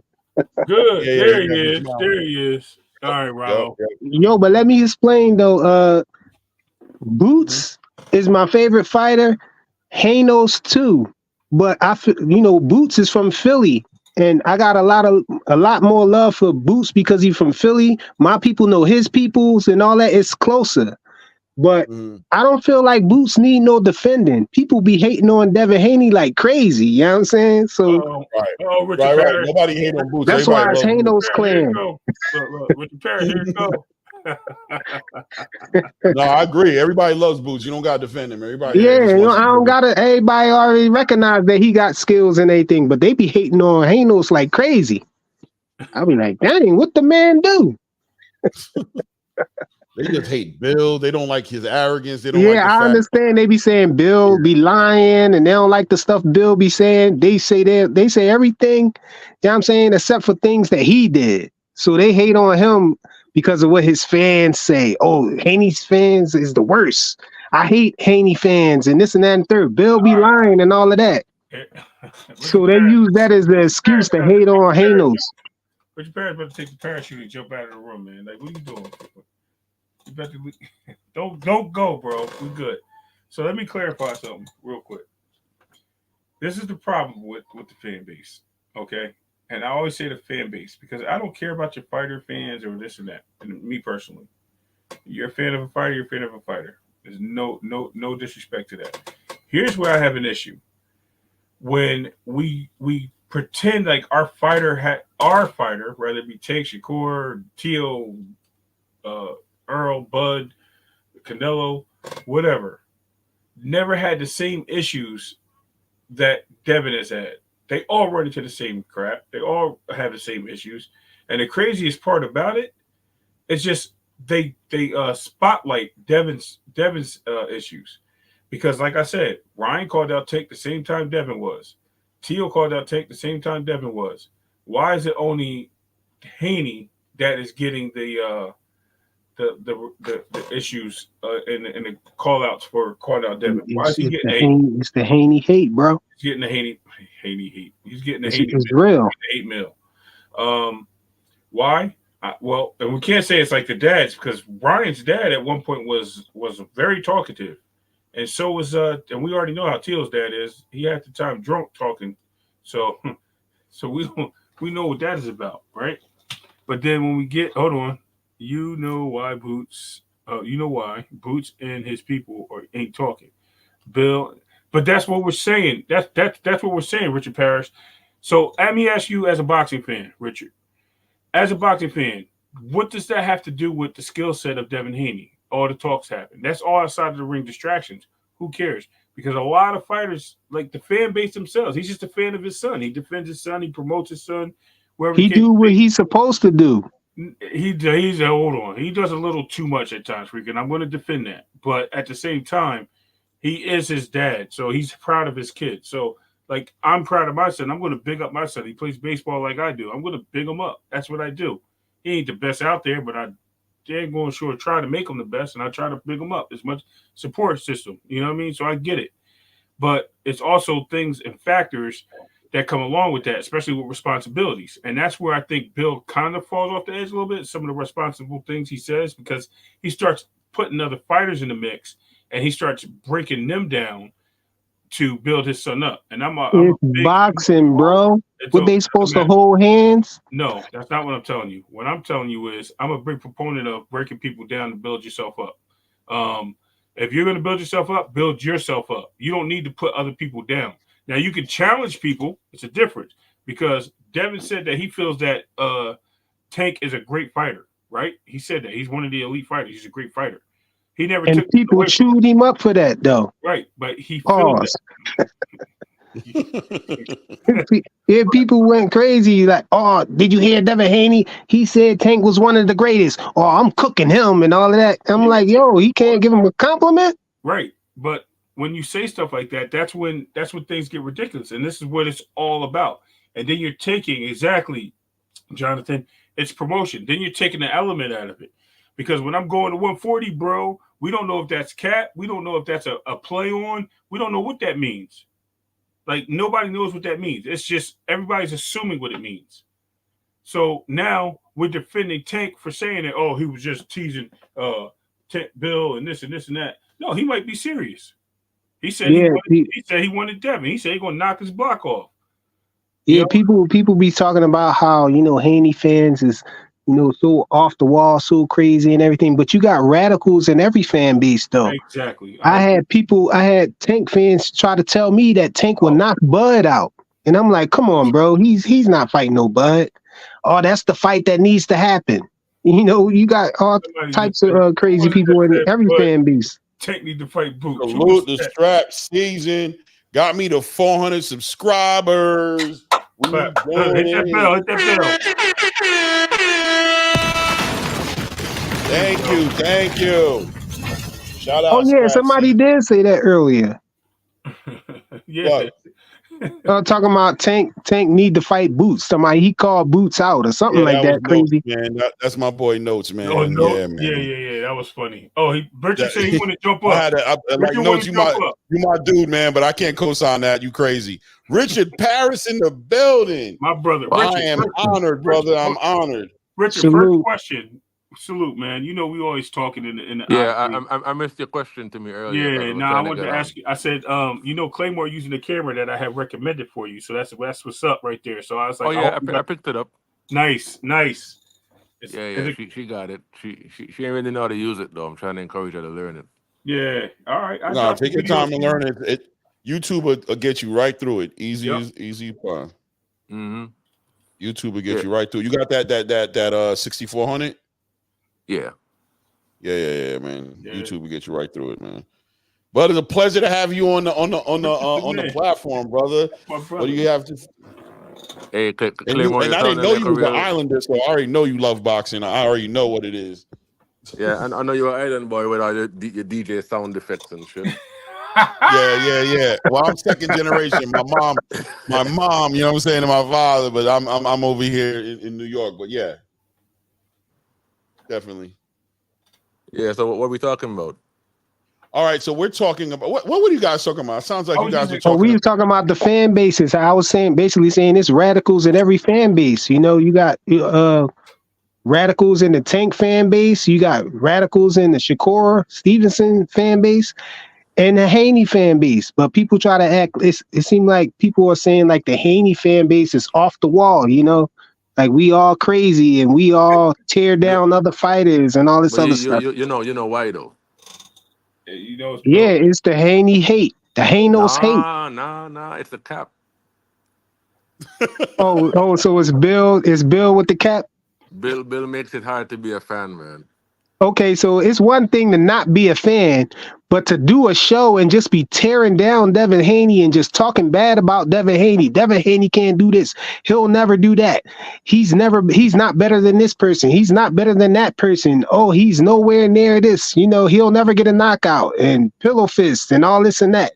Then when he moves up to 140 and shows a little bit of power, they say, oh, well, he didn't knock him out, though. You keep moving the goalposts, bro. Yeah, got to, man. We gotta move. I think as far as a knockout, and I know you're talking about that Regis Prograis fight, man. Listen, I like Regis. I mean, Devin looked great in that fight. I mean, pretty much perfect. But at the end of the day, and you know what? Devin recognized it later. He said it. He said it in a later interview. When he looked back at that fight, he saw opportunities where he could have finished Regis, but he just wanted to play it safe, and he was following the game plan that his father had put out there for him. But he understands, when you get to that, when you're trying to be who Devin Haney's saying he wants to be, as far as a pay-per-view star, as far as all the face of boxing, all these big accolades that he wants to get, the big guys like the Terrences, the Canelos, the Javantes, these guys, when they see openings, man, they got the bloodthirsty. They know what, I mean? They see it. They see the blood in the water, and they're going to eat. I think Devin does need to eat. I think when a guy ain't supposed to be in the ring with you, you should make it clear that he's not supposed to be in the ring with you, Yeah, but also you got to look at that was his first fight in the division. He didn't get to, fight somebody else before he went straight to the champion. He went straight and fought somebody who other people up there ducking. You know what I'm saying? No soft touch or nothing like that.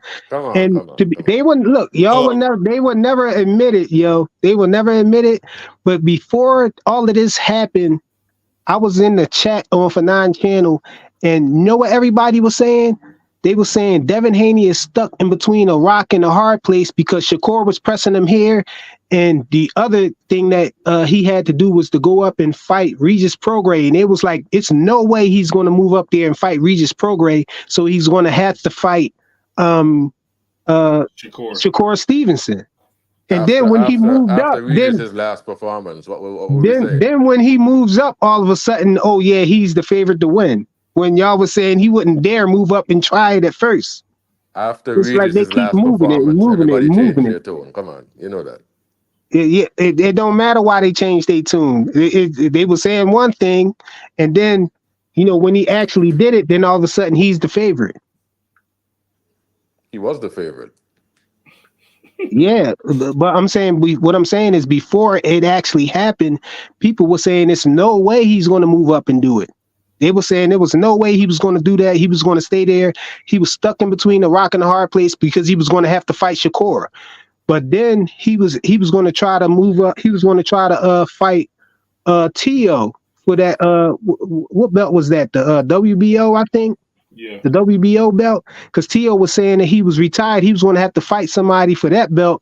But he wanted to see what Tio was going to do. He didn't want to fight nobody for that empty belt, vacant belt.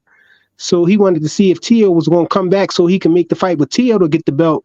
But they didn't give him they didn't grant him that extension to see what Tio was going to do. So he had to go ahead and choose if he was going to fight Shakur or move up and fight Regis. So he chose to move up and fight Regis. And then Tio Fimo jumped out and I'm not retired and let's make the fight and all that after he already heard that he's fighting Regis. That's true. But people but leave it to them. The haters, they try to spin it the other way. They try to say, Devin Haney chose to fight Regis because Teofimo Lopez jumped out of retirement and called him out. No, Devin Haney already had to tell the WBC his choice, his decision before Tio came out and played like Devin Haney was ducking him and all of that stuff. Wasn't. So to bring that prior, Bill had a meeting immediately with both Tio and his father after the fight. He actually talked to his father first on TV live, and it was recorded by multiple people, where he literally said, "Let's make the fight happen." Gordo's back. Let's make it happen. And the first thing was out of his mouth was $20 million. The second time he talked to him, it was behind the scenes, and they recorded that as well. And Teal's like, yeah, man, let's make it happen. 20 million. So that right there was out of line, because the first time he said it, Bill already told him, man, you out of your mind. You out of your mind. Like you trying to outprice yourself.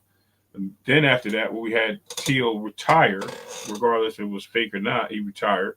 And the next thing we had out of that moment was Devin moving on, because now he had Shakur on the resume, he had Regis on the resume, and that was becoming a tight situation. Now because Regis said, Teal had said he retired, the WBO had offered him a fight with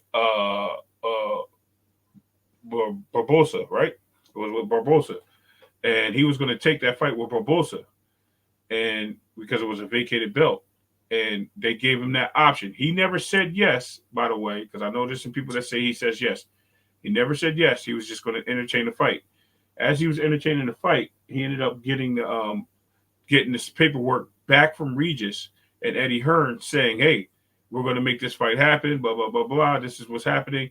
And then next, it was all the war we got, why are we pushing the fight back to November? Why are we pushing it back to December? So we already know how the story went from there. That's what actually happened. Yeah, facts. So, but at the end of the day, like I said, it's boxing. It's like football, like basketball, like baseball. You have your fans. Your fans are going to be your fans. Your fans are going to think your team or your fighter is better than the other guy. That's all entitled and acceptable. The problem is when it becomes crossing the line, when you have to, and it happens in other sports too, frequent too. It's not just boxing, but you have people that just like, they look for the dirt to bring up on other people. Bill doesn't make it easy. Let's be clear. Bill does not make it easy for Devin, but the outside fans of Devin need to understand that, if it's about boxing, then we need to be talking about boxing. And what do we have in boxing? We have Devin Haney, who is a monster in boxing. He is probably again, and I said this earlier, somebody questioned me. Devin is probably the best boxer. Somebody said Bud was, and I was like, no, I think Devin's probably the best boxer right now. Now, it doesn't mean he's the best fighter. I think Boots is. Yeah, Boots is the best boxer. Do you think Boots is his style? Okay, when we're talking about boxing, we're talking about like stylistically boxing. I'm not talking about fighting. Boots. I'm not talking about fighting and skill set. Bro, it's Boots. Hands down. I think Boots do everything that Devin do. Okay. Boots can do what Devin does from both stances flawlessly.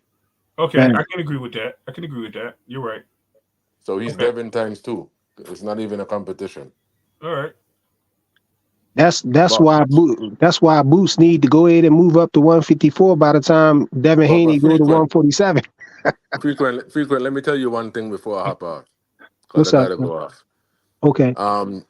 For me, I've been around boxing YouTube only about 1.5 years, so I ain't got as much history as y'all. But what I noticed, Bill Haney has a way of targeting boxers that have a large fan base and shits on them and frames them for ducking Devin. But the tactics that he uses oftentimes goes outside of the ring, and it's like it goes on a personal level. So he kind of weaponizes the fan bases against Devin on his own. So Tank fans are going to hate Devin because of what they do to Tank, right? Yeah. T.O.'s fans are going to hate Devin because of what they do to T.O. Mm-hmm. Same thing for Gary Russell. Same thing now with Matthias. You know what I mean? Mm-hmm. The way how Bill is stepping on these guys is like crabs in a barrel. So Richard Paris, how old are you? No. 34. Huh? 34. 34. So you you sound like don't really know about the fight, like boxing, like from back in the day, like Muhammad Ali, Joe Frazier, and all of them guys. I'm just Larry picking Holmes, up on it now, being around Fanon, you guys. Yeah, I'm not. Oh, because somebody seemed like they was really upset with Bill Haney. He didn't call Tank a monkey, but they was at a zoo or petting zoo or something in Saudi Arabia, and it was a monkey there, a chimpanzee or something, and he called him Tank's name, playing around or whatever. Look. I follow That's Bill on insulting. That's Instagram. insulting, I bro. saw that live. Yeah, you saw that. And the Okay, so first thing back I thought was that he was I was dissing telling Tank. somebody That's how I Joe felt. Frazier was pissed with because Muhammad Ali called him a gorilla. Yeah. You know what I'm saying? That goes it's not nothing new. That's been around in boxing for a long time. You know, Muhammad Ali got shot at by another fighter from But insulting but them and making them but so but mad. to your point, I'm pretty sure Joe Frazier's fans hated Ali for doing that. Exactly. So that's all I'm Uh saying. That's all I'm saying. When you're targeting these fighters who are well-known names, who have large fan bases, you combine all of those people not liking what Bill's doing. So it's gonna seem as though everyone's just coming at Devin. yeah, but see, it's not But just one fan. nobody It's not ever just one discounts. fan base. It seems I, like the world of boxing dang near So but is all hate Devin Haney. here's the only counter I have to that. Yes, I get the Bill thing, but why must we bring up this guy's weight? Why must we bring up this guy's other issues such as him being chinny or like we target Devin over what Bill does is Exactly. That's what I was going to say, Richard Paris. It's not even Devin who's actually doing it. You I know, know. in the case of Muhammad Ali, it was him. It was the fighter himself calling him a gorilla. But you know, with Devin Haney be saying positive things about these fighters. You know, he said Tank is one of the greatest, and that he's great. You know, I never heard him say he said some bad things about fighters, but he always go back and correct it. Like he said Lomachenko was old and washed up, but then he clarified it and said, no, I was just trash talking before the fight. You know, Loma's not, I don't think he lost a step or anything like that, you know? So but it's when I move around the chats though, when Devin Haney's fans get to step in on the chats, they're using what Bill says. You know what I mean? So you can't discount anything Bill says because that's what people use. I would say those are more like the troll bait guys. Like those are the guys that just like to like kick like you know how you have politics, you have the far right, and then you have but the right. the trolls are the loudest. That's what I'm saying. Yeah, just like the far right. Like if you have Republicans, you have Republicans and you have the far right Republicans, which are what they call they're really liberals, but they're considered Republicans. So they talk so much, they are loud, they're obnoxious, they cause all types of issues, they raid places, they do all the boycotts. Those guys. So yes, I get what you're saying. Those guys don't represent. Always at the end of the day, those guys don't represent the fighters. This is why I said if you're a boxing fan, you know how to separate the noise from the from the nonsense, and that's what I do. That's why when you hear me, Richard Paris, a lot of people call me a Devin fan. I like Devin as a fighter. I like all these guys as fighters. I like boxing as a sport, but I defend Devin because I'm always like, you guys are killing Devin, and it's not really Devin doing all this stuff. It's really, you know, it's really a misunderstanding of what's going on. And when I say misunderstanding, I mean like we're taking away what this guy does in the ring. We're taking away from this guy's skill set to give, you know, credence to his dad because his dad likes to run his mouth. Who cares? Teal's dad runs his mouth. Do you hear anybody criticizing Teal all the time about what his dad does? No, not. Nope. And that's the whole agenda of things. It's because Devin is a target to Devin's a threat to Tank's throne. Bottom line, and that's what it becomes down to. Because he's a threat, you know, it's like let's make this guy the villain. Let's make him the heel of what we have. You know, me personally, I don't even think he's a threat though. Oh, he is. Nah. Okay. I saw Devin against Lomachenko, right? Yeah. Okay, that's one fight. And he struggled, man. He struggled. I ain't gonna lie, he struggled a lot. He was also at a weight that he was weight drained at, Richard Paris. Yeah, wait, nah. I don't know about all that. Well, I mean, I think visually we know that I think visually we can see that Devin Haney was drained at 135. But look, as far as like just tapping into Bill's position and what he does and how he rubs people the wrong way, I mean, at the end of the day, we're in a day and age where your skills doesn't always take you to the big show, especially when you're not knocking people out. When you don't bring that factor, when you don't bring Rollo's in the building. I didn't even see Rollo there. I was going to say bring Rollo up because I want to hear what Rollo was talking about. Put your phone down, Rollo. Yeah, Rollo, put your phone down. It's really high.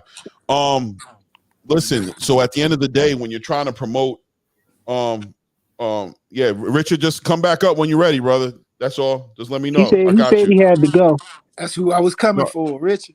Nah, he said, man. "I'm here. Got a call." We're not debating. We don't do. Right. Hold on. No, I wanted to hear what Rollo had to say about Boots. No, I wanted to hear what Rollo had to say about Boots because he said we crazy about that. Hold on, let Claymore talk. Hold on, let me just tap into to Bill a little bit. He gets a bad rap, right? He's in a position where he's promoting a fighter in Devin Haney who's not knocking everybody out, who obviously people aren't excited about, seeing fight as much as other people, who's not getting that push. And he's on his own to promote his son and get his son he's promising his son that he's going to get him to the biggest show on earth and make him the face of boxing. So he has to, some people might not agree and might not think he has to, but at a minimum, he chooses to come at marketing his son in an what's the word I'm looking for? Antagonizing. In an antagonizing way. He's sparking interest in Devin. He's sparking interest in fights with Devin, with the top fighters in the game. I think as fans, we should all be understanding and used to this. When you look at the Don Kings, when you look at, just people who just was talking that noise. You look at Muhammad Ali, even the greatest ever, right? This man sold fights, and Bill Haney's selling fights. As far as hating Devin Haney because Bill Haney's trying to sell fights, I think, you got to pick your poison, but I don't think that I think you guys take it too seriously. I think I'm just neutral. I'm not a Devin Haney fan. I'm a fan of Devin Haney, but not like to the point where I'm just like a Hanos, like my partner Frequent here is. I don't think you letting what Bill says bother you guys or taking it so seriously that it's like, yo, this guy's really one of those. I don't know, man. I just don't see why that energy has to be applied to just him promoting fights. Oh yeah, so I wanted to hear what Rollo thinks about. I wanted Rollo to elaborate more on what he was saying. He said Boots gets out of position a lot. Right, yeah, and he does. Boots, I mean, he hasn't really fought anybody that even like what fight are y'all seeing where y'all saying his defense is better than Devin's at? Because I've seen him be over athletic on everybody he fought. Not saying Boots, because I'll compare him to Roy Jones. Don't get me wrong. Right. But Roy's defense wasn't all that great. He got over on his athleticism a lot. You know what I mean? To where he should have been answering the phone, he just got out of there because I'm quicker than you. And that's what Boots do. Do you think that parrying punches is part of defense? Yeah, of course, hell yeah. You got to parry I see Boots parry a lot of punches with shoulder rolls and stuff like that. I never saw Devin Haney do parry punches. I just see him move, block, and get out of the way. Oh, he does. He catches them. You said you didn't see Haney catching Loma and hitting him in the gut with that clean. No, I didn't say I didn't see him catching punches. I say I never saw him catching punches off his shoulder and throwing parrying shots like that. That's what I'm talking about. I never saw him doing shoulder rolls to block punches and counter punch. Dude, you need to go I saw Haney dip under and pivot and move to the side, slip jabs and stuff like that. Right, deep. But I just ain't see his defense like that. I think Boots have more in the toolbox than Haney do. Yeah, but we haven't seen him use his toolbox. Is what I think Raul is saying. But we saw him use enough though. Where have we seen him use it at though? Right. When he was fighting Villa, he used a lot. Villa was a come forward fighter, a brawler. Frequent. So what I think Raul's trying to say is we haven't really seen nobody match up to him enough where we've seen him where he had to struggle or he had to have adversity or have a fight. We only seen him dominate fighters and the people that he fights. He's like Mike Tyson. They get in the ring, they're already lost. They're mentally He's too far ahead of them, right? He's too far ahead of them. So it's kind of like But y'all making it sound like he was just brutalizing people. No, he wasn't just going out there just overpowering people with punches. No, he's having fun. And when you're having fun and you're not really using your skills to win, and you're just having fun and you just have it like playing in a playground and you just no bad habits. Yeah, exactly. And so listen, and that comes from his opponents are not up to par with that. It's a reason why these dudes are 27, 28, like what's the Gary Antoine Russells and like you said, the Berterbievs, they gotta wait till they 30 because they're good. They just gotta grow a little more and become a grown man to where Devin, he didn't have to do. He was fighting champions at 20 years old. You see what I'm saying? Right.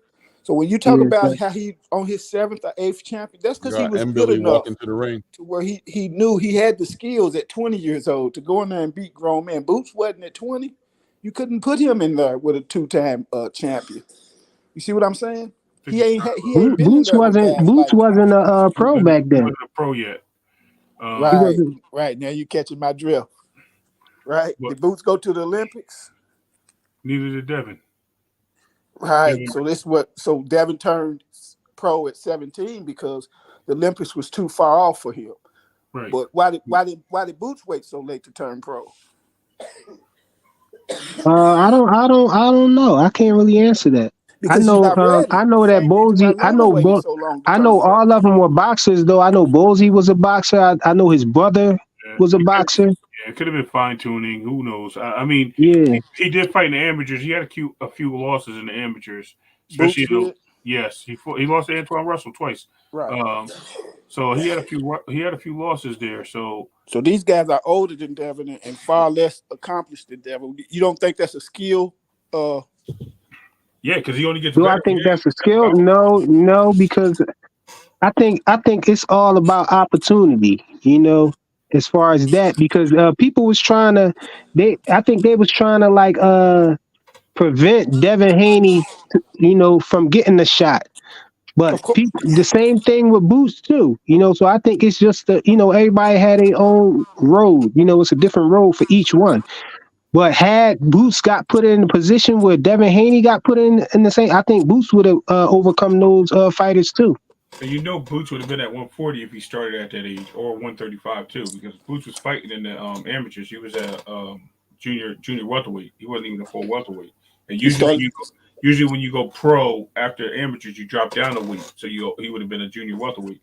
I mean, he would have been a lightweight. Oh, I'm sorry. Jeez. Yeah, lightweight. So just letting y'all know, we got them boys in the ring right now, Mbili and Rohan Moira. Yeah, I am watching. I don't know if anybody even knows who they are. I'm watching it. I know who they are. To me, every fight with Boots is the same. He's just super athletic over everybody. He's advanced. Yeah, he's so more, it's the same. I ain't mad at him for not having to use anything else, but that don't mean I seen it. You see what I'm saying? It might be there. No, I definitely co-sign that too. By the way, he might get clipped. I think at the end of the day, you become we're creatures of habits. At the end of the day, we built off habits. We're not people who could just turn off and turn on the way we'd like it to be. They say the way you do the smallest thing is the way you do the biggest thing. So if Boots is building up habits of playing around in the ring and getting away with certain things, fighting like a Terrence Crawford could be a dangerous fight for him. Do y'all think that Speedy Rashidi Ellis is a bum? Yeah, no, strap season. We definitely got the fight on. Absolutely not. No, I don't think he's a bum. Okay, well, Villa looked like a bum when he was fighting Boots, but he beat Rashidi Ellis though. He was looking like a bum. Yeah, he looked like a bum bad until he looked good in that fight. Yeah, until the last 2 rounds, he was looking terrible. Yeah, that should have been a draw. It shouldn't even been a draw. The knockdowns was in the last 2 rounds. The fight was already over. He already won that fight. Oh, wow. It's already starting up like that? Yeah. Y'all watching this fight? Can't do that. I haven't seen it. Yeah, they getting it in. They starting hard. Haney fought Gambo. George. Listen. He fought. First round. First round dropped it. First round. Oh, pop. Oh. We're listening. We're watching the fight. Go ahead. I'm listening. Yeah, I think Haney fought Cambosos different than he fought Regis, and different than on Loma. He sat down. Before the Loma fight, I've never seen Devin really sat down. Nope, he didn't. Yeah. See what I'm saying? I never seen him dip the knee. Like, I ain't going, I'm going to dip his knee and hit you with the brick like Daddy said. Usually, it's just stay at the end of his jab. And, boy, when you get a little bit out of pocket, I'm going to stick his he did it a little bit versus Jojo Diaz, though. Yeah, he tried it with the smaller dude. I will give him that. He sat down a little bit more with Jojo Diaz than he did with but with Regis, he went out there and just beat Regis up. Is this what y'all want? Right here? Here, take his 2. Threw it the most he ever threw it out of all the fights I've seen. And he whooped that boy and had him staggering 2 or 3 times. Murdoch is a game fighter, bro. You know what I mean? Game for, Yeah, I thought he was going to knock Regis out. And he should have. And that's my only complaint is he should have. Bill told him not to though. He listened to his corner. And maybe rightfully so, because could you imagine if he'd have knocked it out? Because this rehydration thing didn't come until after he whooped Regis. Right. You know what I mean? Before Regis, it was. He needs to fix that. Kenny, he's pillow fisted. After Regis, he got a decent jab, but they went from being chinny and pillow fisted and he don't stand a chance to he's too big. Yeah. In one fight. So just imagine if he's knocked him out.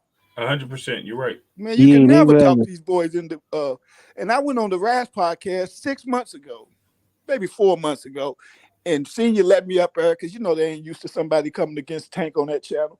He asked me why did I think Devin would beat him, and I told him. They laughed at me and called me crazy like they did when I said. Can I tell you my reason before you touch base on that, Rollo? Yeah. So this is my reason. I think Devin controls distance. I think his footwork is impeccable, and I think he knows how to stay away from that hand. And Tank needs to inch in to get the punches off. And being that he likes to absorb punches to let you get in closer, so you can inch yourself into him. That is the reason why I think he actually gets him, because I think he just has too much skill and boxing ability. Right. He has boxing IQ, but he's small, and he uses a lot of fighter tactics. And those fighter tactics can't always work when you have somebody that has skillful boxing skills. We've seen it happen with Mike Tyson when he fought Lennox Lewis. One in the bag. Well, you know, that was a whole different Tyson than the Tyson that everybody. It still was. What I'm saying is, it still was a scene. Hey, no, because Tyson was putting it on Lennox for the first 2 rounds until he got cursed out by Emmanuel Lewis. I mean, that's what. If you watching Tyson in 90, 91, 89, I watched compared to that 2002 Tyson, that's 85, not 85 and up. I watched Tyson. So the athleticism 86. wasn't there. You know. I agree. I agree with Rollo on that. But after that was not Tyson. So I don't even count that Tyson. No, that's not what I'm saying. I'm talking about a fighter with a IQ in the ring versus a boxer. That's what I'm trying to acknowledge. I'm not talking about. And I understand that. Okay, yeah. But yeah, the whole thing with Devin is his skills is just as sharp as Tank's. He's just too big. The same thing they said, I've been saying. He's too big when it comes down to it. He's too big. A 6-inch reach advantage off the back foot fighter. He ain't never going in there. That's what I was saying. That's what I was saying too. Mario's he's already flat-footed Mexican. Let's just keep it real. Now, when you dehydrate him and tell him he can only hydrate, he gonna lose 3 pounds of sweat by the 8th round. So now in the 10th round, when he done lost all, he's dehydrated. He can't scoot back no more. He got to stay in here and fight. And then Barrios got comfortable. Barrios got comfortable because he got tired. He was laying in that jab, and he kept getting comfortable. And when Tank hit him with a hard shot, he was hitting Tank with hard shots, and he was like, "Yo, I can hit him." He got comfortable, went in there, and then that hurt him. Did y'all see what? Dang, who's that?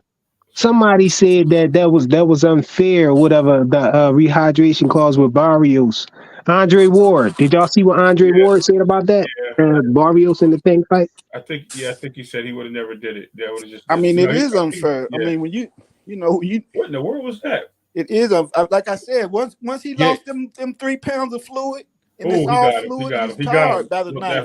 He's going to need a round to take off. When you do against Tank, uppercut. You got to sit there and throw punches. He's going to counter you and get you. The problem is Devin ain't. You need to get off those ropes, man. That's not coming with Devin, though. He pushed him in the tongue. Mm-hmm. He'll stick I'm saying that hard round you looking for to capitalize. And he hit him right in there. It's not coming. Here comes uppercut. Look. Yeah, because he ain't gonna get tired. So now Tank, oh my God. With Tank, it's either got to be a little guy like Cruz. Second round. Well, I ain't got to worry about him getting hurt, and I can stand in there. My punches are bigger than yours. Nasty. I got to be inexperienced like Rolly and Ryan Garcia, because Tank's that good to where you make that rookie mistake, like throwing 3 left hooks in a row. I'm gonna make you pay for it, right?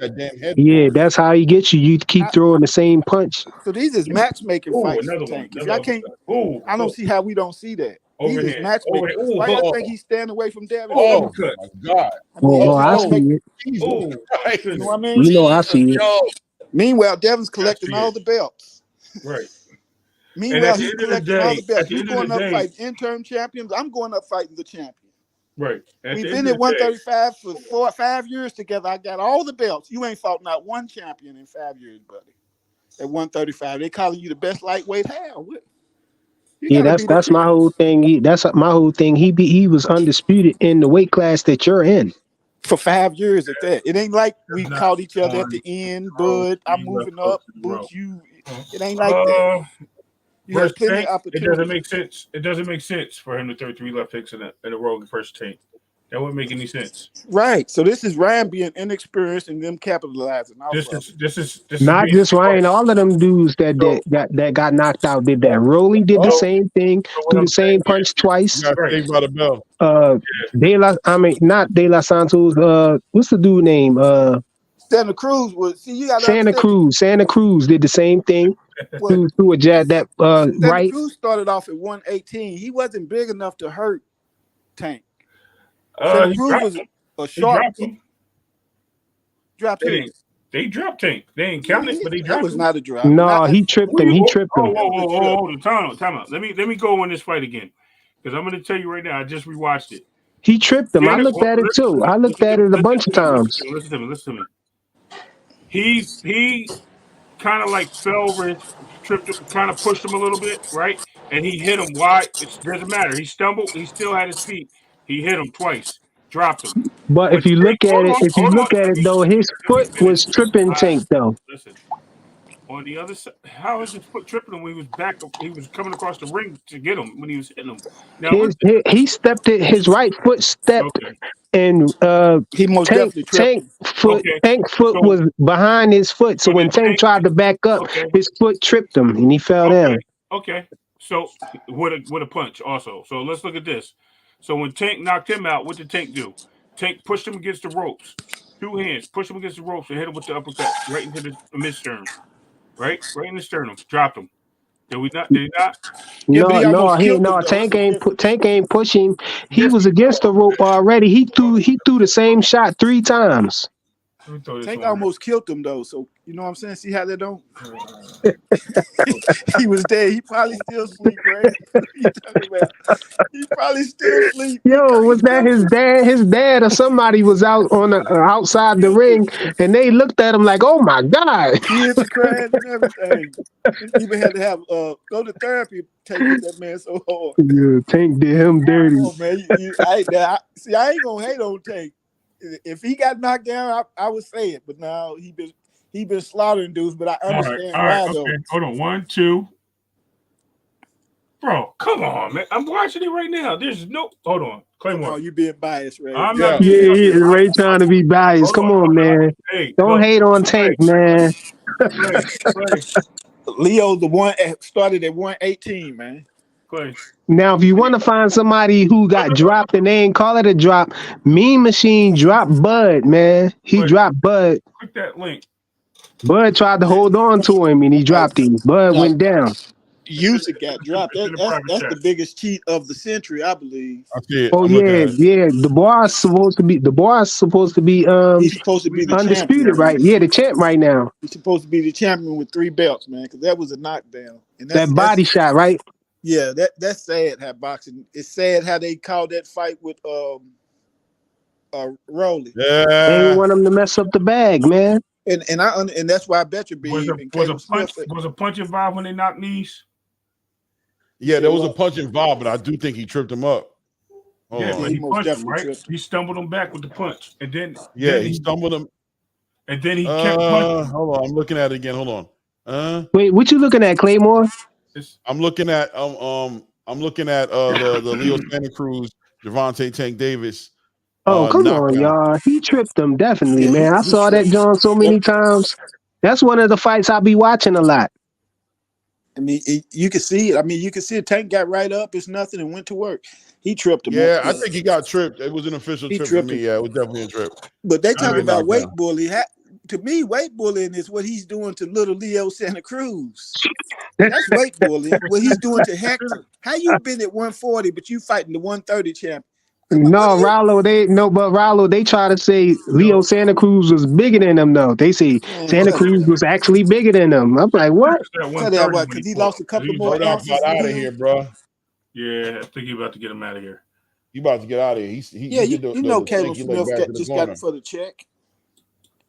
This is probably Bivol and Berterbiev probably next. That's the big Richard Parrish said, popular opinion, Loma was supposed to be undisputed. Come on, man. Loma took off the 12th round. He definitely did not win the 12th round. He took it off. Loma never had a chance to be undisputed. He won the 10th and 11th round. Not win that 10th round for sure. No, that's the only he didn't win the 10th round. I give him the 10th and 11th round. He didn't win the 10th round. He won the 9th round. We'll give him the 10th. I give him the 10th and 11th. Even if you give him the 9th, all the rest of them he was losing, bro. Claymore. I gave you that 10th round, right? I gave you that 10th round. What they said that it was dominant, and you was like, yeah. You was like, yeah. Nah, I see that now.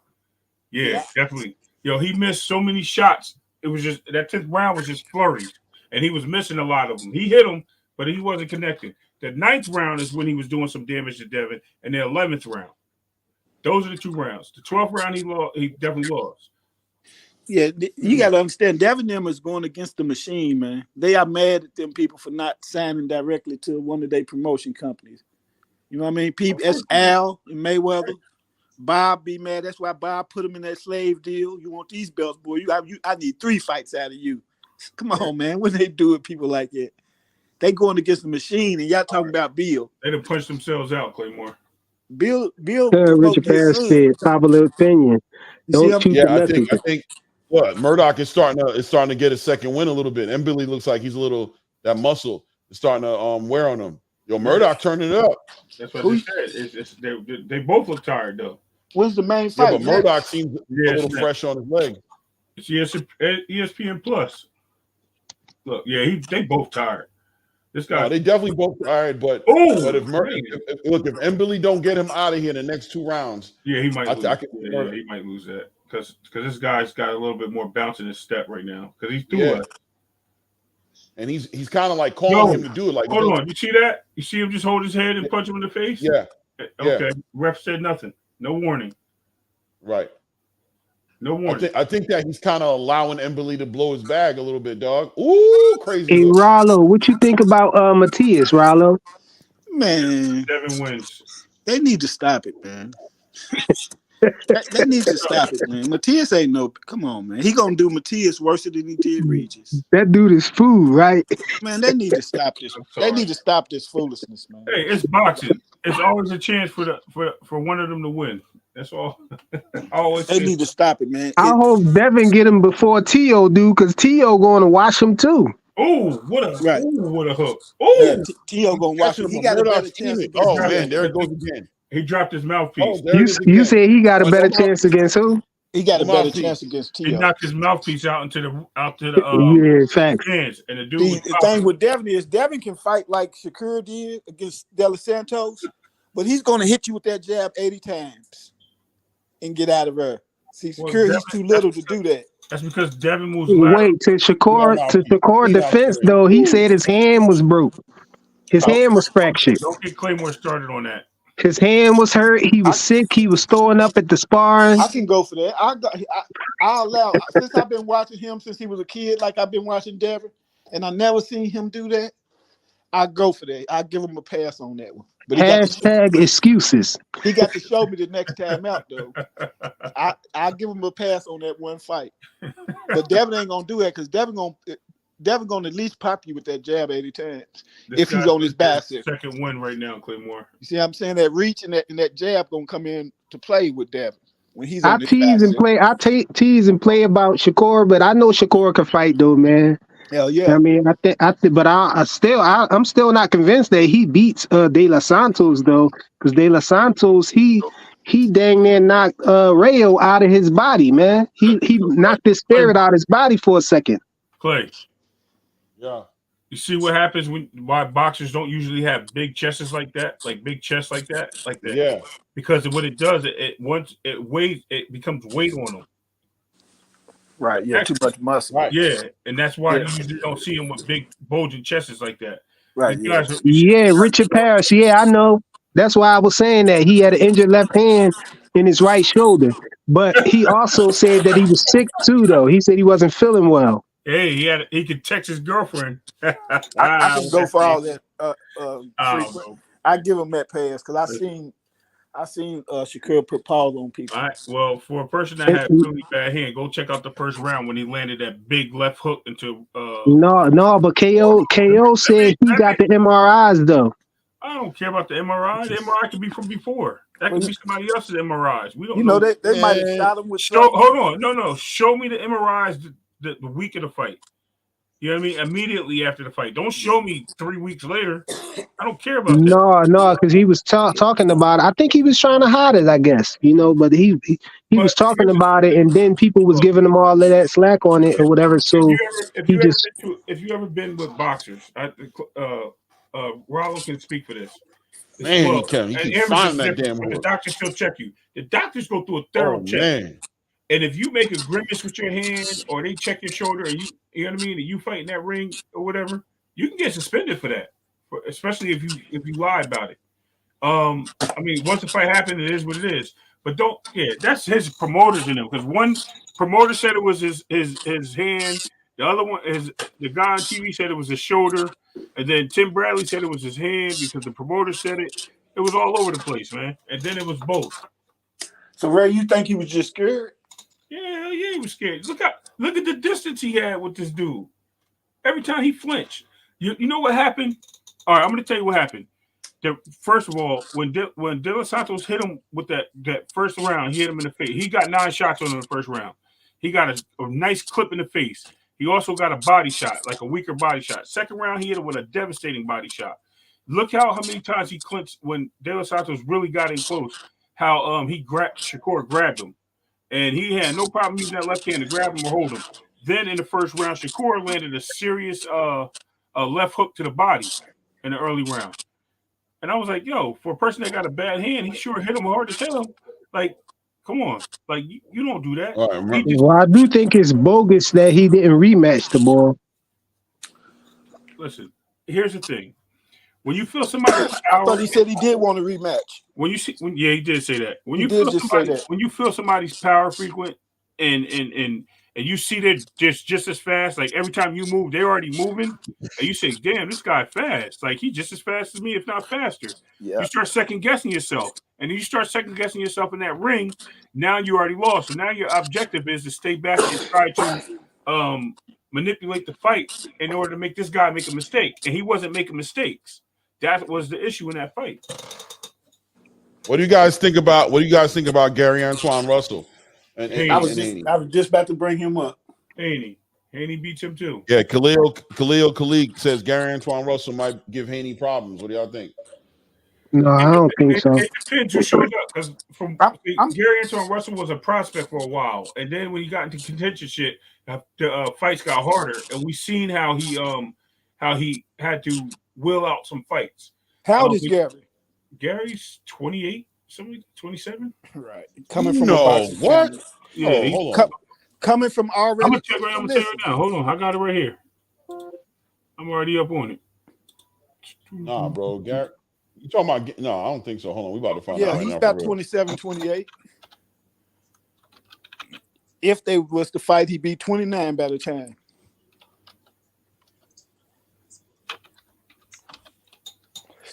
And Gary's coming from a boxing family, so he should have already been in position if his skills was like that. Let's see. Here he is right here. Gary Russell is at the age of 27. I'm accurate.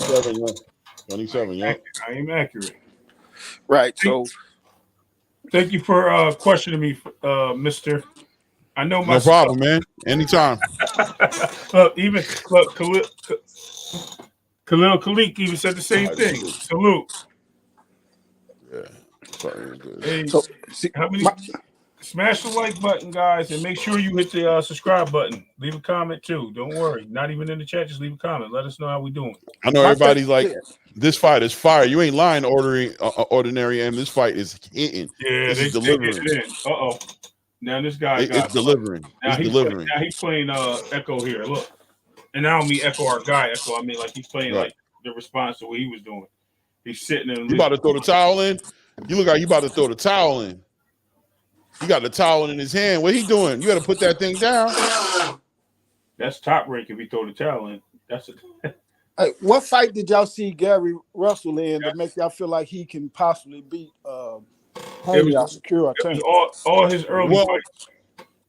It's not about a fight. I think it's a culmination of his fights, and I think Gary shows a lot of dog, and he also shows some IQ in there. And I think people sleep on the chances that he takes in the fights that he does, because he goes for the kill.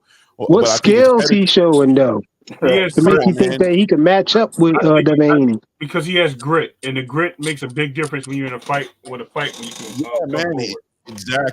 Exactly. And at the end of the day, he's gonna push that pressure. He's gonna push. He's not going to be too patient. I think at the end of the day, does he beat Devin? Devin just got a style of boxing that's very hard to beat. He really is, because he's so disciplined, very disciplined fighter. But Gary bring that dog, man. And any given Sunday, when you're bringing up fights like Matias and things like that, I think that's right up Gary's walkway, right down his walkway. You think Gary beats Matias? Yep. I think it's a rumble for that ass. You know what I'm saying? I think it's a rumble, and I think Gary can get him. I think Matias allows himself to get hit a lot, and I think he'll find that. That's my thing about Matias, man. He just be trying to go out there and slug it out with people getting hit and stuff like that, man. I think a puncher is going to knock him out. And Gary don't get hit like that. He don't get hit like that. He get hit, but not like that. Not how Matias get hit. That'll be a good one. That'll be a good one. You're gonna have to sit there for Matias to be a threat. You got to sit there. Yeah. Gary might be willing to do that. Moving around might be his downfall. You know what I mean? Oh, if he's willing to do that, might be his downfall. See, Dev, that's the thing about Dev is he's not going. Ain't no mistakes coming for 12 rounds. Ooh. You got to figure this out. You got to figure out how to stop you from jabbing you. He can't work. Yeah, another Saved by the Bell. He fights like they ain't letting him back out, bro. They ain't gonna let him back out. They're not letting him back out. It's over. He's showing him now. He's showing the ref now. He don't want to let him back out. Look, Devin, he fights more like a. Oh, he's trying to talk him into staying. Nah, man. He fights like Money Mayweather. He's telling the ref it's over. Look. You understand what I'm saying? Told you. Yeah, more. He fights like Money Mayweather. I'm going to outpoint you. I'm not going to let you get a power shot off on me without me returning the favor. But and I'm going to out-jab you. You see what I'm saying? He ain't going to get greedy, and we seen it. Regis was on noodle legs twice. He could have went and got him out of there. He ain't going to get greedy. He's going to keep the same pace. You got to figure out this chess match, and I ain't seen nobody been able to do it yet. That's it. You know what I mean? You got to figure out this chess match. And that's why I think Tank ain't got it, because you got to figure out this chess match and then get past these 6 inches. I agree, Richard Paris. I 100% agree. When he lean and reach, Devin's going to make him pay. He's not going to be there like Mario, dehydrated, sitting in the spot and can't get out the way no more. I'm tired. I just got to sit here and fight. And then that's when Tank catch him with the counter. All right. Well, Devin ain't doing that. And you got to get past this 6-inch reach. Let's talk about other fights. I want to make the Devin Haney channel. I'm sorry. No disrespect to Devin. Trust me. I just want to stay other places because we try not to bring like. I mean, they talking about Matias as the monster at 140, you know. So we're talking about that. Well, Richard Paris said Matias was more methodical in his last fight. He showed a bit of growth in his opinion. He was a little bit more methodical. I agree. I think that's because who he's fighting. He knew he was a puncher. He knew that guy was a puncher, so he allowed that to happen. I need to see him fight. That's why I said Richard Hitchinson is a good test for him to see where he's at, even though Richard's not interested in fighting him, because nobody's, that rehydration clause in that IBF belt makes people, who are bigger guys kind of suspect about fighting him for that belt. But I don't know, man. I think that we need to see him. Until you see him against that boxer, you don't know. These guys who's willing to slug and get hit, they look good until they don't, man. Until they don't. Yeah, what y'all think? What y'all think about Richardson Hitchens? Petros. I think Richardson Hitchens is the dark horse of the division. I think he's the guy who provides more issues for all the champions in the division than anybody else in the division. He's not a champion. What do I say about Richard Hitchens? You think he's not there? You think that that he's just right under Devin Haney? Right. I think he's like 2 steps behind, and I mean in speed and power, a lot of stuff. I'm not saying he's not great. I just think he's just slightly behind. Like he has a lot to catch up to do before he can beat a Devin Haney or even a Shakur Stevenson. I think he's just right outside the box. He's talented. Yo, Emberly, yo, shout out to Strap Season. I'm feeling that Strap Season.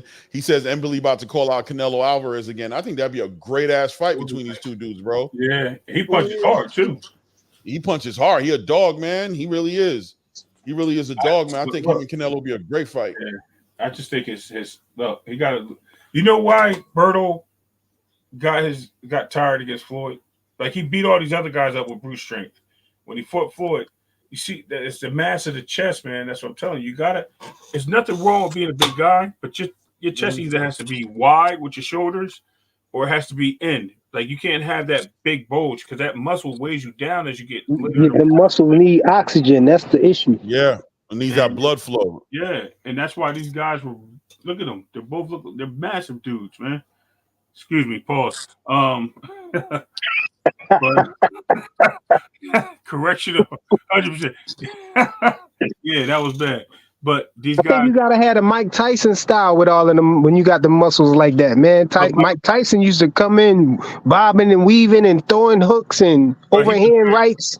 But these guys are throwing like they were throwing a lot of shots. Mike Tyson didn't go in there like just wasting shots. That's the difference. I mean, but Mike Tyson was a pressure fighter though. He walked you down. He tried to get in and throw a devastating. He was pressuring. He just was like. He just got him in the corner. He just kept swinging. He's like not timing him. Like you can see. Look again. You have brawlers, fighters, and boxers in the ring, and whatever this guy does, it just throws his right hand. Whatever. We're gonna leave that alone. But that's what kind of fighters you have. And when you have those type of fighters, styles make fights, man. And when you got which one was Mike Tyson? Mike Tyson was a boxer. He was a boxer. For sure. He just was in the ring with bigger guys like Tank. Sort of Tank. Tank is a boxer, but Tank gets the fighter style because he has to fight. So Mike Tyson, same thing. He had to fight bigger guys. So he had to get in there. I don't know if Mike Tyson was no boxer, bro. He was a boxer that had to fight. So I'll call him a fighter boxer because you can combine them. Because he knew he had great footwork like a boxer. He had great footwork. He had great head movement like a boxer. But he could fight. He had to get in there and fight these bigger guys in order to get the win. And that's the difference. When I think of a boxer, I think of a guy that can sit on the outside and point you, to stick the jab out there, and he probably could hurt you if he's a boxer puncher. Yeah. But I mean, but Mike Tyson didn't do none of that. He ain't never stay on the outside. Mike Tyson always trying to get on the inside. Boxing's not all about the jab either. It's also about footwork. Frequent. It's a lot. Yeah, but what I'm saying, Mike Tyson used to always try to get on the inside so he could do some damage to you. What we got in the he wasn't really out there trying to, he'll stick the jab out to get inside. Right. So what you think Tyson was a brawler? No. Yeah, I think Mike Tyson was a brawler. That's what I think. Nah, I think he was a fighter boxer. I think boxer. I think he was a fighter until he got inside, then he can box you. Inside. Once he was inside. What is Tank? Tank's a fighter boxer, but he's boxer puncher is Tank. Because Tank will set you up. Tank will set you up. He'll give you confidence, make you think that you're doing something to give you that confidence to come in crazy so he can set you up. Mike Tyson did that a lot. I don't remember seeing Mike Tyson on the back foot too much, bro. I mostly saw Tyson coming forward. Tyson did come forward, but there was times when he was on the rope and he set people up on the ropes. Remember, he fought Bone Crusher Smith and a lot of these guys earlier before he really got out there and started getting. But they pushed him back on the ropes. He wasn't never backing up. I didn't say that. Well, that's heavy. First of all, heavyweight's a different type of fighting, completely different fighting. That's why I said heavyweights are different. They punch more. and they throw each other around more. That's why it's hard being a heavyweight. And that's why any division, any fighter can be a heavyweight. If you want to go up there at 135, you're going to get killed. That's why they got pound for pound. Pound for pound tells you if this guy was in this division at this weight, how would he fare? That's why that's what pound for pound is, right? So let's look at it. Right. So let's look at it. Mike Tyson, because of his height, and he can get down to 167, Mike Tyson would have been an excellent boxer. Right? You agree? Because he didn't need to go forward as much. Mike Tyson is a excellent boxer, in my opinion. I think I don't see Tyson winning no fights on the outside. If he was, because he's short arms, because of his arms and his legs, but not because of his knowledge or his IQ. Right. He could box, but that wasn't his style, though. Right. He was talked about one of the best, so he could box. He has boxing skills, dude. He definitely had. I'm not saying you got me mixed up. I'm not saying he didn't have boxing skills. I'm saying that's not what he was. He didn't stand on the outside and box. He used to throw the jab to get inside and try to do some damage and bobbing and weaving and trying to get in to throw hard power punches. He wasn't like. So what I'm saying to you is he's a fighter boxer. Now listen, Ray. And that was Tyson's problem. If you got him late and it was time to box, that's when you had his ass. Right. Yeah, because he wasn't a good boxer. He could box, but that wasn't his style. His style was the peekaboo and come and get you. That's why when he was 30, he couldn't get and bend on his knees and get agile like it no more. So he was nothing. I mean, I'll be honest with you. That's why he had problems with Buster Douglas. Outside of him sniffing like a half a zipper of whatever and partying his tail off, Buster was really keeping him out. If he would have fought Buster Douglas again, he would have knocked Buster Douglas out, bro. Number one, right. But I'm just saying, in that fight, he got outboxed. Buster was boxing and keeping him far outside on keeping that jab on him. And so what did he do? How did he win the fight? Buster was jabbing, holding the whole fight. He boxed. Right. Boxing. Right. Jabbing, holding. Yeah, he boxed him. He never caught anything. He never defensively made him make a mistake. Tyson was still connected with him.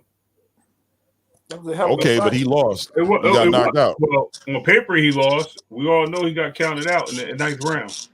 It was a hell of a fight. It was a hell of a fight, but Buster. When Tyson got late, he got tired, and the peekaboo. Yes, I agree. Kind of went away. I agree. So now he got to close that distance without this magnificent swift peekaboo because he's tired. He got big muscles to be trying to do this peekaboo in the 10th, and now that's when he started getting his eye boxed in. You know what I mean? And before that, with Dan, I went to the Danny Williams fight. He boxed Tyson's head off once. And don't worry, Rollo.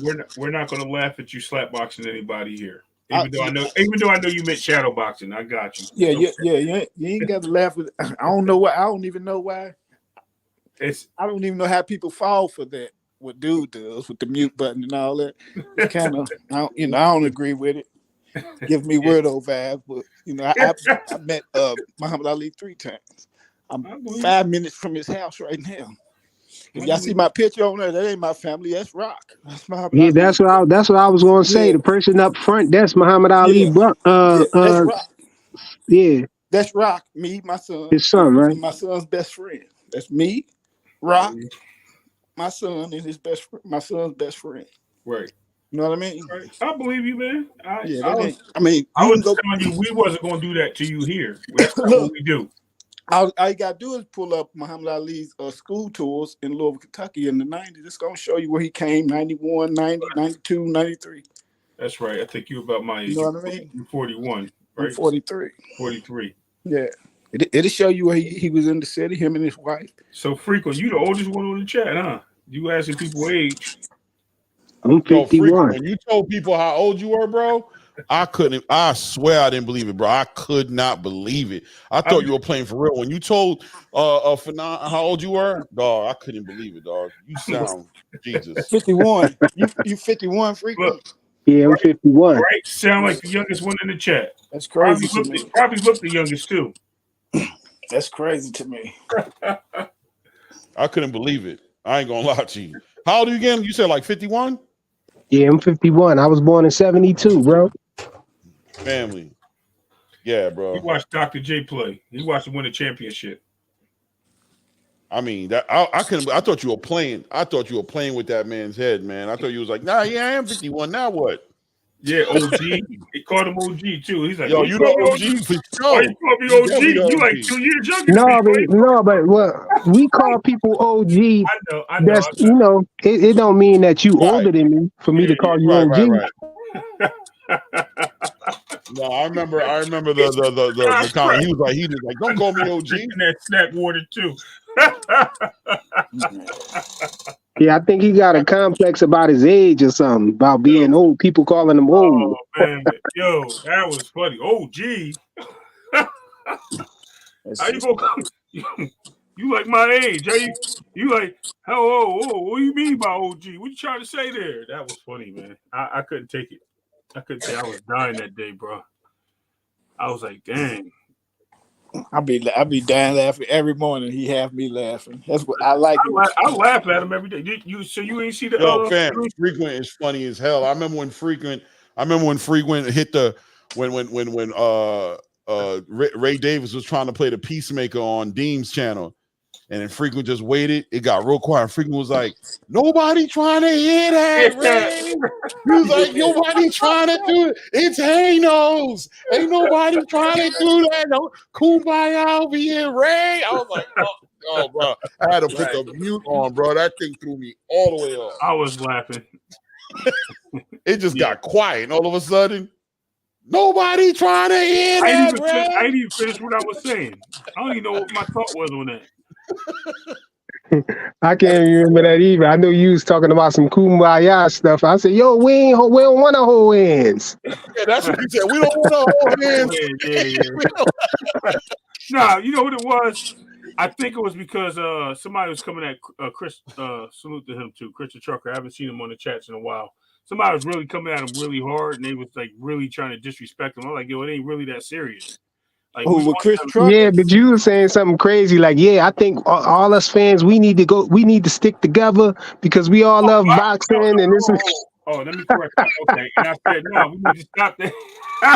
Yeah, I probably did, but I was probably saying that if we're boxing fans, why are we talking stupid with each other? Like and I get the debates, I get the you know what I mean. But that's how Chris Trucker talk though, Ray. I know. Listen, but I talked to him, and I'm like, dude, you also come at people too. Like he's extremely aggressive. I told him that, and I told him. Yeah, Chris Trucker, that's my guy. When I first met him, I was on Fanon channel, and we was talking about Devin Haney and Tank, and we got and he put us both up on the panel at the same time.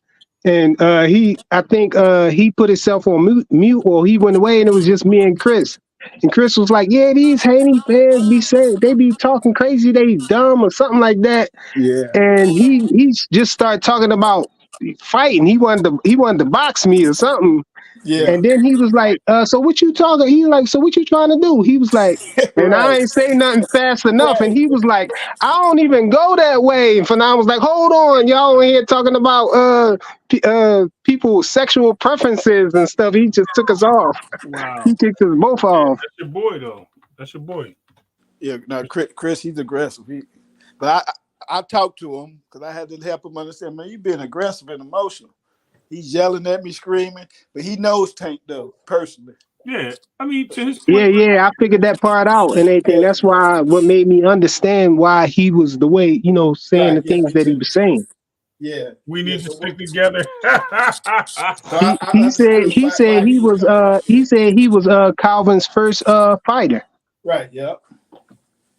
Yeah, that's cool. Basically, he and he told me he said he be coming to Philly and he a Muslim and everything. He said he be coming to Philly to get his thobes and stuff like that. And I was like, oh, okay. And so I understood him a little bit more. Yeah, basically he helped raise Tank, basically. So if you've been in the gym, I remember I was there. Was that on Deem's channel? When that happened? No, it was KO or 2 Cents. I was on the Raz podcast when I was talking to him about it. No, when Chris flipped out and y'all got into it, and he was like, "You being emotional." That wasn't us. That was. I was on the Raz podcast. So I forgot his name. I think it was King Judah. He was being emotional. King Judah that was getting at him. Nah, you definitely showed that Rollo was definitely the grown man in that conversation. Like young bull, you are doing a lot right now. What is going on? Was you there, Claymore? Yeah, I was. I remember that. Yeah, It got I had to crazy. explain to him what emotional meant and everything, because he just wasn't. And like you said, he'll jump on there and call you stupid and dumb and be the one though. And I'm trying to, you know what I mean? And I'm like, calm down, man. First of all, if you stop yelling to the top of your voice, then we can talk. Get some of these. Yeah, that's my Muslim brother. He good though. That's my people. That's what's up. Yeah, dude. He loves boxing. He loves Tank. You got to give him that. He's sticking up for his homeboy. Yeah, because he on that side. I don't be mad at them for that. You know what I mean? That's their guy. I can understand that. You know him, so I can understand. I don't care what my partner do. I'm riding with him right or wrong. Right. But the other dudes, if you from fucking Idaho and you talking about this man ain't come on, man. This man ain't fought a champion in 5 years. Hey Rollo, my thing is this though. They be trying to ride hard for Tank, but they don't want to even say his name though. The man then changed his name, then said his, he took, Islam, and he said his new name is Abdul Wahid. They don't even want to call him the right name. They don't want to say his name right. Oh, I ain't calling him that. And all that. Y'all ain't treat Muhammad Ali like that. Yeah, I guess he's America's favorite, we could say.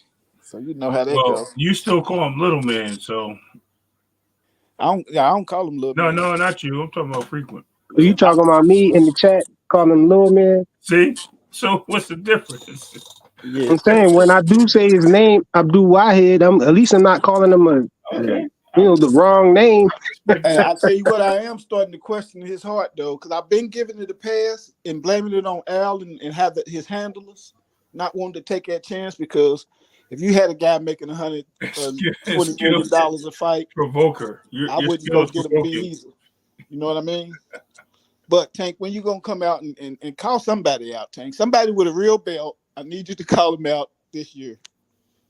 I need you to call somebody. I don't care who it is. I think he need that Loma fight. At least we know it's not Pitbull though, because Pitbull calling other people out.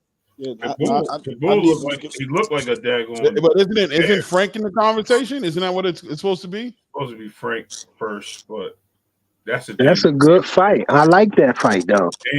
So who's going up for the WBO belt in the IBF?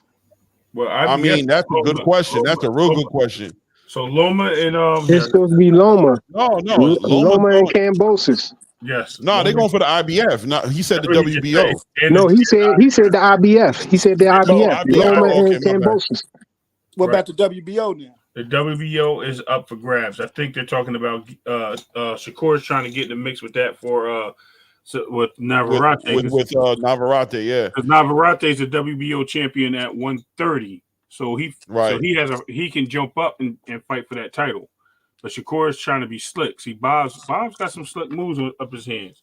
And like I said, all that does is just dangle Loma in front of him with 2 more belts. But how's Shakur gonna get in line for the WBO if he already got the WBC? Because he's a champion, he can unify. Yeah, so he can exactly. He can unify, and Navarrete can get Navarrete can come up with the WBO belt at 130 and get a shot at the WBO title. So if he can square it away to where he's fighting Navarrete for that vacant belt, boom.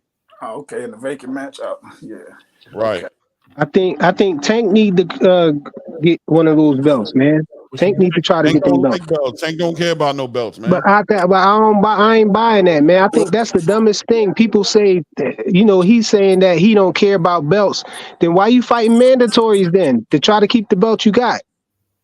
Like just sound it don't make sense to me. You fighting mandatories for what? Hold on, let's get some predictions going again. Hold on. So what do we got? What do you guys think about Callum and Berterbiev? I mean, I'll say straight up. I've already said it. Strap season. I think that Berterbiev on paper is supposed to win this fight, but I am interested in seeing how that layoff is going to affect him. I'm interested in seeing did he get old overnight? The testosterone test and all that atypical and his HGH levels. That's usually stuff you're hearing from people who are like starting to cross over from that on that age level when the testosterone levels start playing. I think Callum Smith is a game opponent. I think he's coming in thinking he could really win, and I think he thinks he needs to win by a knockout. So I think we're going to see a straight shootout. But I'm still going to go with Berterbiev for the win, but I'm watching very closely and won't be shocked if Callum Smith does it. I'm the instigator and provoker. Well, Jonathan 97 said he got Smith winning, but I don't think that Smith going to win that. I think Beterbiev going to knock him out in probably like the 6th or 7th round. I got 7. Beterbiev in 7, man. They're not gonna mess up the Bivol Beterbiev fight. They're not gonna miss out on that money messing around with Smith. Smith probably got 2 fights in 5 years. Exactly, 2 years, but yeah, two and a half. Yeah, so he just there to get a check, and they're gonna promote Beterbiev a little more. Look, he knocked him out, and him and Bivol's the big fight. That's the climax at 175. You think Callum there to get the check? You don't think Callum coming to win? I said the climax at 175 is Bivol and Beterbiev. You're right. That's for sure. You know what I'm saying? Yeah, so they're not gonna let Caleb Smith. They call that man. I bet you he ain't trained in nothing. This is boxing, man. I'm kind of feeling like Beterbiev is trying to avoid Bivol, man. It's a money fight. It's coming. Yeah, it's just like he's 38 years old. He could have been 40, yo. He done milked it long as he can. He's 38. It's time for him to get paid because he ain't really got paid no hell of a money. He's 38. Who you like in that fight, Rollo? Man, I don't know if I'm being biased because I can't stand Canelo and I don't want to give Bivol his credit, but I don't believe in Bivol. I think Bivol gonna win that. I just don't know Bivol because Bivol ain't had a knockout. Damn near like Devin Haney. All right. He don't need no knockout. He could beat him with the sweet science. I'm gonna give you a really good prediction. 3rd round. Well, why ordinary M coming for your head? I know. I'm laughing at him. I got him. He's cool. I did provoke everything. I don't even know what I provoked, but I'm gonna say yes, okay. Because I don't do that. I'm just gonna say I did. Unless you're talking about me beating up other YouTubers, Fanon. Claymore, you want to drop that bomb for me? Let's get it. That's what it was like. I had no problem admitting that. It sounded like he crashed into a wall to me. It didn't you like hit the wrong button, Claymore. You supposed to hit the shots fired, John. Look, I got a person in the chat that said I made him put his head down on his microphone. Oh no, he do that all the time now. Oh no. They're like literally, like he did that on me. Yeah, he do that to you because it's hold pause. I didn't know that. There you go. But has he ever thought about what took place a whole day after? He came up and said, "Yeah, you had me thinking about that all day, man." Huh? Yeah. He only did that to Tierra Lane. Listen, man, I think at the end of the day, especially considering we're talking about opinions, I think a practical opinion, a reasonable opinion, it's hard to sit there and shoot it out the sky and say it's not an opinion. And whenever you're on the side of that argument where you're challenging somebody's opinion for it to be absolute, I think you do lose. I think an opinion is an opinion, man. And if you're arguing somebody's opinion into it not being an opinion, I think you're gonna have a hard time winning that kind of an argument. Yeah, facts. Yo, Strap Season said he think that Beterbiev is the one being avoided. But I was saying that I think that Beterbiev was ducked. It seemed like he's avoiding Bivol because that last, I think it was it might not have been his last fight, but the fight before that, Beterbiev, he could have called out Bivol, but he didn't say anything about Bivol. When clearly Bivol was the guy to beat. He don't never say nothing. He don't ever mention Bivol. How you don't ever mention Bivol? Or Bivol, however you say it. And Bivol had just beat Canelo. It was the perfect time for you to call him out. And he ain't call him out. So I was like, well, what's wrong with him, man? I think Beterbiev is a little, he not that confident when it comes to Bivol. So prime time. We just talking about might be right. Channel. We all go on this other channel, and it was a little discussion. That's all. It was subjective. I'm going to be honest with you because Claymore said that I have a humble side. Yeah, too humble sometimes. That's why I had to get at you. Most definitely too humble. Motivate you. Both humble, bro. Because I don't want. Man, I gotta agree with Rollo now. I done talked to you about that already. It burns me up. I talked to him about it, Rollo. I done talked to him about it one-on-one. Like, yo, bro, you got to stop that shit, dog. And look, you told me that, and I went on there and cooked them. That's it. No, you did. You went back, but I'm just saying. I had. But look, Ray, when Rollo was talking, I'm like, yep. You almost changed your point of view to satisfy his, Ray, and that's what burns you know me what up. it is. You know what it is. Let me tell you how I do it. Sometimes what is the thing? You don't argue with fools because from a distance, no one can tell who's who. So the point is, so here you go. So when people do that and they start getting at these things with you, and you know they're not going to let it go, you agree to disagree, and that's all I do. And then I bring it back. Sometimes you can't even agree to disagree on that, man. He won't even let you do that. Y'all can. You guys can. He won't even let you agree to disagree. I can. All of y'all get better than me and Rollo. We be getting muted and thrown in the back. I get thrown off the channel. All day. Yeah, but all see, day. see the difference between me and you, frequent, is I cuss his ass out. And tell him kiss No, my ass. Rollo get his in before he go. He get his lick in. Yeah, you know, I'm but this the thing. Y'all gotta think about this and consider this. I don't even be cursing them out. I don't disrespect them or nothing, and I still get thrown off and muted. That's because he called you frequent liar, bro. That was the funniest thing I've heard. I get called a liar. See, so that's proof that I be actually winning, bro. I He ain't agree. got no win like with that. me except to just throw me off, bro. At the end of the That's day, how I feel about it. I ain't gonna lie. When I see him do that to Freakin', I'll be like, I'm telling you, I think Frequent's one of those. He's like the Winky Wright of the channel. Like nobody gonna give him his props, but he's sitting out there doing the work. Look, he do it to both of them, and I be dying. I think one dude actually was cooking them once. Some computer dude. I don't know his name. I'm blocked. Oh, he blocked you again? Yeah, and that's what I'm saying. You keep on blocking me, and I'm like, we ain't in no relationship, motherfucker. I try to call in you and say you've been blocked. Yo, me too, Rollo. He throw me off, block me, then he bring me right back, though. I'm saying you blocked me from even being able to call in. Have you ever been blocked from being able to call in? Yeah, when you get blocked, when he throw you off the channel, you can't call in no more. Yeah, I was blocked from coming in on the panel before too. Boxing Hacker was cooking him one day. He blocked Boxing Hacker. Listen, man, that was funny. He blocked. He was like, that don't mean nothing. What do you mean? Listen, he blocked me, and then today accused some dude named Virgil Green of being me. Crazy. But did you call? Yeah, hold on. Let's clear the air here.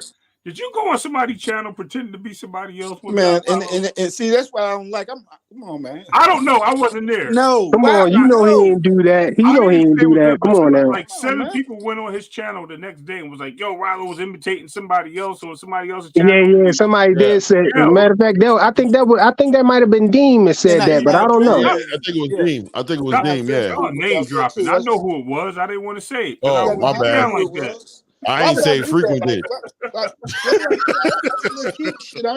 I got an opinion about boxing. There's snitches in the room, boys. Snitches in the room. You know what I mean? I got an opinion about boxing, and I can guarantee that I'm probably the last motherfucker to spar on this chat. Nah. Definitely. He. You got to get on that King train. Once you get on that King train, you'll be all right. He'll let you up every day. I don't understand what you meant. King train. Look, because King get up there, he hate King, but he let him up there just to body him, right? So just let him, you know what I mean? Here's the thing, Rollo. I think his problem with you is y'all have like 4-hour debates. I'm like, yo, I'll walk away and I'm coming back. I'm like, yo, because he lies. I mean, yo, I truly don't understand what it is with me. One time, I think it might have been today. No, it was yesterday. I came on and I saw that the show was scheduled. The live was scheduled. I was on my way to work, and then when I got to work, I went and got on the channel, and I was in timeout. When I got there, I said, yo, how you put me in timeout before I actually get to say nothing? The first thing I tried to say in the chat, I was in timeout already before I even said anything. It's terrible, man. Body shot. Play more. Third round. No, yeah, maybe. Salute to Frequent too early, because honestly, Frequent Fly is the reason I got my wrench on that channel. He was the one, because real talk, he be trying to push me to the side a little bit and act like he don't. You know what I'm saying? Like he ain't seen me. Yeah, Like I told him you were right. Right. And you was the one who was like, "Yo, hold up, why don't Claymore?" I always do your voice now that I know your voice. I just picture you in your voice going, "Why Claymore ain't got no wrench no for 9?" And I'm like, "Word, that's what's up." Why that dude sound like you, man? Anthony something. I thought that was you on another page. I was like, Frequent, that's you. Some dude, Anthony somebody, I don't know his name. He came up there too. He sounded just like you, laugh like you and everything. And then when you said you was 51, I said, "Oh, that can't be you." I forgot his name, but he came up there. Damn, Claymore, y'all all got wrenches. I had a wrench for about 30 minutes. Yeah, he was like, "Give me a wrench." He said, "Give me a wrench for now." I had a wrench for about 30 minutes. Because what's the name kept throwing him, kept blocking his thing and throwing him off. I was like every 30 seconds. Timothy Stoudemire, I think, right? Who was it? Yo, I ain't gonna hold you though. I think Callum game, bro. I don't know, bro. Man, he got this look. Hype. I don't know, man. I don't know. Believe the hype, Claymore. Body shot. They coming out now. Yeah, they in the ring right now. Callum looking like you know what I'm saying. He playing one of those like those English like Navy SEAL movies, like those he look like Ivan Drago in the ring. I wouldn't be surprised if you saying Callum took a dive at the end of his fight. Watch. Body shot right there. That's what it's going to look like, right? Oh, man. I know boxing. It's over, bro. It's over. Look. Oh man. Yeah, better be on him. Oh man. I know boxing. Oh man.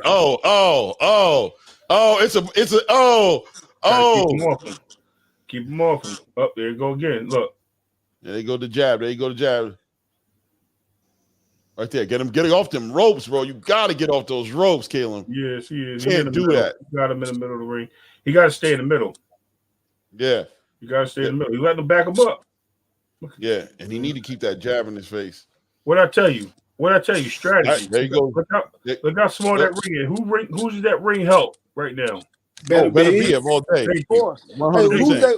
Whose fight is this? Callum Smith. He's fighting Callum Smith. Berterbiev's fighting Callum Smith. The dude that can help. Who's their promoters? Top Rank. It's in-house, right? Yeah, it's Top Rank, yeah. Right, yeah, in-house. So I was explaining this, Rollo, when Shakur fought, the ring was like the supersized ring, like the 22-foot ring. Right. I was like, why? I said, y'all, and everybody thought I was crazy. They tried to laugh at me. I said, nah, that plays a big part in boxing, especially that type of fighter. You got now light heavyweights in a regular 16-foot ring. Like, that's tight for them guys, but it is what it is. You know, if you got a promotion company and you throwing the fight, you're gonna do every little thing for your fighters. Right. That's what I said. This is your money, you know what I mean? And that's why I understand why certain fighters don't fight certain fighters. You know, it don't be the fighters, man. It be promotional. Yeah, it's money, man. They making real money. That's why I want Saudi Arabia to kind of like make more of a statement. I know they're working with the heavyweight division. But I want to see Saudi Arabia kind of get involved a little bit more and show these fighters some love and focus on these big fights we want to see. Like right now, a lot of people don't want Saudi Arabia to get involved with boxing. I don't know why. Because you know why? They're afraid. Yeah, go ahead, Claymore. It's a promote. It Saudi Arabia is in the game. The Bob Arams, the Al Haymans, all these guys, they don't get the leverage that they've had. They don't get to control it the way they do, because if Saudi Arabia sees a fight that they want to see, they're just gonna throw the bag at it. Like right now, Boots Ennis and Terrence Crawford. If Saudi Arabia is involved in that, and enough people show that, because Saudi Arabia is into that. The thing about Saudi Arabia that makes them unique from everybody else is that the prince is High priest doing what he wants to do. He's not really concerned with the profit that much.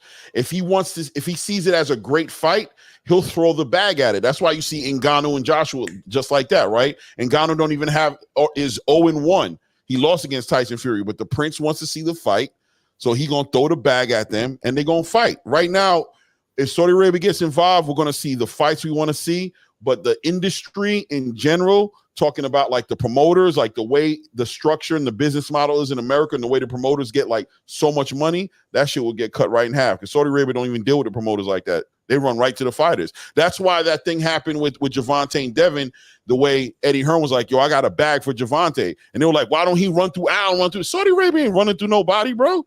They're like, "Down the hell with him. Don't take the money then. If you want the money, we want to see the fight. We talking to you. We're going to shoot you the bread. You can do whatever you want with the bread, but we're not dealing with all those middlemen who are trying to swindle us and tell us, sell us and promote. We're not doing all that. We got a bag. Right. We want to see the fight. If you want the bag, have your people holler at us. How about that? You feel me?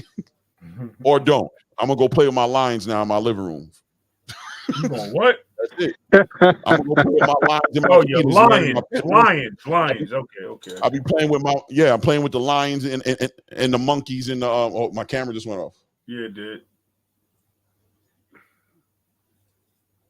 You need to switch the battery? No problem. I'll just switch it onto this one. That's why we got multiple. You gonna get the battery? All right, cool. I'll just do it like that for now. Yeah. I'm gonna help you get something for your camera, by the way, so you don't have to have that issue. So it plugs in. Right. It's a dummy camera, and you can plug it into the wall. Okay. Yeah, I'll help you get that. Hey, where y'all? But huh? What was that? Somebody broke up. I don't know who was it. Yeah, Rollo, what was up? What y'all think about Ben Whitaker? Ben, you talking about that English bloke, the black dude? Am I right? Where Ben Whitaker from? Rollo. You're breaking up in a bad area. Oh, I don't know what happened.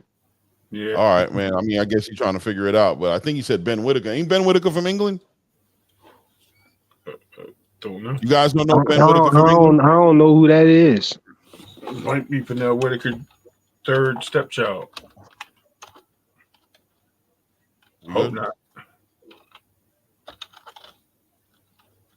We good? All right. Yeah, I'm still here. What's happening with the fight? I'm just switching over to now. Berterbiev is backing. I'm sorry, Smith is backing up Berterbiev now. Now Berterbiev's coming back out. Through two jabs, getting with the ropes. Smith got two ropes, a body shot. Oh, three piece in the face to Berterbiev. I think Smith getting. Well, let me tell you something, dog. Callum got over that whirlwind, that little hurricane, and now he's boxing. Miss hook. There you go. Another. Uppercut to the ribs. He just needs to get off those ropes, man. He got to get off those ropes. He got to stop him. In the middle of the ring, he got him, but it's when he goes to the ropes. Listen, man, Callum's letting him go. Yeah. Callum's letting him go. He got to stay off those ropes. Oh, he got punched right in the face. Lifted his head up.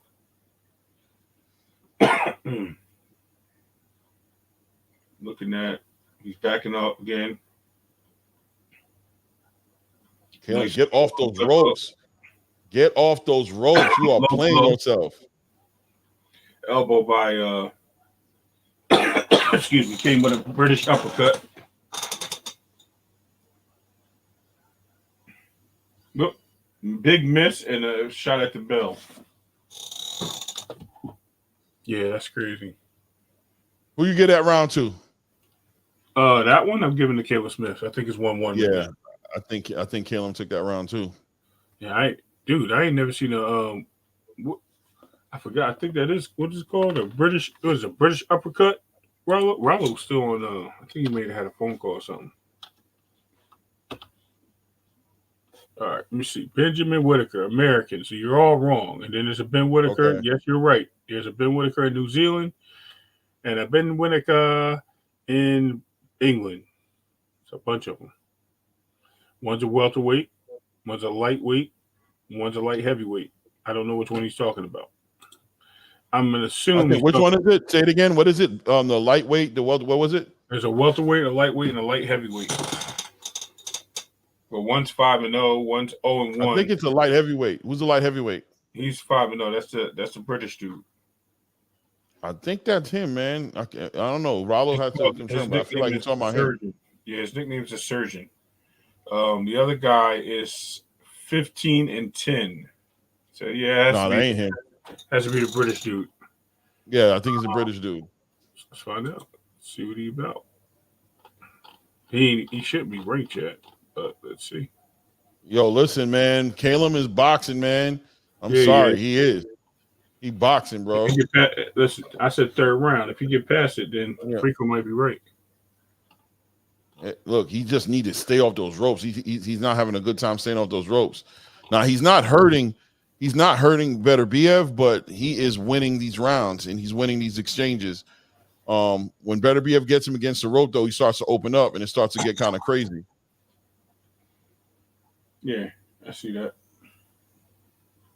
Oh, these exchanges! What a check hook! Oh, check hook by Callum. By Smith, yeah. Yeah. He needs to get off those ropes. On God, he's gonna be mad in a minute if you don't get off those ropes. Oh, another low blow by Callum Smith. They're warning him to keep it up. It's the second one. I think it's the height thing. You gotta keep them hands up. It's the height thing. Callum keeping that pressure, man. He's keeping that pressure on him. Keep that middle of that ring, and you have a chance. Keep the middle of that ring. Keep the middle of that ring. There you go. Yes. Keep the jab pumping. There you go. I tell you what, if he breaks the skin between Berterbiev's nose and his eyes, right, he might win this fight. If he break the skin between his nose and his eyes, what you talking about, bro? I already knew Freako was coming. I knew he was coming when he said that. What are you talking about? I knew in my heart, I knew he was coming. I can't think of the name of it right now. Between the eyes. Because even me, when you said it, skin between his nose and his eyes. I meant to say on his nose, in between his eyes. My bad. Listen, when you said it, Ray, I felt what Freako was saying. I didn't say nothing, but I knew Freako would say it. Hold on. You know when you say something and you hope nobody heard you and they just agree with you? That's how he said something. So. Yeah, I let it go, but I in my spirit, I'm like, Freaking gonna say something about that because I don't know what he talking about. Freaking gonna have to say something. I know he gonna say something. Yeah, he did. Yeah, I forgot what they call that little thing. The little bridge of your nose, the top of the bridge of your nose. If he break, oh no, he got. He's gonna say something. I already know he's gonna say something. Well, I say body shot, third round, 20 seconds left. Oh, he missed. Yeah.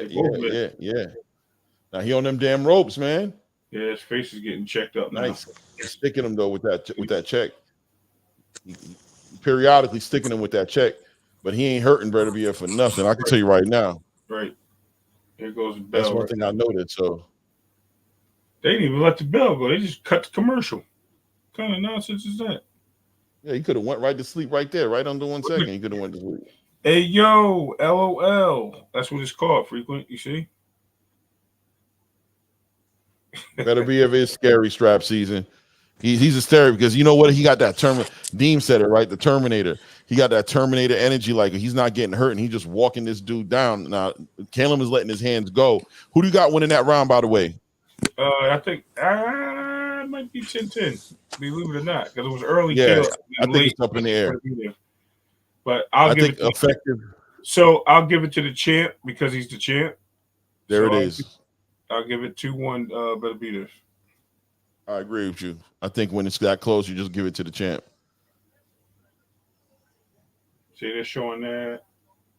This is their fighter. You see, they're only showing their fighter shot. Told you body shots. Look what they show. Yeah. I told you. Gonna drop him with the body shot. As long as you keep him in that ring. You're gonna step on the camera, man. He got to get off those ropes, man. He get comfortable on the ropes. Yeah, no, he does that to bring him in because he's trying to set him up. But that's not going to help when you got like that. Plus, you're not getting no power when he's up in your chest like that, man. You got long arms, bro. You need that space. Well, hey, it's that looping hand, man. That looping hook that hurts. So yeah, strap season for sure. Going past 6 rounds, I think too. Yeah, maybe. Uh-oh. There you go. It look like you looking for the upset. The 6th or the 7th. Me and Rollo said he going out. Well, you got 3 more rounds. Let's see one round. All right, Rollo, I see you. You back? Yeah, I got the 7th round. He going out. Hey, what y'all think about Ben Whitaker? You talking about the English bloke? Up and down, light heavyweight? Yeah. I think he's entertaining. Number one, he's definitely entertaining. Is he the real deal though? I don't know, man. I haven't seen that much of him. I just seen like pretty much highlight reels. What do you think of him? Is the better question. He hurt him. Callum's hurt. Callum's hurt. Callum's hurt. Callum's hurt. Oh, Callum's hurt. He's holding. He's hurt. Oh, back. Oh. He got heart, boy. Oh. He just punched himself out, Claymore. Yeah. Nah, he's hurt, though. You can see he's hurt. Get off those ropes, you big, tall. Damn. Get off those ropes. What are you doing? You got to move around. Get off those ropes. Now, man, he's going to tap you up. You cannot do no work against those ropes. Boom, look at that. Right. There you go. Work that body. Push him. There you go. There you go. Combos. There you go. Nice uppercut. He caught him with a nice upper right there, Ray. Get off those ropes. There you go. Stick that jab out there. Pump that jab, bro. Pump that jab and get off those ropes. Get off those ropes. You're going to go to sleep. He's going to sleep, bro. There you go. There you go. Pump that jab. That's what you wanted. Pump that jab. Pump that jab. Hit the body. There you go. Up and down. There you go. Work it up and down. There you go. Nice. There you go. Hit the body. Good job. Pop, pop, pop, pop. There you go. That's what you got to do. That's what you got to do. There you go. Keep pumping that jab. Right there. Get off. There you go. There you go. There you go. There you go. Nice body shot. Nice below the belt, too. I like it. The ref didn't see it. Good. You might need it. There you go. Move your head. Get off the ropes. Get off the ropes. Get that. Nice. Ooh, nice. Nice up to the body. Yeah, Berterbiev won that round, but Callum Smith is a dog, man. He's in the game. He's in the game. Round. But it's so what do you got to score right now? You gave him that last round, Ray? Are you there? Yeah, I'm here. Yeah, White Walker. I didn't realize I was on mute. I was talking to you and everything. I said, what? Oh, okay. I said, yeah. I said, definitely got him with a couple hooks. I was talking about the low blow and everything right before you.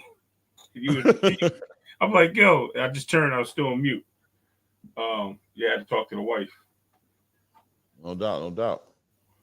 So yeah, we in the fifth round, man. This might. Callum just ain't got no power, man.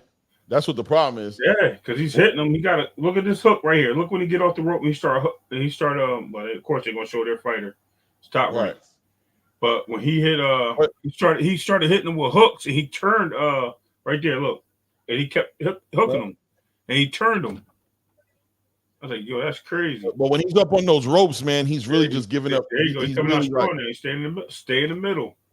Yeah. Slide that jab and stay in the middle. Take that real estate, that middle of the ring. Back. There you go. Come on, look, you're backing up too easy, too scared. Go, move around him. Damn, they gave Berterbiev all 4 rounds. I don't know about that. I don't know about this scorecard. Top rank. Shakur got all the rounds too. He lost the first round. I think Callum definitely got the first round.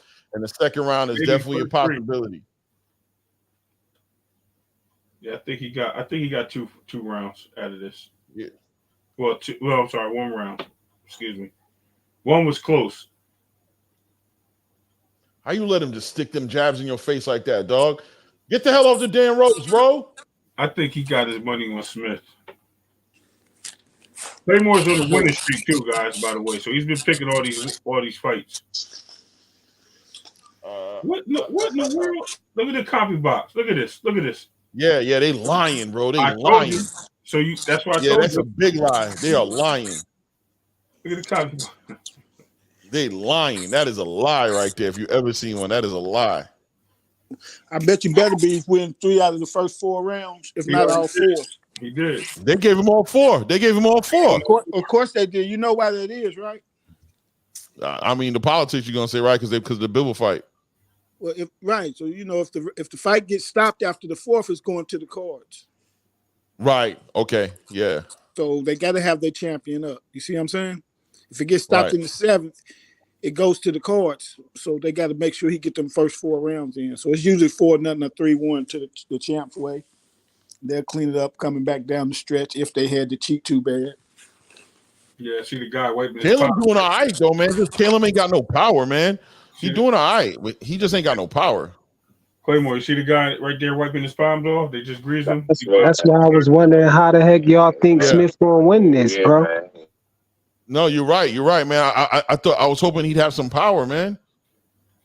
Nah. Because being that he knocked the last two dudes out in the division that he fought. I mean, even though it was only two fights in the last. He can because of his height. If he brings the right punch to him, because he's hitting him with some hooks, and he's backing him up and turning him. You know what I mean? So it's not like he now he got him on the ropes. There you go. There you go. There you go. There you go. There you go. You got him turn. There you go. Fucking bomb. There you go. Stay on him. Stay on him. Oh no, Berterbiev turned that shit right around. Yeah, he did. Bring your ass here, boy. Your Berterbiev is like just not affected by anything Callum Smith is throwing at him, dog. He's really just not affected. Like Callum Smith is hitting him, but he's slipping. Berterbiev just not tripping, and he's hitting them. Them shots you can tell those jabs. Yeah, bro. Berterbiev got bad intentions. Yeah, that was another round for Berterbiev. Berterbiev. The heck is right now? What 3-2, 3-2 or 4-2? Where we on? Round 6. 4-1. 4-1. You only got one fight for Callum? Yeah. One round? Yeah, okay. that one that split, I had to get to the champion. So so we got 1 + 1 in the air because we don't know how to. Right. Exactly. And Top Rank has 5. Yeah. Top Rank ain't Callum ain't been doing nothing.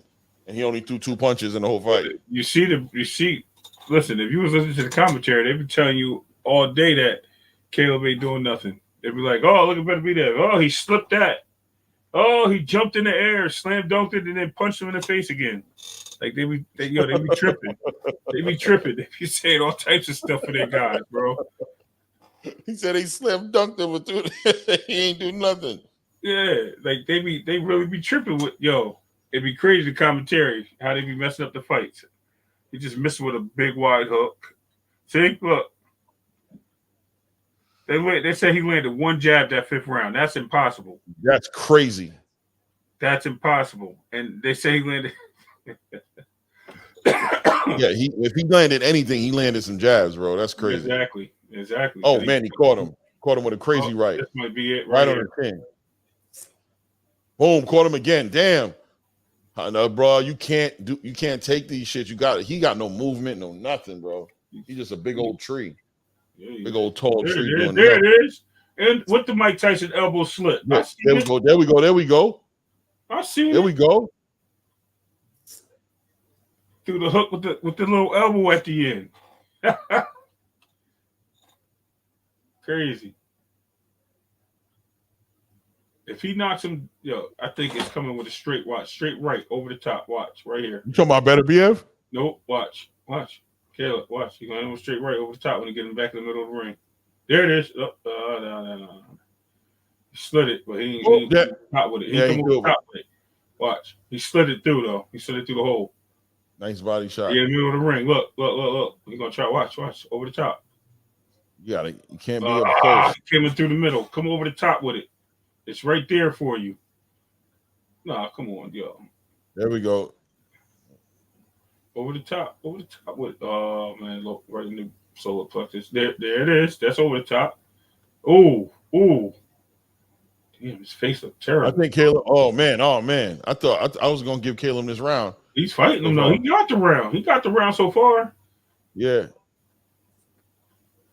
No, I'm telling you, he got to get that over the top shot. It's right there for him. If he hit him right in front of the ear, he might put him down. I'm telling you. Caleb got a shot right there. Strap season. I said I might be wrong, but Smith is food. Yeah, I feel you, man. Yeah, he is. Oh man. The round turning around now. Look, the butcher. Richard Parrish says the butcher. He the butcher, all right.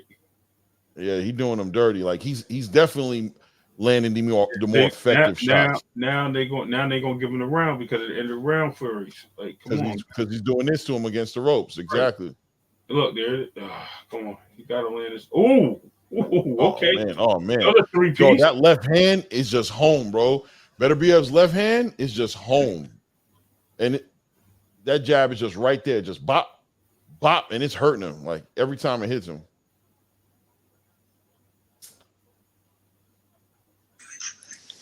He just wants it to him too. You got.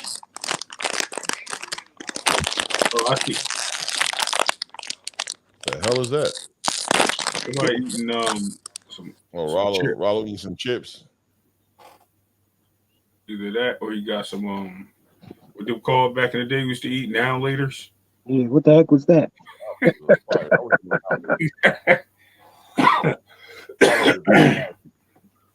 Bravo chip.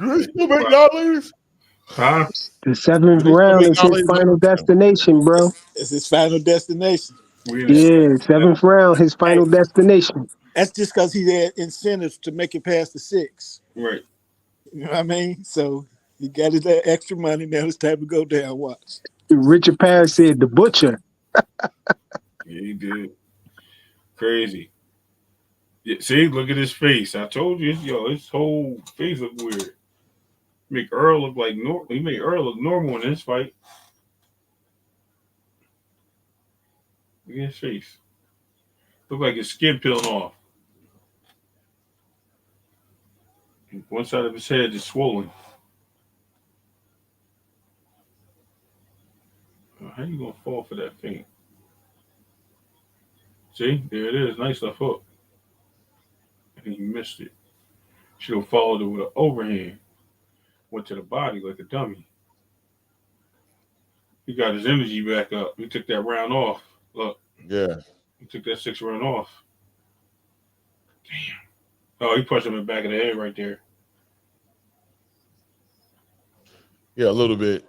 Callum kind of like long and sloppy, what he is, he's looking for the spots instead of just boxing. He got enough to keep him off him. He got enough. He just look.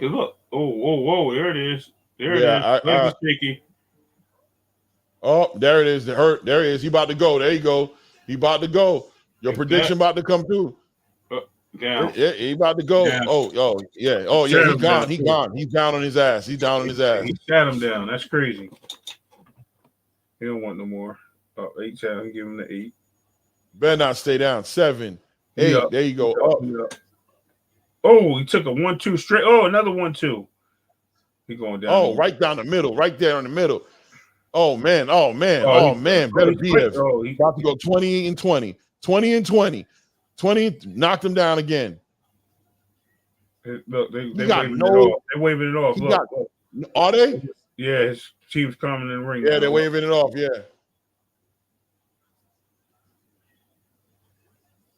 It's over. Told y'all. Yeah, buddy, like stop now, stop now. Stop it now, stop it now. 20 for 20, man. Yeah, he beat the brakes off that boy. Yeah, Richard Paris called. He said he really just having his way. Yeah, he was. Trap season said that did someone say Berterbiev ducking Bivol? Yeah, absolutely. Yeah, he'll lose a Bivol. This dude may stop Bivol. Listen, man. Bivol, you know what slows down a guy like Berterbiev? A stiff jab that Bivol has. A nice, strong, stiff jab. You running into it all day. That slows you down. Because Bivol doesn't look to like throw combinations like that. He just puts his hand out and let y'all run into it. Like not y'all, but the fighters. And it's effective because it's timing. So his timing's right. Hey, Ray, well, I mean, I think Callum just from the beginning was just on the ropes way too long, bro. Just too early to be on those ropes like that. He really ate a lot of he really ate a lot of shots he didn't need to eat so early in the match. If you just focus on maintaining the middle of that ring and staying and moving around. Look, rabbit punch. That's why he knocked him down. Whoa. Yeah, right in the back of his ear, right in the back of his shit. Yo. Oh, I like how they did that. See that was some.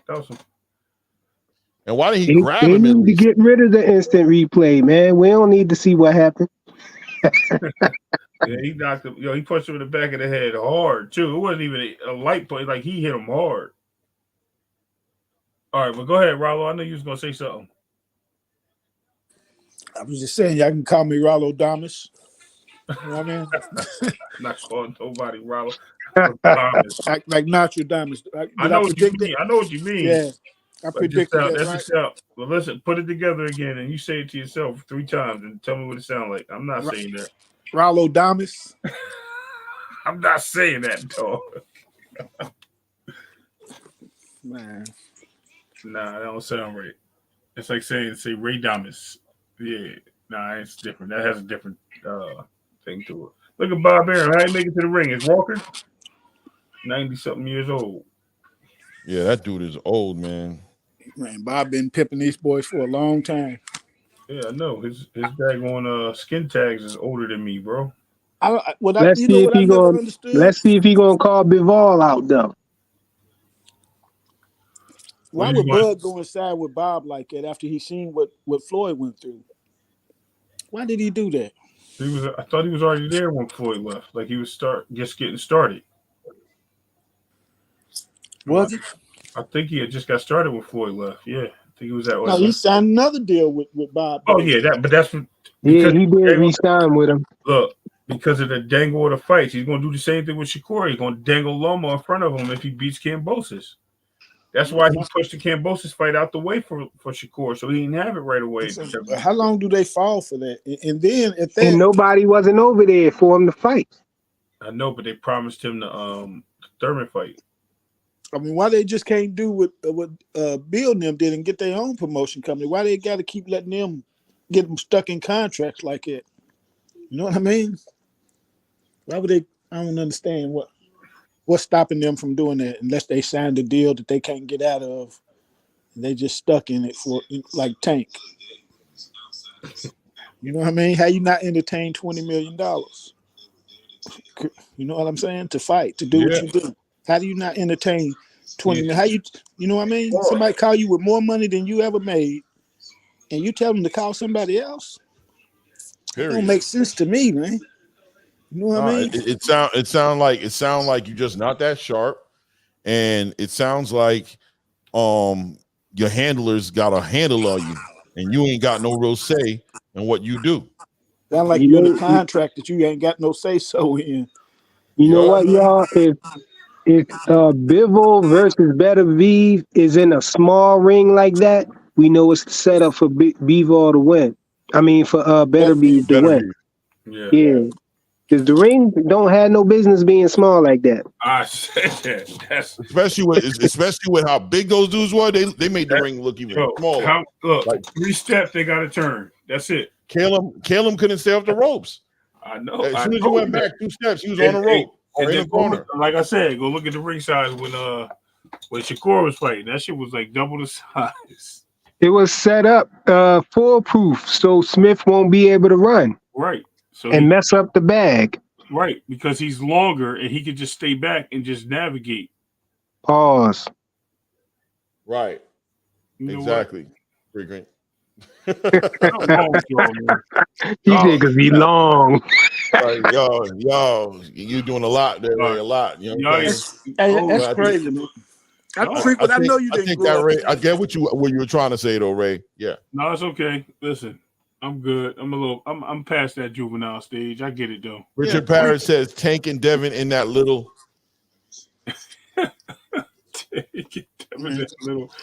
In that little ass ring. Tell Richard Devin whoops Tank in the phone booth. In the phone booth, yeah. Tank in the phone booth. Yes. Tank in the phone booth. What are you talking about? Tank in the phone booth, right? I'm just shooting at Richard because I see he loves Tank. Yeah, Tank in the phone booth is Tank, but I don't think so, man. I don't think it goes down that way. I don't think it be in the ring that small. No. But then again, Tank is the A side. Right. He like the. I'm not gonna say nothing, man, because Freak about to tell me to pause. Never mind. It ain't gonna matter what size ring it is when it comes to them two. Yeah, it ain't gonna matter, not at all. Yeah, I think he usually fights in like a 20-foot ring. Like he usually fight, but it could be that way, or he's just tall. He's just that small, and the ring look bigger. I don't know. Pause. I'm just curious to what the millionaires was in that gym betting on them two sparring that day. That's what I'm curious about. I heard Devin and Bill walked away with the bag. You know what I mean? Yeah, they walked away with the bag. So if you've been in boxing and you in the boxing gym, so I traveled with my son to go boxing. When another gym come to your gym or y'all go to another gym, it ain't no sparring, man. It's a fight. It's tension in there. Listen. What y'all talking about? Thanksgiving? Yeah, I can compare the tension to going to somebody else's gym to spar as the 10 years I did in prison when it's about to be a ride on the yard. That's how thick the tension is in the earth. You know what I Richard mean? Parrish says if Tank go to 140, Dev got to give up something. Ring size might be one of them. We'll give up ring size. Is he still the A side if he goes to 140? Yeah, he's gonna be the A side no matter what. Because it's money. He the money. Because the money, man. which I think the champion. Remember, cash cow. Cash cow, yes. Cash cow, yes. A side, I don't know. Yeah, they done messed the game up now. Now the champ won't even be the A side. I feel you on that. I feel you on that, Ray. At the end of the day, Tank gonna get the money, but is Tank gonna get all the perks, right. or will Devin have some say and get that ring? That'll be something that's You know what I mean? All right, you get the money, but I get the ring. You come up here to fight the champ, right? Yeah. I don't think Tank giving up nothing, but that weight. Well, so let's put this out there real quick. So the WBA. Because I hate talking about this, and the WBA Super. So the way they had it matched up is that the WBA, and I don't even like talking about this anymore because your boy be flipping out. The WBA was set up for Tank to fight Loma. So when Devin got the belt, Devin was trying to force Tank to call him out because he was his direct mandatory. And Tank wouldn't call him out because if he called him out, guess what happens? He had to take the 25% purse split. Yes, sir. He would have been the A side.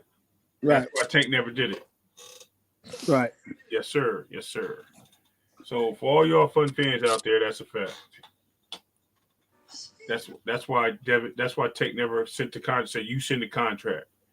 Right. They told me that on the Raz podcast, but I had been knowing it. Yeah, I knew that for a long time. I actually told Claymore this. Claymore was like, for real? I was like, yeah. Listen, Tank is the first person I ever seen that just disregarded the old tradition of when you get the B belt, that B belt is for you to say, come on, champ, I didn't work my way up. This is what I did, and it's time for me to fight you. Right. Tank is the only one that I ever seen get to the B belt and never want to fight the champion. He got a B belt. You know what I mean? I mean, just keep it real. He's like when Ryan got the B belt, he said, "Nah, I ain't ready for Devin," and gave it up. Let me get on that the way because I ain't ready. I can respect that. He still ain't ready. You say you got 2 more fights before. All facts. Dude had the B belt for 4 years, man. You didn't challenge Loma, and then you didn't challenge Devin. What? Like, I'm not understanding. I just don't understand. What I know better about Richard, I ain't say nothing. He just wanted to chill and fight his mandatories, man. So this is what I was saying. So he can't be ranked in the other 3 divisions, right? Because he got the B belt in the WBA. But he don't got to challenge the champion. So now that leaves all the top dudes, all the champions at the 4 divisions, right? And then what is your mandatory? The 6th or 7th guy on the list? The 6th or 7th man in the division? Because you ain't fighting none of the other champions. You ain't fight T.O., or Loma, or Devin. Right? So you fight Cruz. Right. Pitbull Cruz, who's nothing. Absolutely. That was a replacement, though, for Rolly. I like Pitbull better than Rolly. Pitbull's a better boxer than Rolly. Rolly was the mandatory for the belt. Yeah, that's facts, though. Pitbull, I think Pitbull knocked Rolly out. So this is what I'm saying. So this is your mandatories. Guys like Rolly, who got 16 fights, who got hit with an amateur shot and got put out. See what I'm saying? These are your mandatories that you've been fighting. We've been allowing it. Are you going down and fighting 130? I'm Richard Parrish. I'm trying to figure out what the B belt mean. Is that the WBB belt? It ain't the A belt. It ain't the A belt. It ain't the A belt. You got the WBA and the WBB. Remember that. Yeah, I bet you can't tell me who Magic Johnson beat in 1980 for his first championship. 1980, who he beat? Yeah. Who can tell you that? Any of us? Yeah. Oh, they beat the Magic Johnson. I think they beat the Sixers. No, they beat the Sixers in 83. I think they beat the Celtics. Well, now Bird and Magic didn't play their first year. No. It was six. It was the Sixers, wasn't it? Right. My whole point is nobody remembers number 2, man. That's my whole point. Nobody remembers number 2, man. So what are you doing staying at number 2 for 4 years? He set me up on that. I ain't falling for it no more. Claymore, Right. good job, Claymore, looking away. Yeah, nobody remembers number 2, man. I need Tank. Frequent, you was born in 71. You should know the answer to that. No, I was born in 72. I don't know the answer. Even 72. Right. Nobody. Yo, fellas, I'm about to tune out, man. I gotta go to work in the morning. I already did a lot. I really appreciate you guys showing up for me, man, and keeping me and Ray company on a fight night on the little live. Shout out to everybody who came in the chat. We got the 400. We got the 400 subscribers. Hey, you know what I'm saying? Hit that horn, man. I want to hit that number. We got that 400. We got that 400. You know what I mean? Salute for helping me. Hey, did Berterbiev call out Bivol?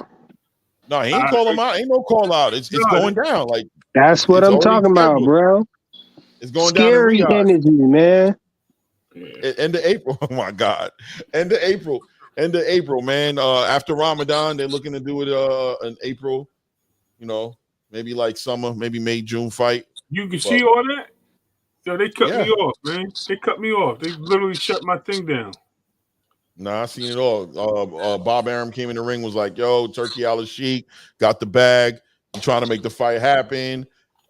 We know that Ramadan's coming up. Should be done in April. So after the end of Ramadan. No, ain't that crazy? That's like a Bob trick, bro. He be trying to use that against people. Ramadan?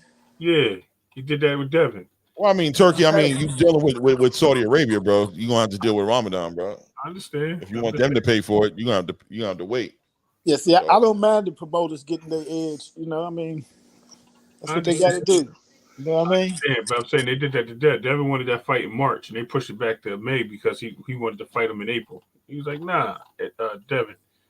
That's another reason Richard why. Parrott said freaking fight was born in the 90s. I said that, yeah. Oh, yeah, you talking about with Loma. Yeah. Yeah, but I don't want to hold you too long, no, Claymore. You said you gotta go to work and everything. I gotta go to work in the morning. I definitely do, man. I appreciate you guys, man. Come back to the next live, man. I appreciate all you guys, man, for real. Shout out Richard Paris. Shout out Frequent. Shout out Rollo. Rollo, you know you good here, man. Your voice is heard. You one of them guys. You the OG. We not playing with your face, man. You good and here. y'all smash the like button on the way out, y'all. Definitely. Please do that. Please do that. Peace. The screen, you got prime Peace out, time. fellas. You got all right. Peace. Khalil Khalik. We got Ordinary M. Salute. Two cents that was in the chat. Rehead. We got Strap Season in here. Shout out. Thank you, Strap Season. BB Entertainment. Ordinary M. Khalil Khalik. Yeah. Appreciate all you guys. Man. Shout out. Peace. Yeah. They hate when you elevate. The second of losses, I'm handing them out. Yeah, I had to go delegate. It feel like I'm floating. I'm lost in the moment. I swear I could levitate. They never believed that I would really.